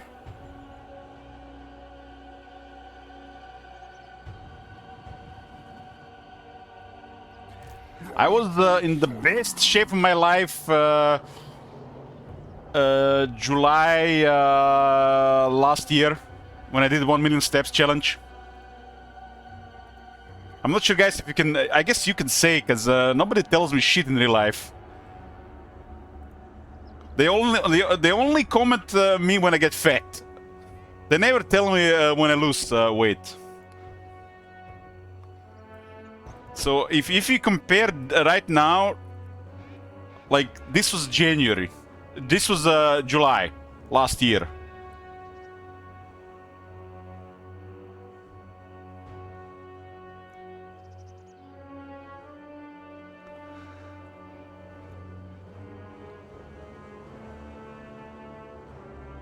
And after that, gained 10 kilos in the next 4 months.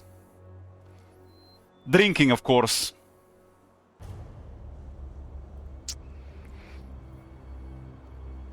I sabotage myself like twice a year with drinking. This will be the first year copium where no sabotage.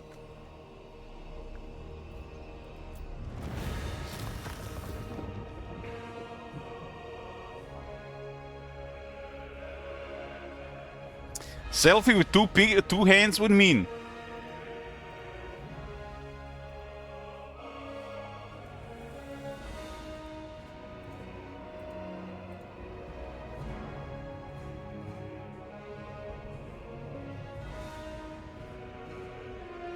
I'm not sure what I was doing with my other hand. No comment.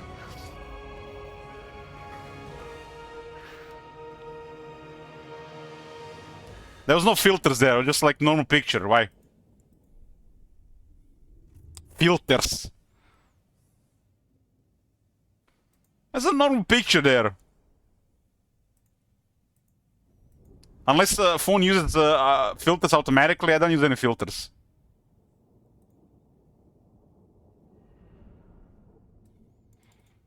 It was just it was dark outside. You can see it's dark outside.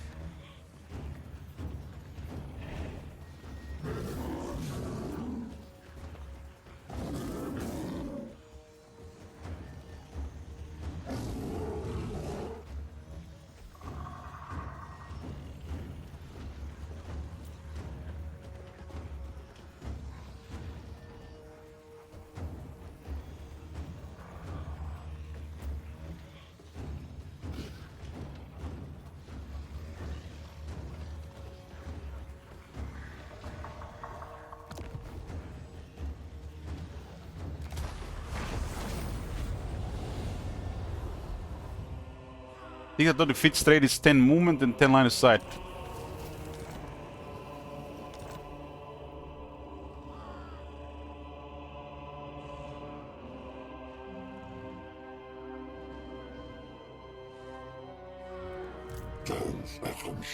It's okay, Ellich, it never started for us up 5 chads.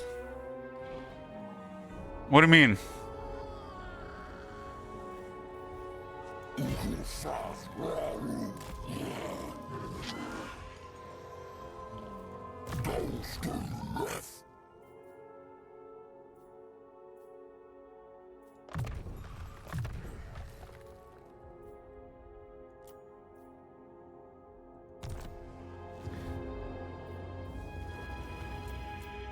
I mean, I think it's a normal thing in like men mostly community to criticize each other's looks, right? Especially when you show a picture of somebody. If we were all women here, we would have just been praising each other, right?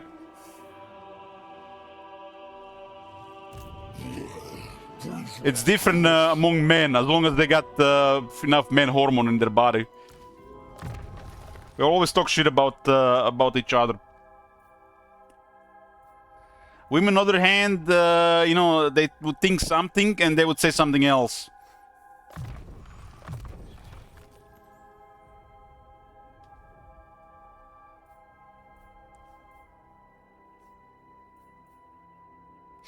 I mean, it's funny. I come here after a month. Somebody says I look like leaner. I lost weight, and then the local game store. I haven't seen somebody in a while, and then some like he says like the first thing he says, "You got fatter." That's like the honesty I appreciate. One time there was this one guy that got really fatter. He was like got so much fatter. And I come to him and I tell him, "You got fatter." And the third guy in this crowd told me, "Shame on you." What the hell, man? That's a whipped individual there.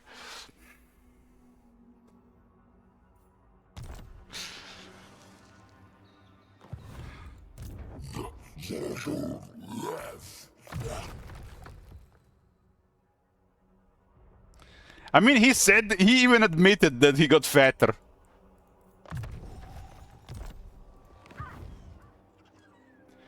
I mean, if you compare his Facebook picture to him in real life, he gained like 150 pounds. That's crazy, right? It's like a total different person.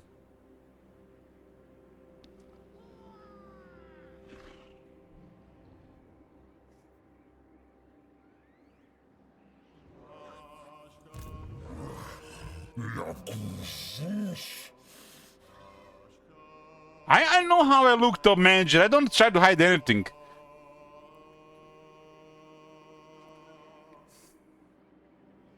I don't mind when the people are honest like this, but when people are just like, you know, they're looking, seeing with their eyes, and they're,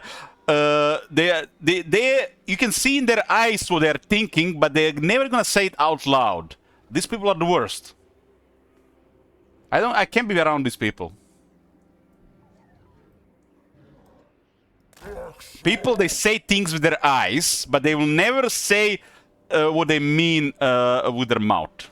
These people are the worst. Fakers.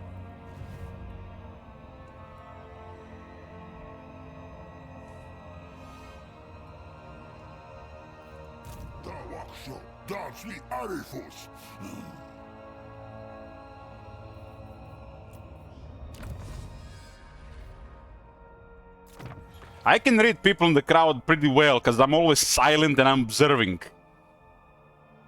You know, if you see me in the local game store, I'll be quiet and I'll just be observing this human animal around, and I can see in their eyes what they're thinking. But they never really say things what they think. They always try to be nice. I might not find the right words for conversation and in you know what not which situation, but I see the people for what they are.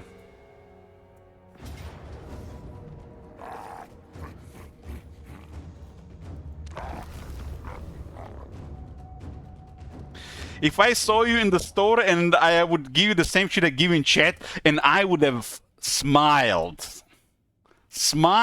I would have giggled, I couldn't be able to control myself.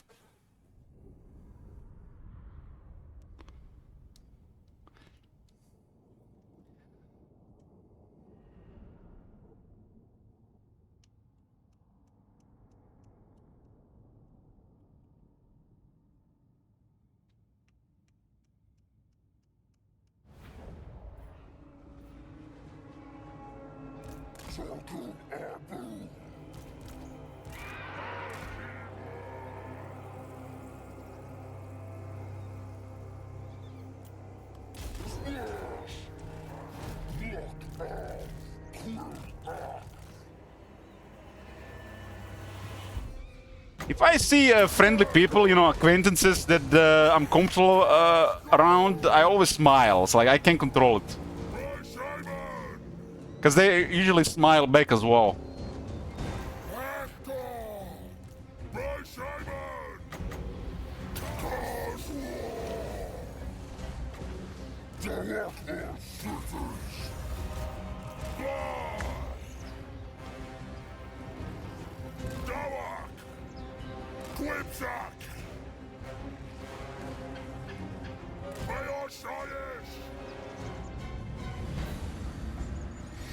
I mean, it's not like we're strangers. You've seen these people like 100 times. If you see somebody 100 times, you already you see how the person developed over the years. Like, I'm not gonna go come to like complete stranger and telling like you're ugly.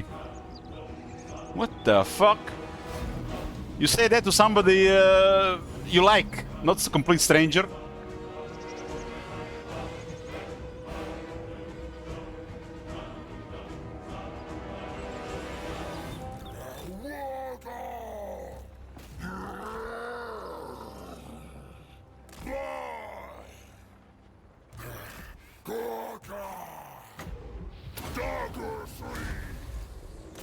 And if this person doesn't like it, which I don't think he didn't like it, you know, just like stating the obvious, almost like a joke. If he didn't like it, he would have probably said something about it.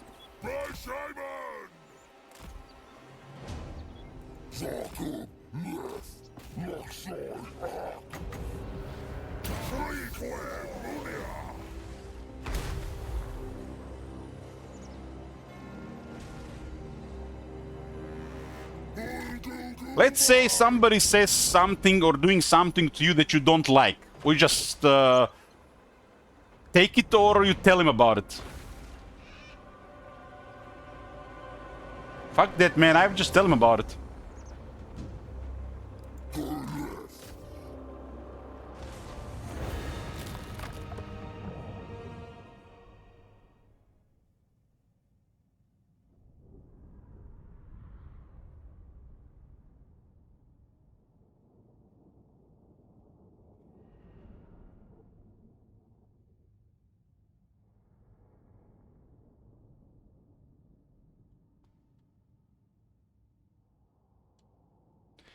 If you're not that friendly enough to talk shit about each other, then so be it. You know, we can just be acquaintances at that level.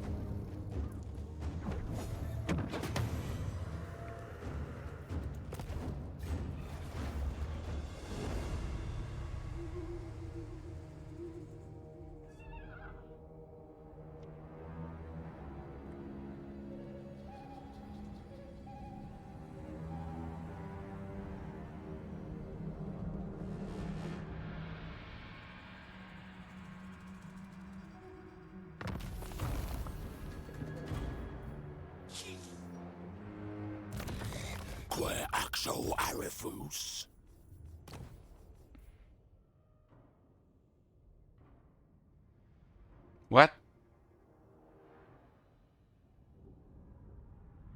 You cannot put a Bray Shaman familiar on Malagor, the Bray Shaman? I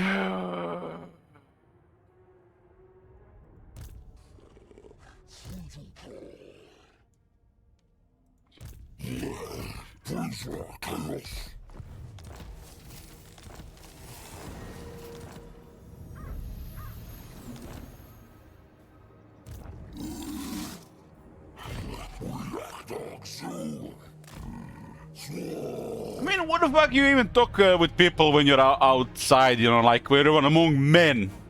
Like, what is there even to talk about? You're gonna talk about the weather? Of course you're gonna talk how fat somebody got over the winter.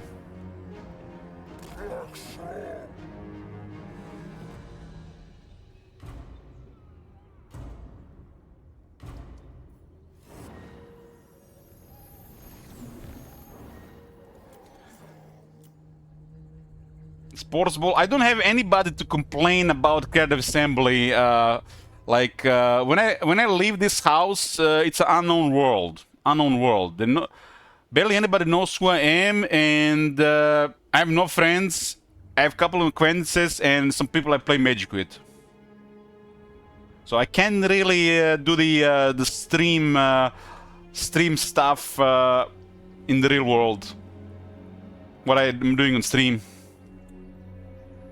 I don't think I have anybody like that to chat like that. You guys are all on the other side of the world. Imagine going like for a couple of beers and you spend entire evening bitching about Total War. Oh man. So when I go outside among people, I'm just quiet and I observe. Like what the fuck can I do?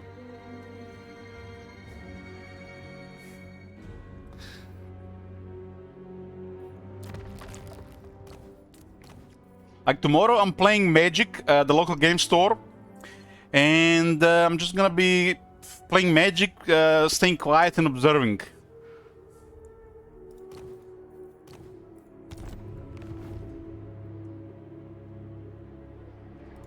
Address me as your highness.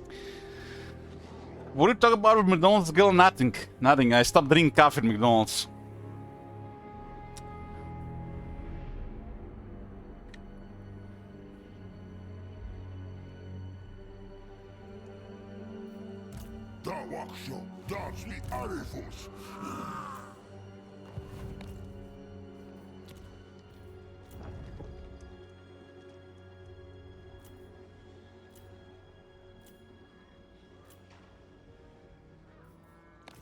So everybody but Malagar got it.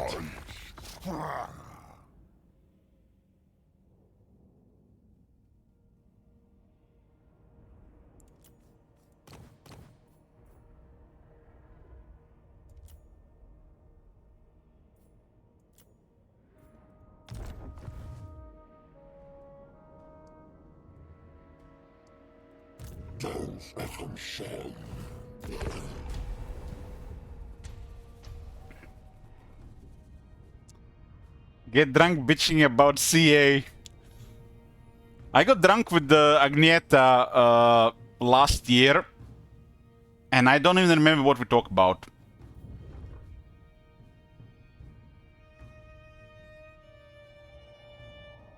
I don't remember.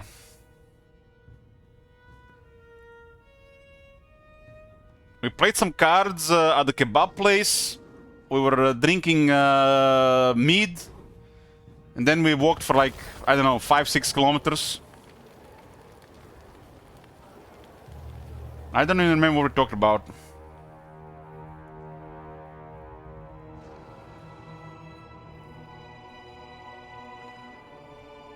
This is why another reason not to drink. Like, you think you know what happened, but over time, it just like, it's all disconnected.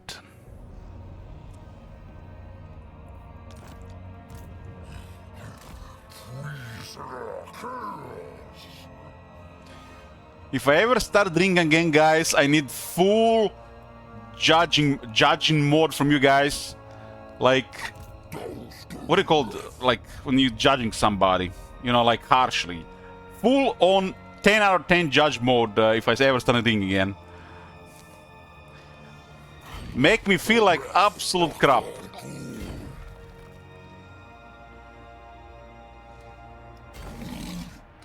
Like this, exactly like that, exactly like that. I've been 62 days sober.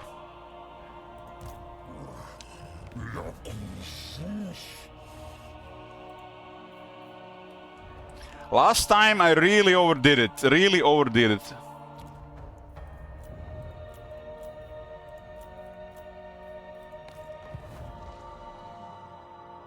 $62 fist, 62. Haven't had any alcohol since November last year.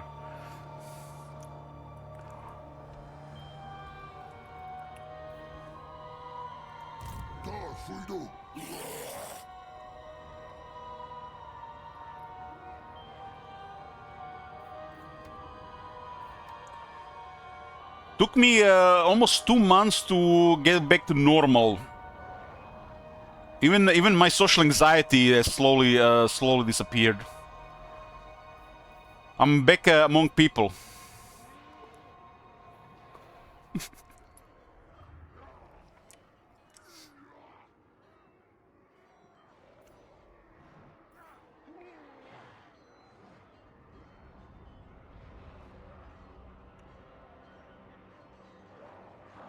You're so depressed of that heavy drinking, just don't start again.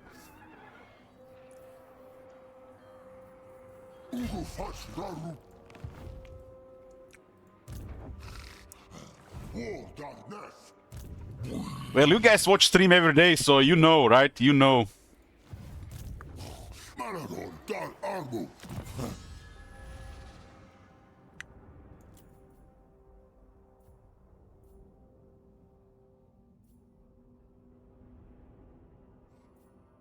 Man, a lot of these texts are so boring.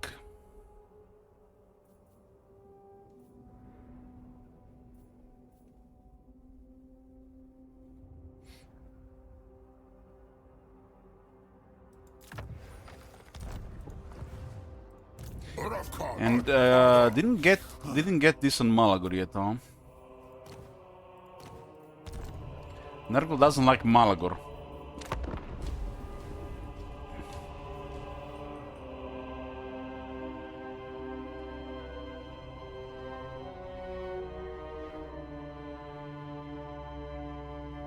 I think I had like you know, guys, when I did the bottle count stream, how much I drank, guesstimate. Between like this is like another one. Between July and November last year, I think I had like 35 bottles of whiskey.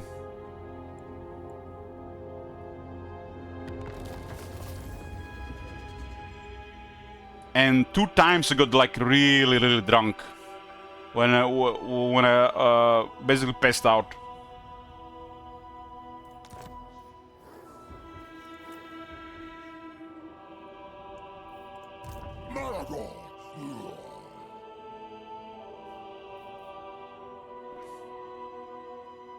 And it's hard to forget because I had to clean the room for like 2 days. So that one is definitely gonna stay with me.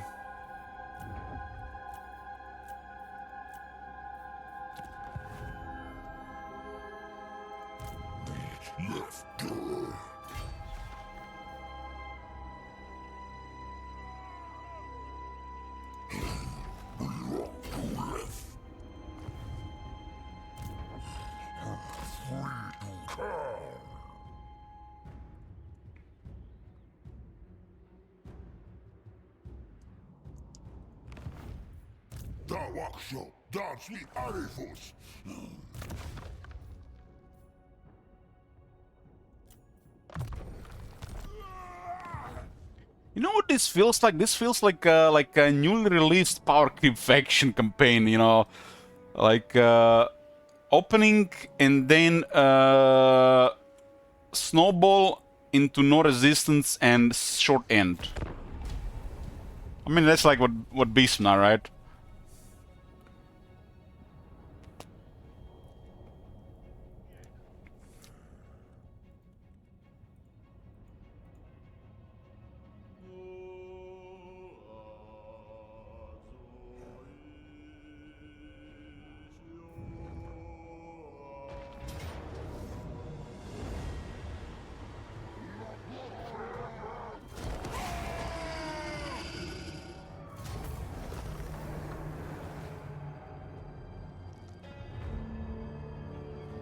%20 chance, and Malagor didn't get like what, 9 turns?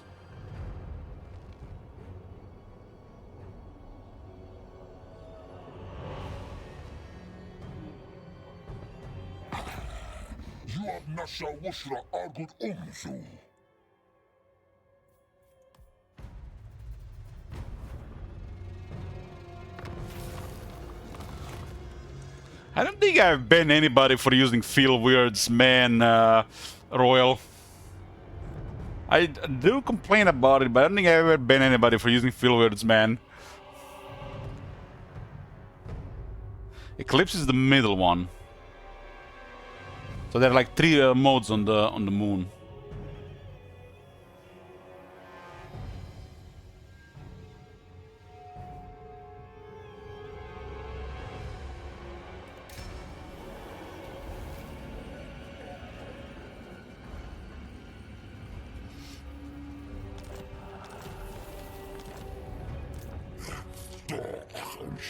Why is Hammer controlled by savage orcs?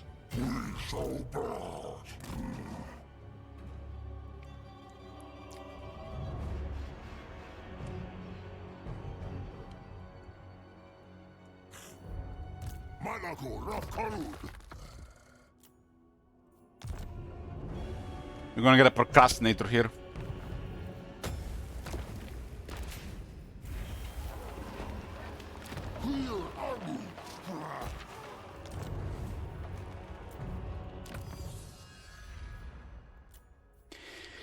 Marconos, when was the last time you played Warhammer 3 campaign?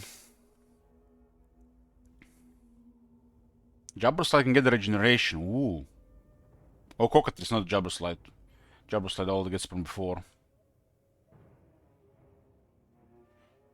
Got a flying regeneration unit. You fixed a few weeks ago. Plus 3 AP for Harpies. And what faction did you play? Got stung by a new guy in down in Black Crag. You played dwarves and you lost. Are you for real? Are you for real? Mariconas, you might be too old to play this game.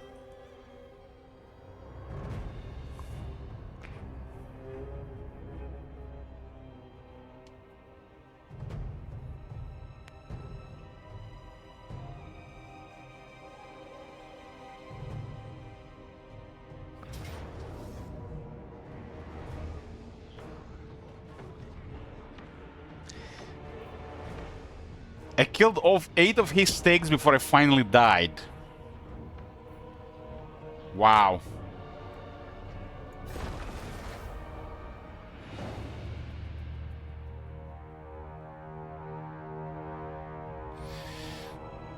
Do I think this was a big revamp? I wouldn't say big revamp. Kinda wish there were more for them to do on the campaign.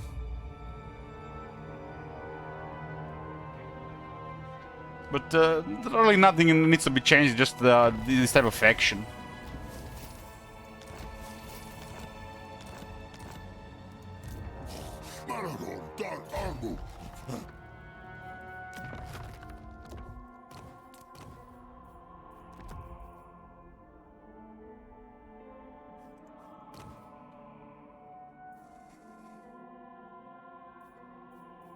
Can Malagor even get this straight? I mean, it's been like over 10 turns now.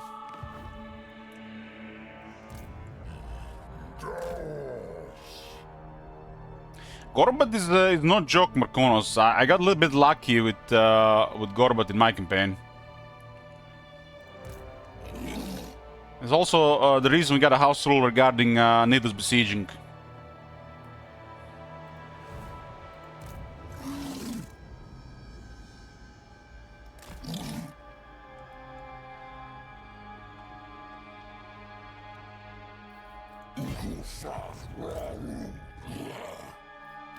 That dwarf campaign was amazing in the last, in like the first 5 turns. Only the rest of it was as good.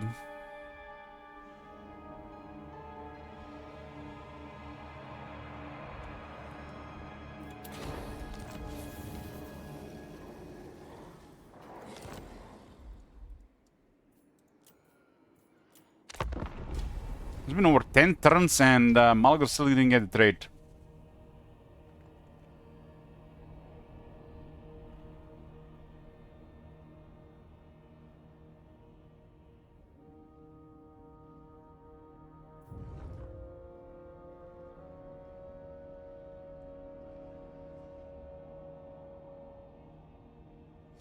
pretty much just ending turns instead of ending the campaign just to get this thing on to see if we can get this thing on Malagor.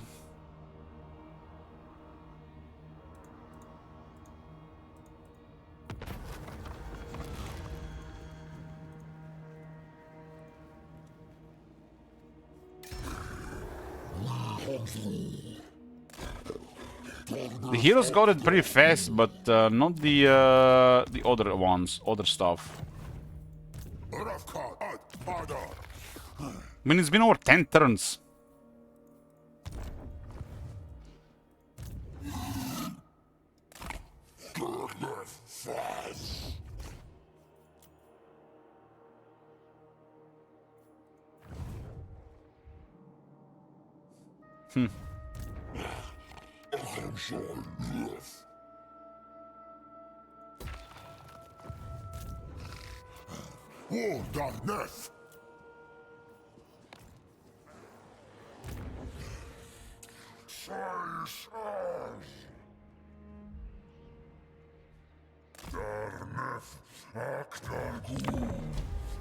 This campaign could have been done only by like turn 35.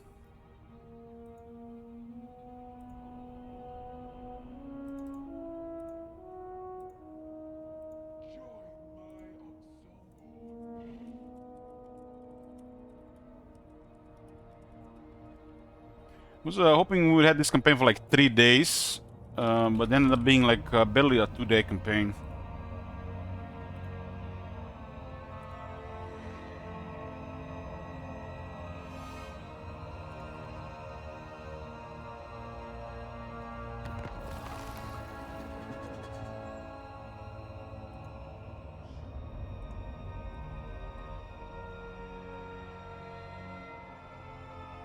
This is a Beastman campaign was too short. We gotta play another Beastman campaign.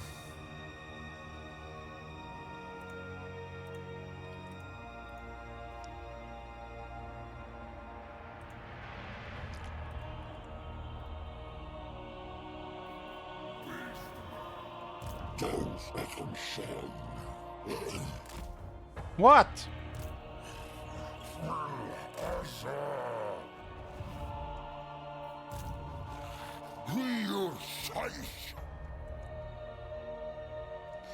Still not trait proc. 20% chance apparently.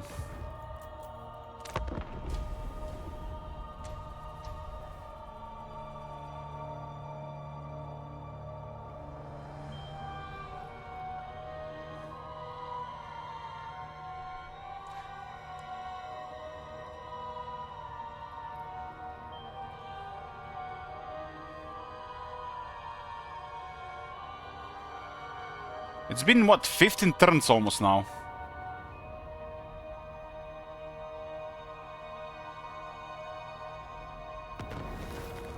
Finally. Malagor got Fetid Stench, which is amazing for him, and a Pestilent Decay, which is incredible for him.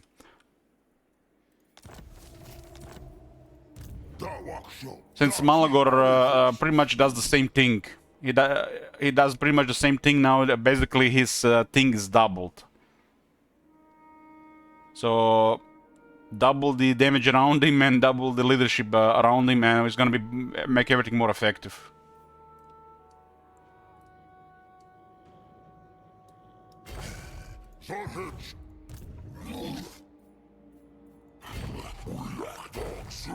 What was the unusual location in the other place? Unstable Chaos Portal. Cool, cool, cool. So Beastman can get an Unstable Chaos Portal. Oh my god! What the hell, CA? Do you even play this game? Guys, Beastman can get the income unusual location. Oh man, what the hell? Beastmen have no income and they have the income portal. This is so bizarre. This one should not be available to Beastmen.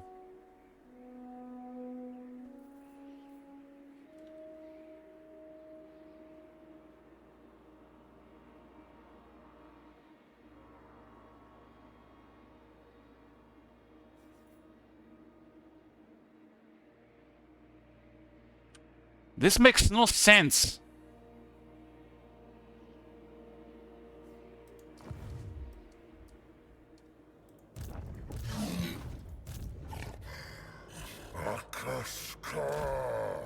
It's economy unusual location, and beastmen have no economy on the settlements.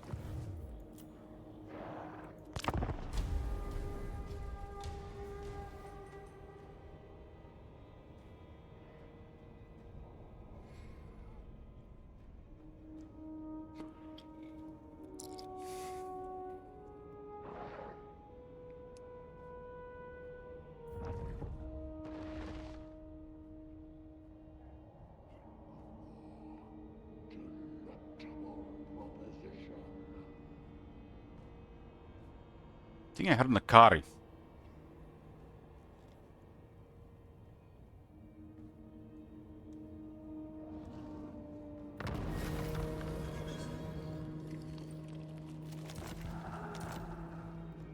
Bow before a queen.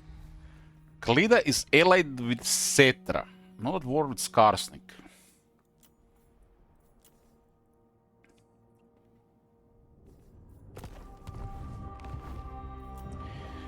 What's left? 2 settlements.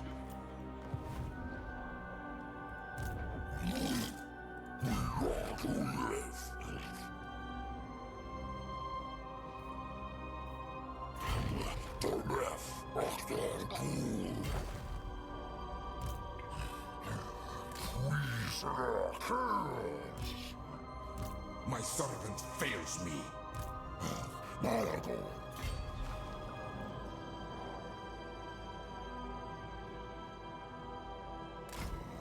Malago show.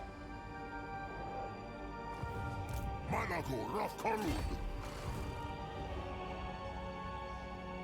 Akam Sami Dawas. Rafkar al Father.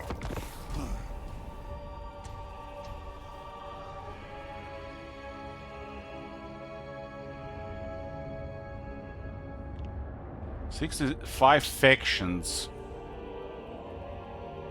This is definitely a lot of faction have poofed.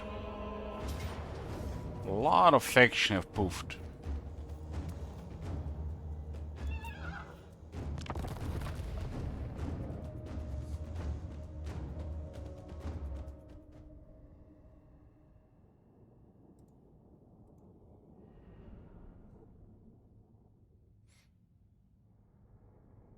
It's a lot, even faster than usual, I would say, for this campaign.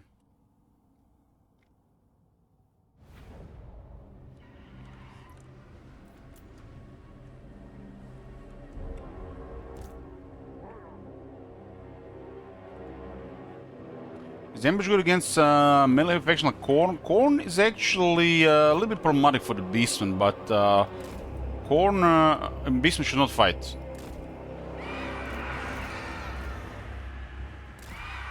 If you have range, ambush is good. But depending what quality Khorne army has, of course.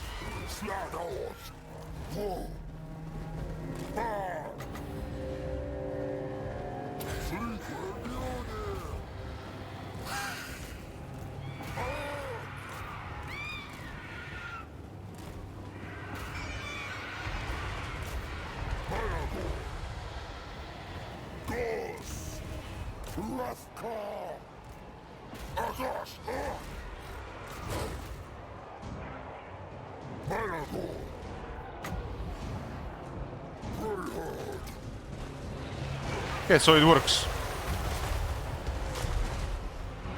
Double penalties. Malgor style.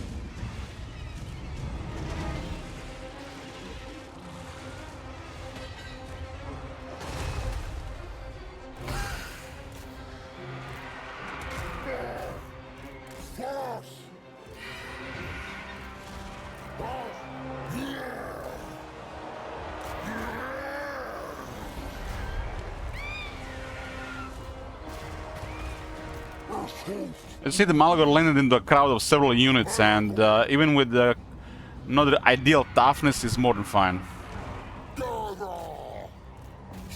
He's not a large entity, so sometimes it's very hard to even hit him. Base defense is okay.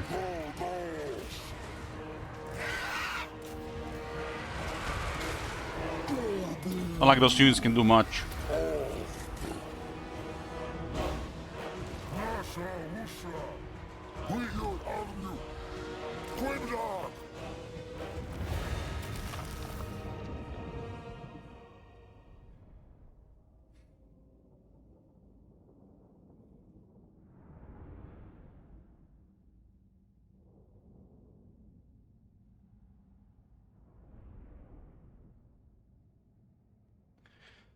Doesn't mean if you're ambushing Khorne, it's always gonna be bad. Khorne might have units which are really bad against large, or could have units that are really terrible against anti-large, even if you are melee yourself.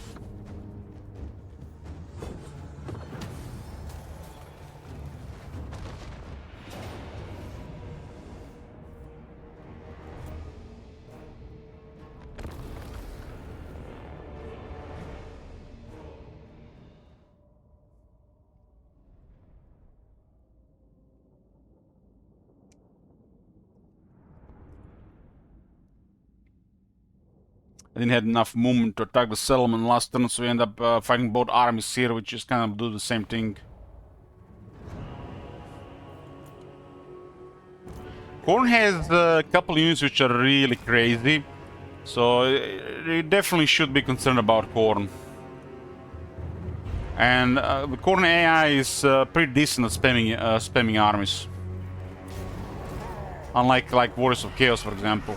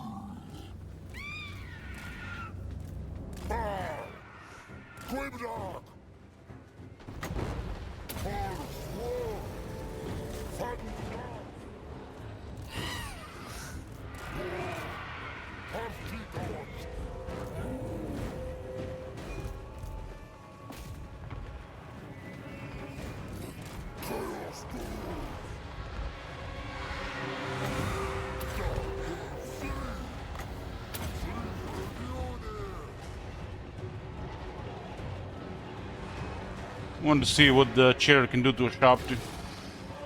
Looks like Sharpty have the edge. Even a debuff. Chair just can reach with its with their attack range. The chariots really suck against large entities. Most chariots.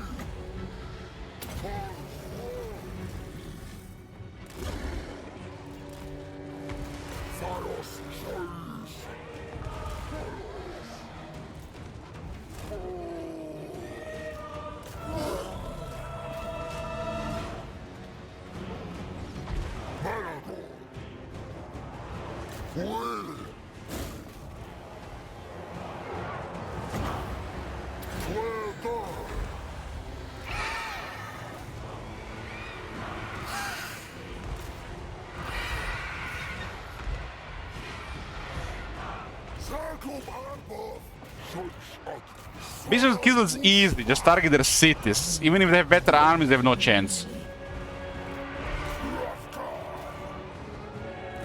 So even if they're stronger than you, it doesn't matter.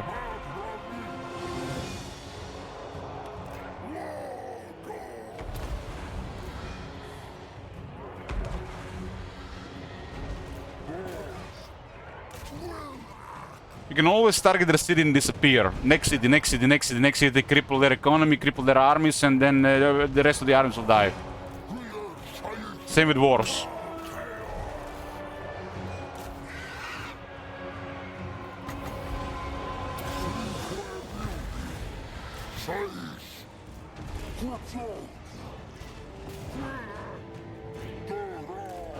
What the hell? 4 chariots alive on that health?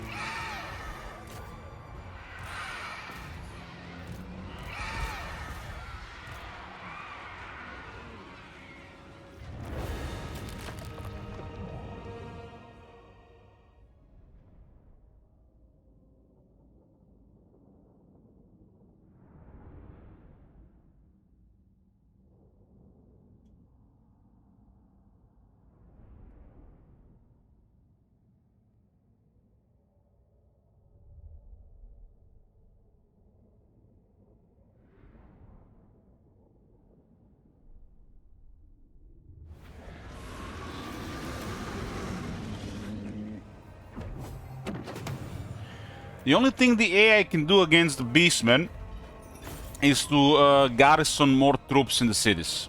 That's the only thing they can do. And if they're not doing that, they're screwed.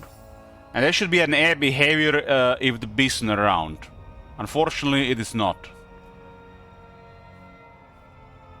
That's the only difference against beastmen. Large, very large garrisons.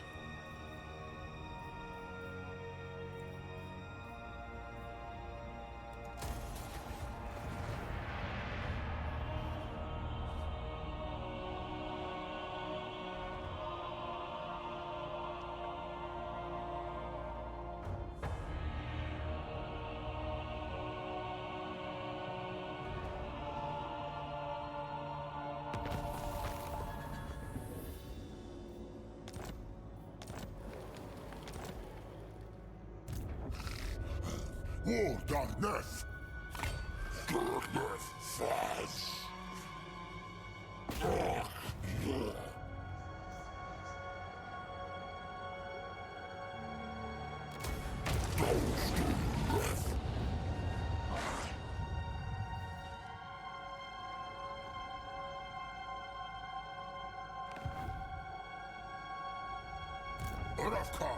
Father!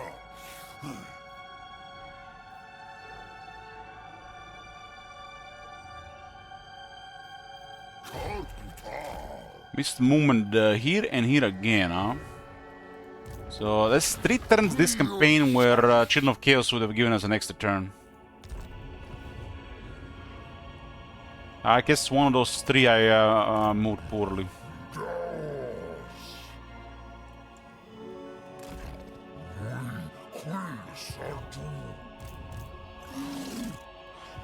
The AI in the past actually had a defense against the beastmen. They would somewhat know your location and move towards your location unless you were hidden for consecutive turns. The defense against the beastmen was actually okay and was called player focus. It doesn't exist anymore when it comes to beastmen. Not really. It's just a standard focus. So the beastmen are doing whatever they want as the player. If you had 5+ factions focusing the player hardcore, the beastmen will have a really much harder time to do whatever they want. And the resistance would be much higher. And player focus was one of the only things that made the beastmen campaigns a little bit more interesting. In a way. Sometimes.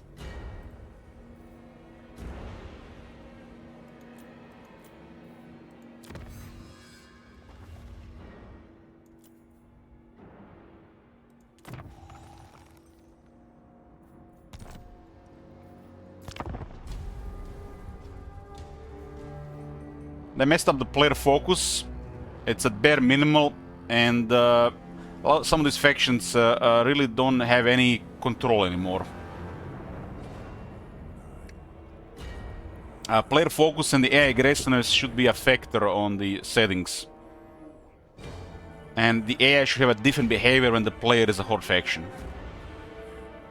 It's a no-brain, really.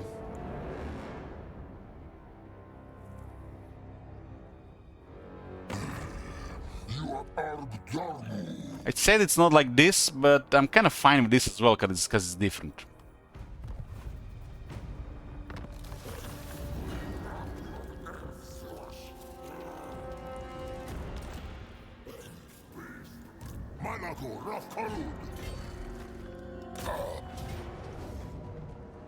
Basically been too easy for a long time now. Warhammer 3 pretty much the entire time.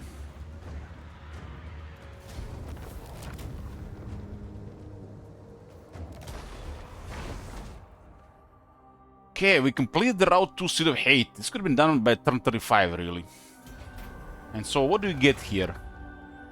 Prophecy fulfilled. Amid the thunder of black wings, a bestial figure ascended from on high and unleashed lancing beams of ember fire upon the terrified soldiers beneath him. Beastmen emerged from the forest, cruel-winged creatures swarmed from the canopies, and soon the battle was won. The Call of Sigmar's tenuous coalition splintered into a series of separate bands shortly thereafter. Make an example out of one of them.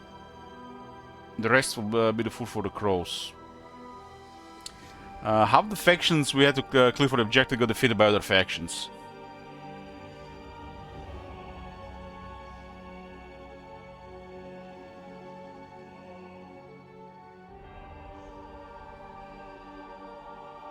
You can get the Fate Forsaken, Unbreakable for Harpy units. Faction leader will spread some corruption in adjacent provinces. And cheaper Horde building construction. I guess kind of like a Malagor thing here. You got a Jade Griffin banner. Unit can get damage buff, Unbreakable, fighting against the Empire, and Terror when fighting against the Empire. Nothing special, really.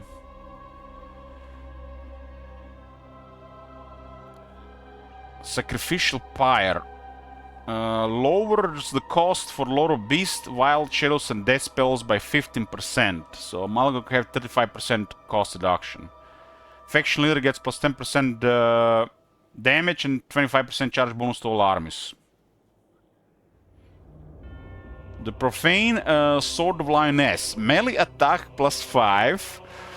Base weapon damage plus 10. Armor piercing weapon damage plus 10.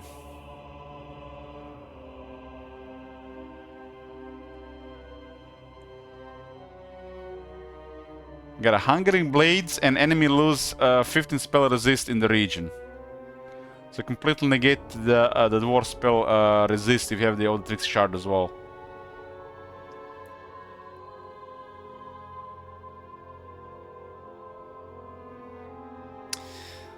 Pursue the Prideful. Hunting Season. Challenge of Dark Gods completion rate plus 35. That's 35 research rate. 10 of Ward Save. Lowers the miscast chance by 30% and increases the winds of magic power reserve capacity by 10. It's a talisman. Pretty tame, I love this stuff. It's a banner here, plus 5 AP.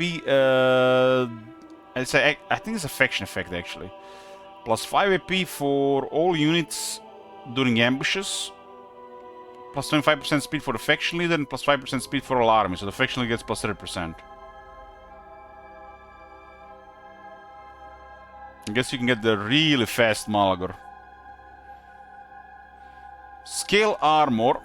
10 wards for the faction leader. Plus 5 armor for Ungors, Gors, and Bestigors. And Primal Instincts for Ungur, Gore, and Bestigor units. That's the Lizardman ability. Adds charge, attack, and fizz resist when they drop lower than 50% health. Mask of the Heavens. Another this enchanted item actually. It gets a perfect vigor, 5 control in the local province. Damn. Very useful control for a beastman. Plus 10 movement, and all Minotaurs get plus 5 attack in the army.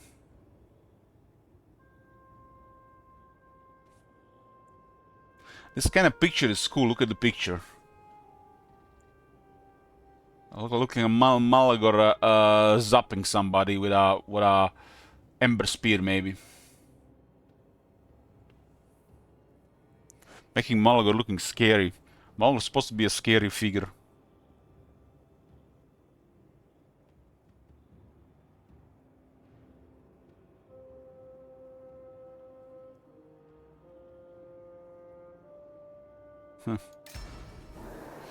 Well, I was hoping this campaign would have been a little bit longer, but we got the result earlier. Route complete.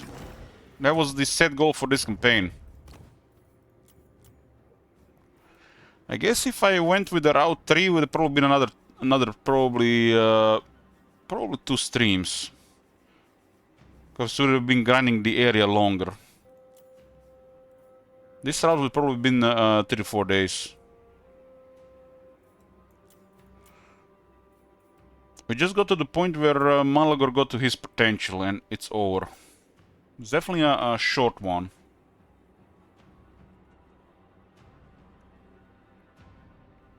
So this is going to be it, boys, for Malagor. We had some fun with the Beastmen, how it's supposed to be. More Beastmen to come, because it's a long year. It's only February. Only February. It's also going to be it for today. And tomorrow I will not be streaming. Playing some Magic and chilling. And on Thursday we're starting Silent Hill 2 run. When the Silent 2 Hill is done, or by Saturday, we should be playing another campaign in Warhammer 3. I want to play some Zephyr as well, so that might be mixed in between two. So that's it, boys, for today and for this campaign. Thanks for watching, and I'll see you next time. Bye bye. Badge.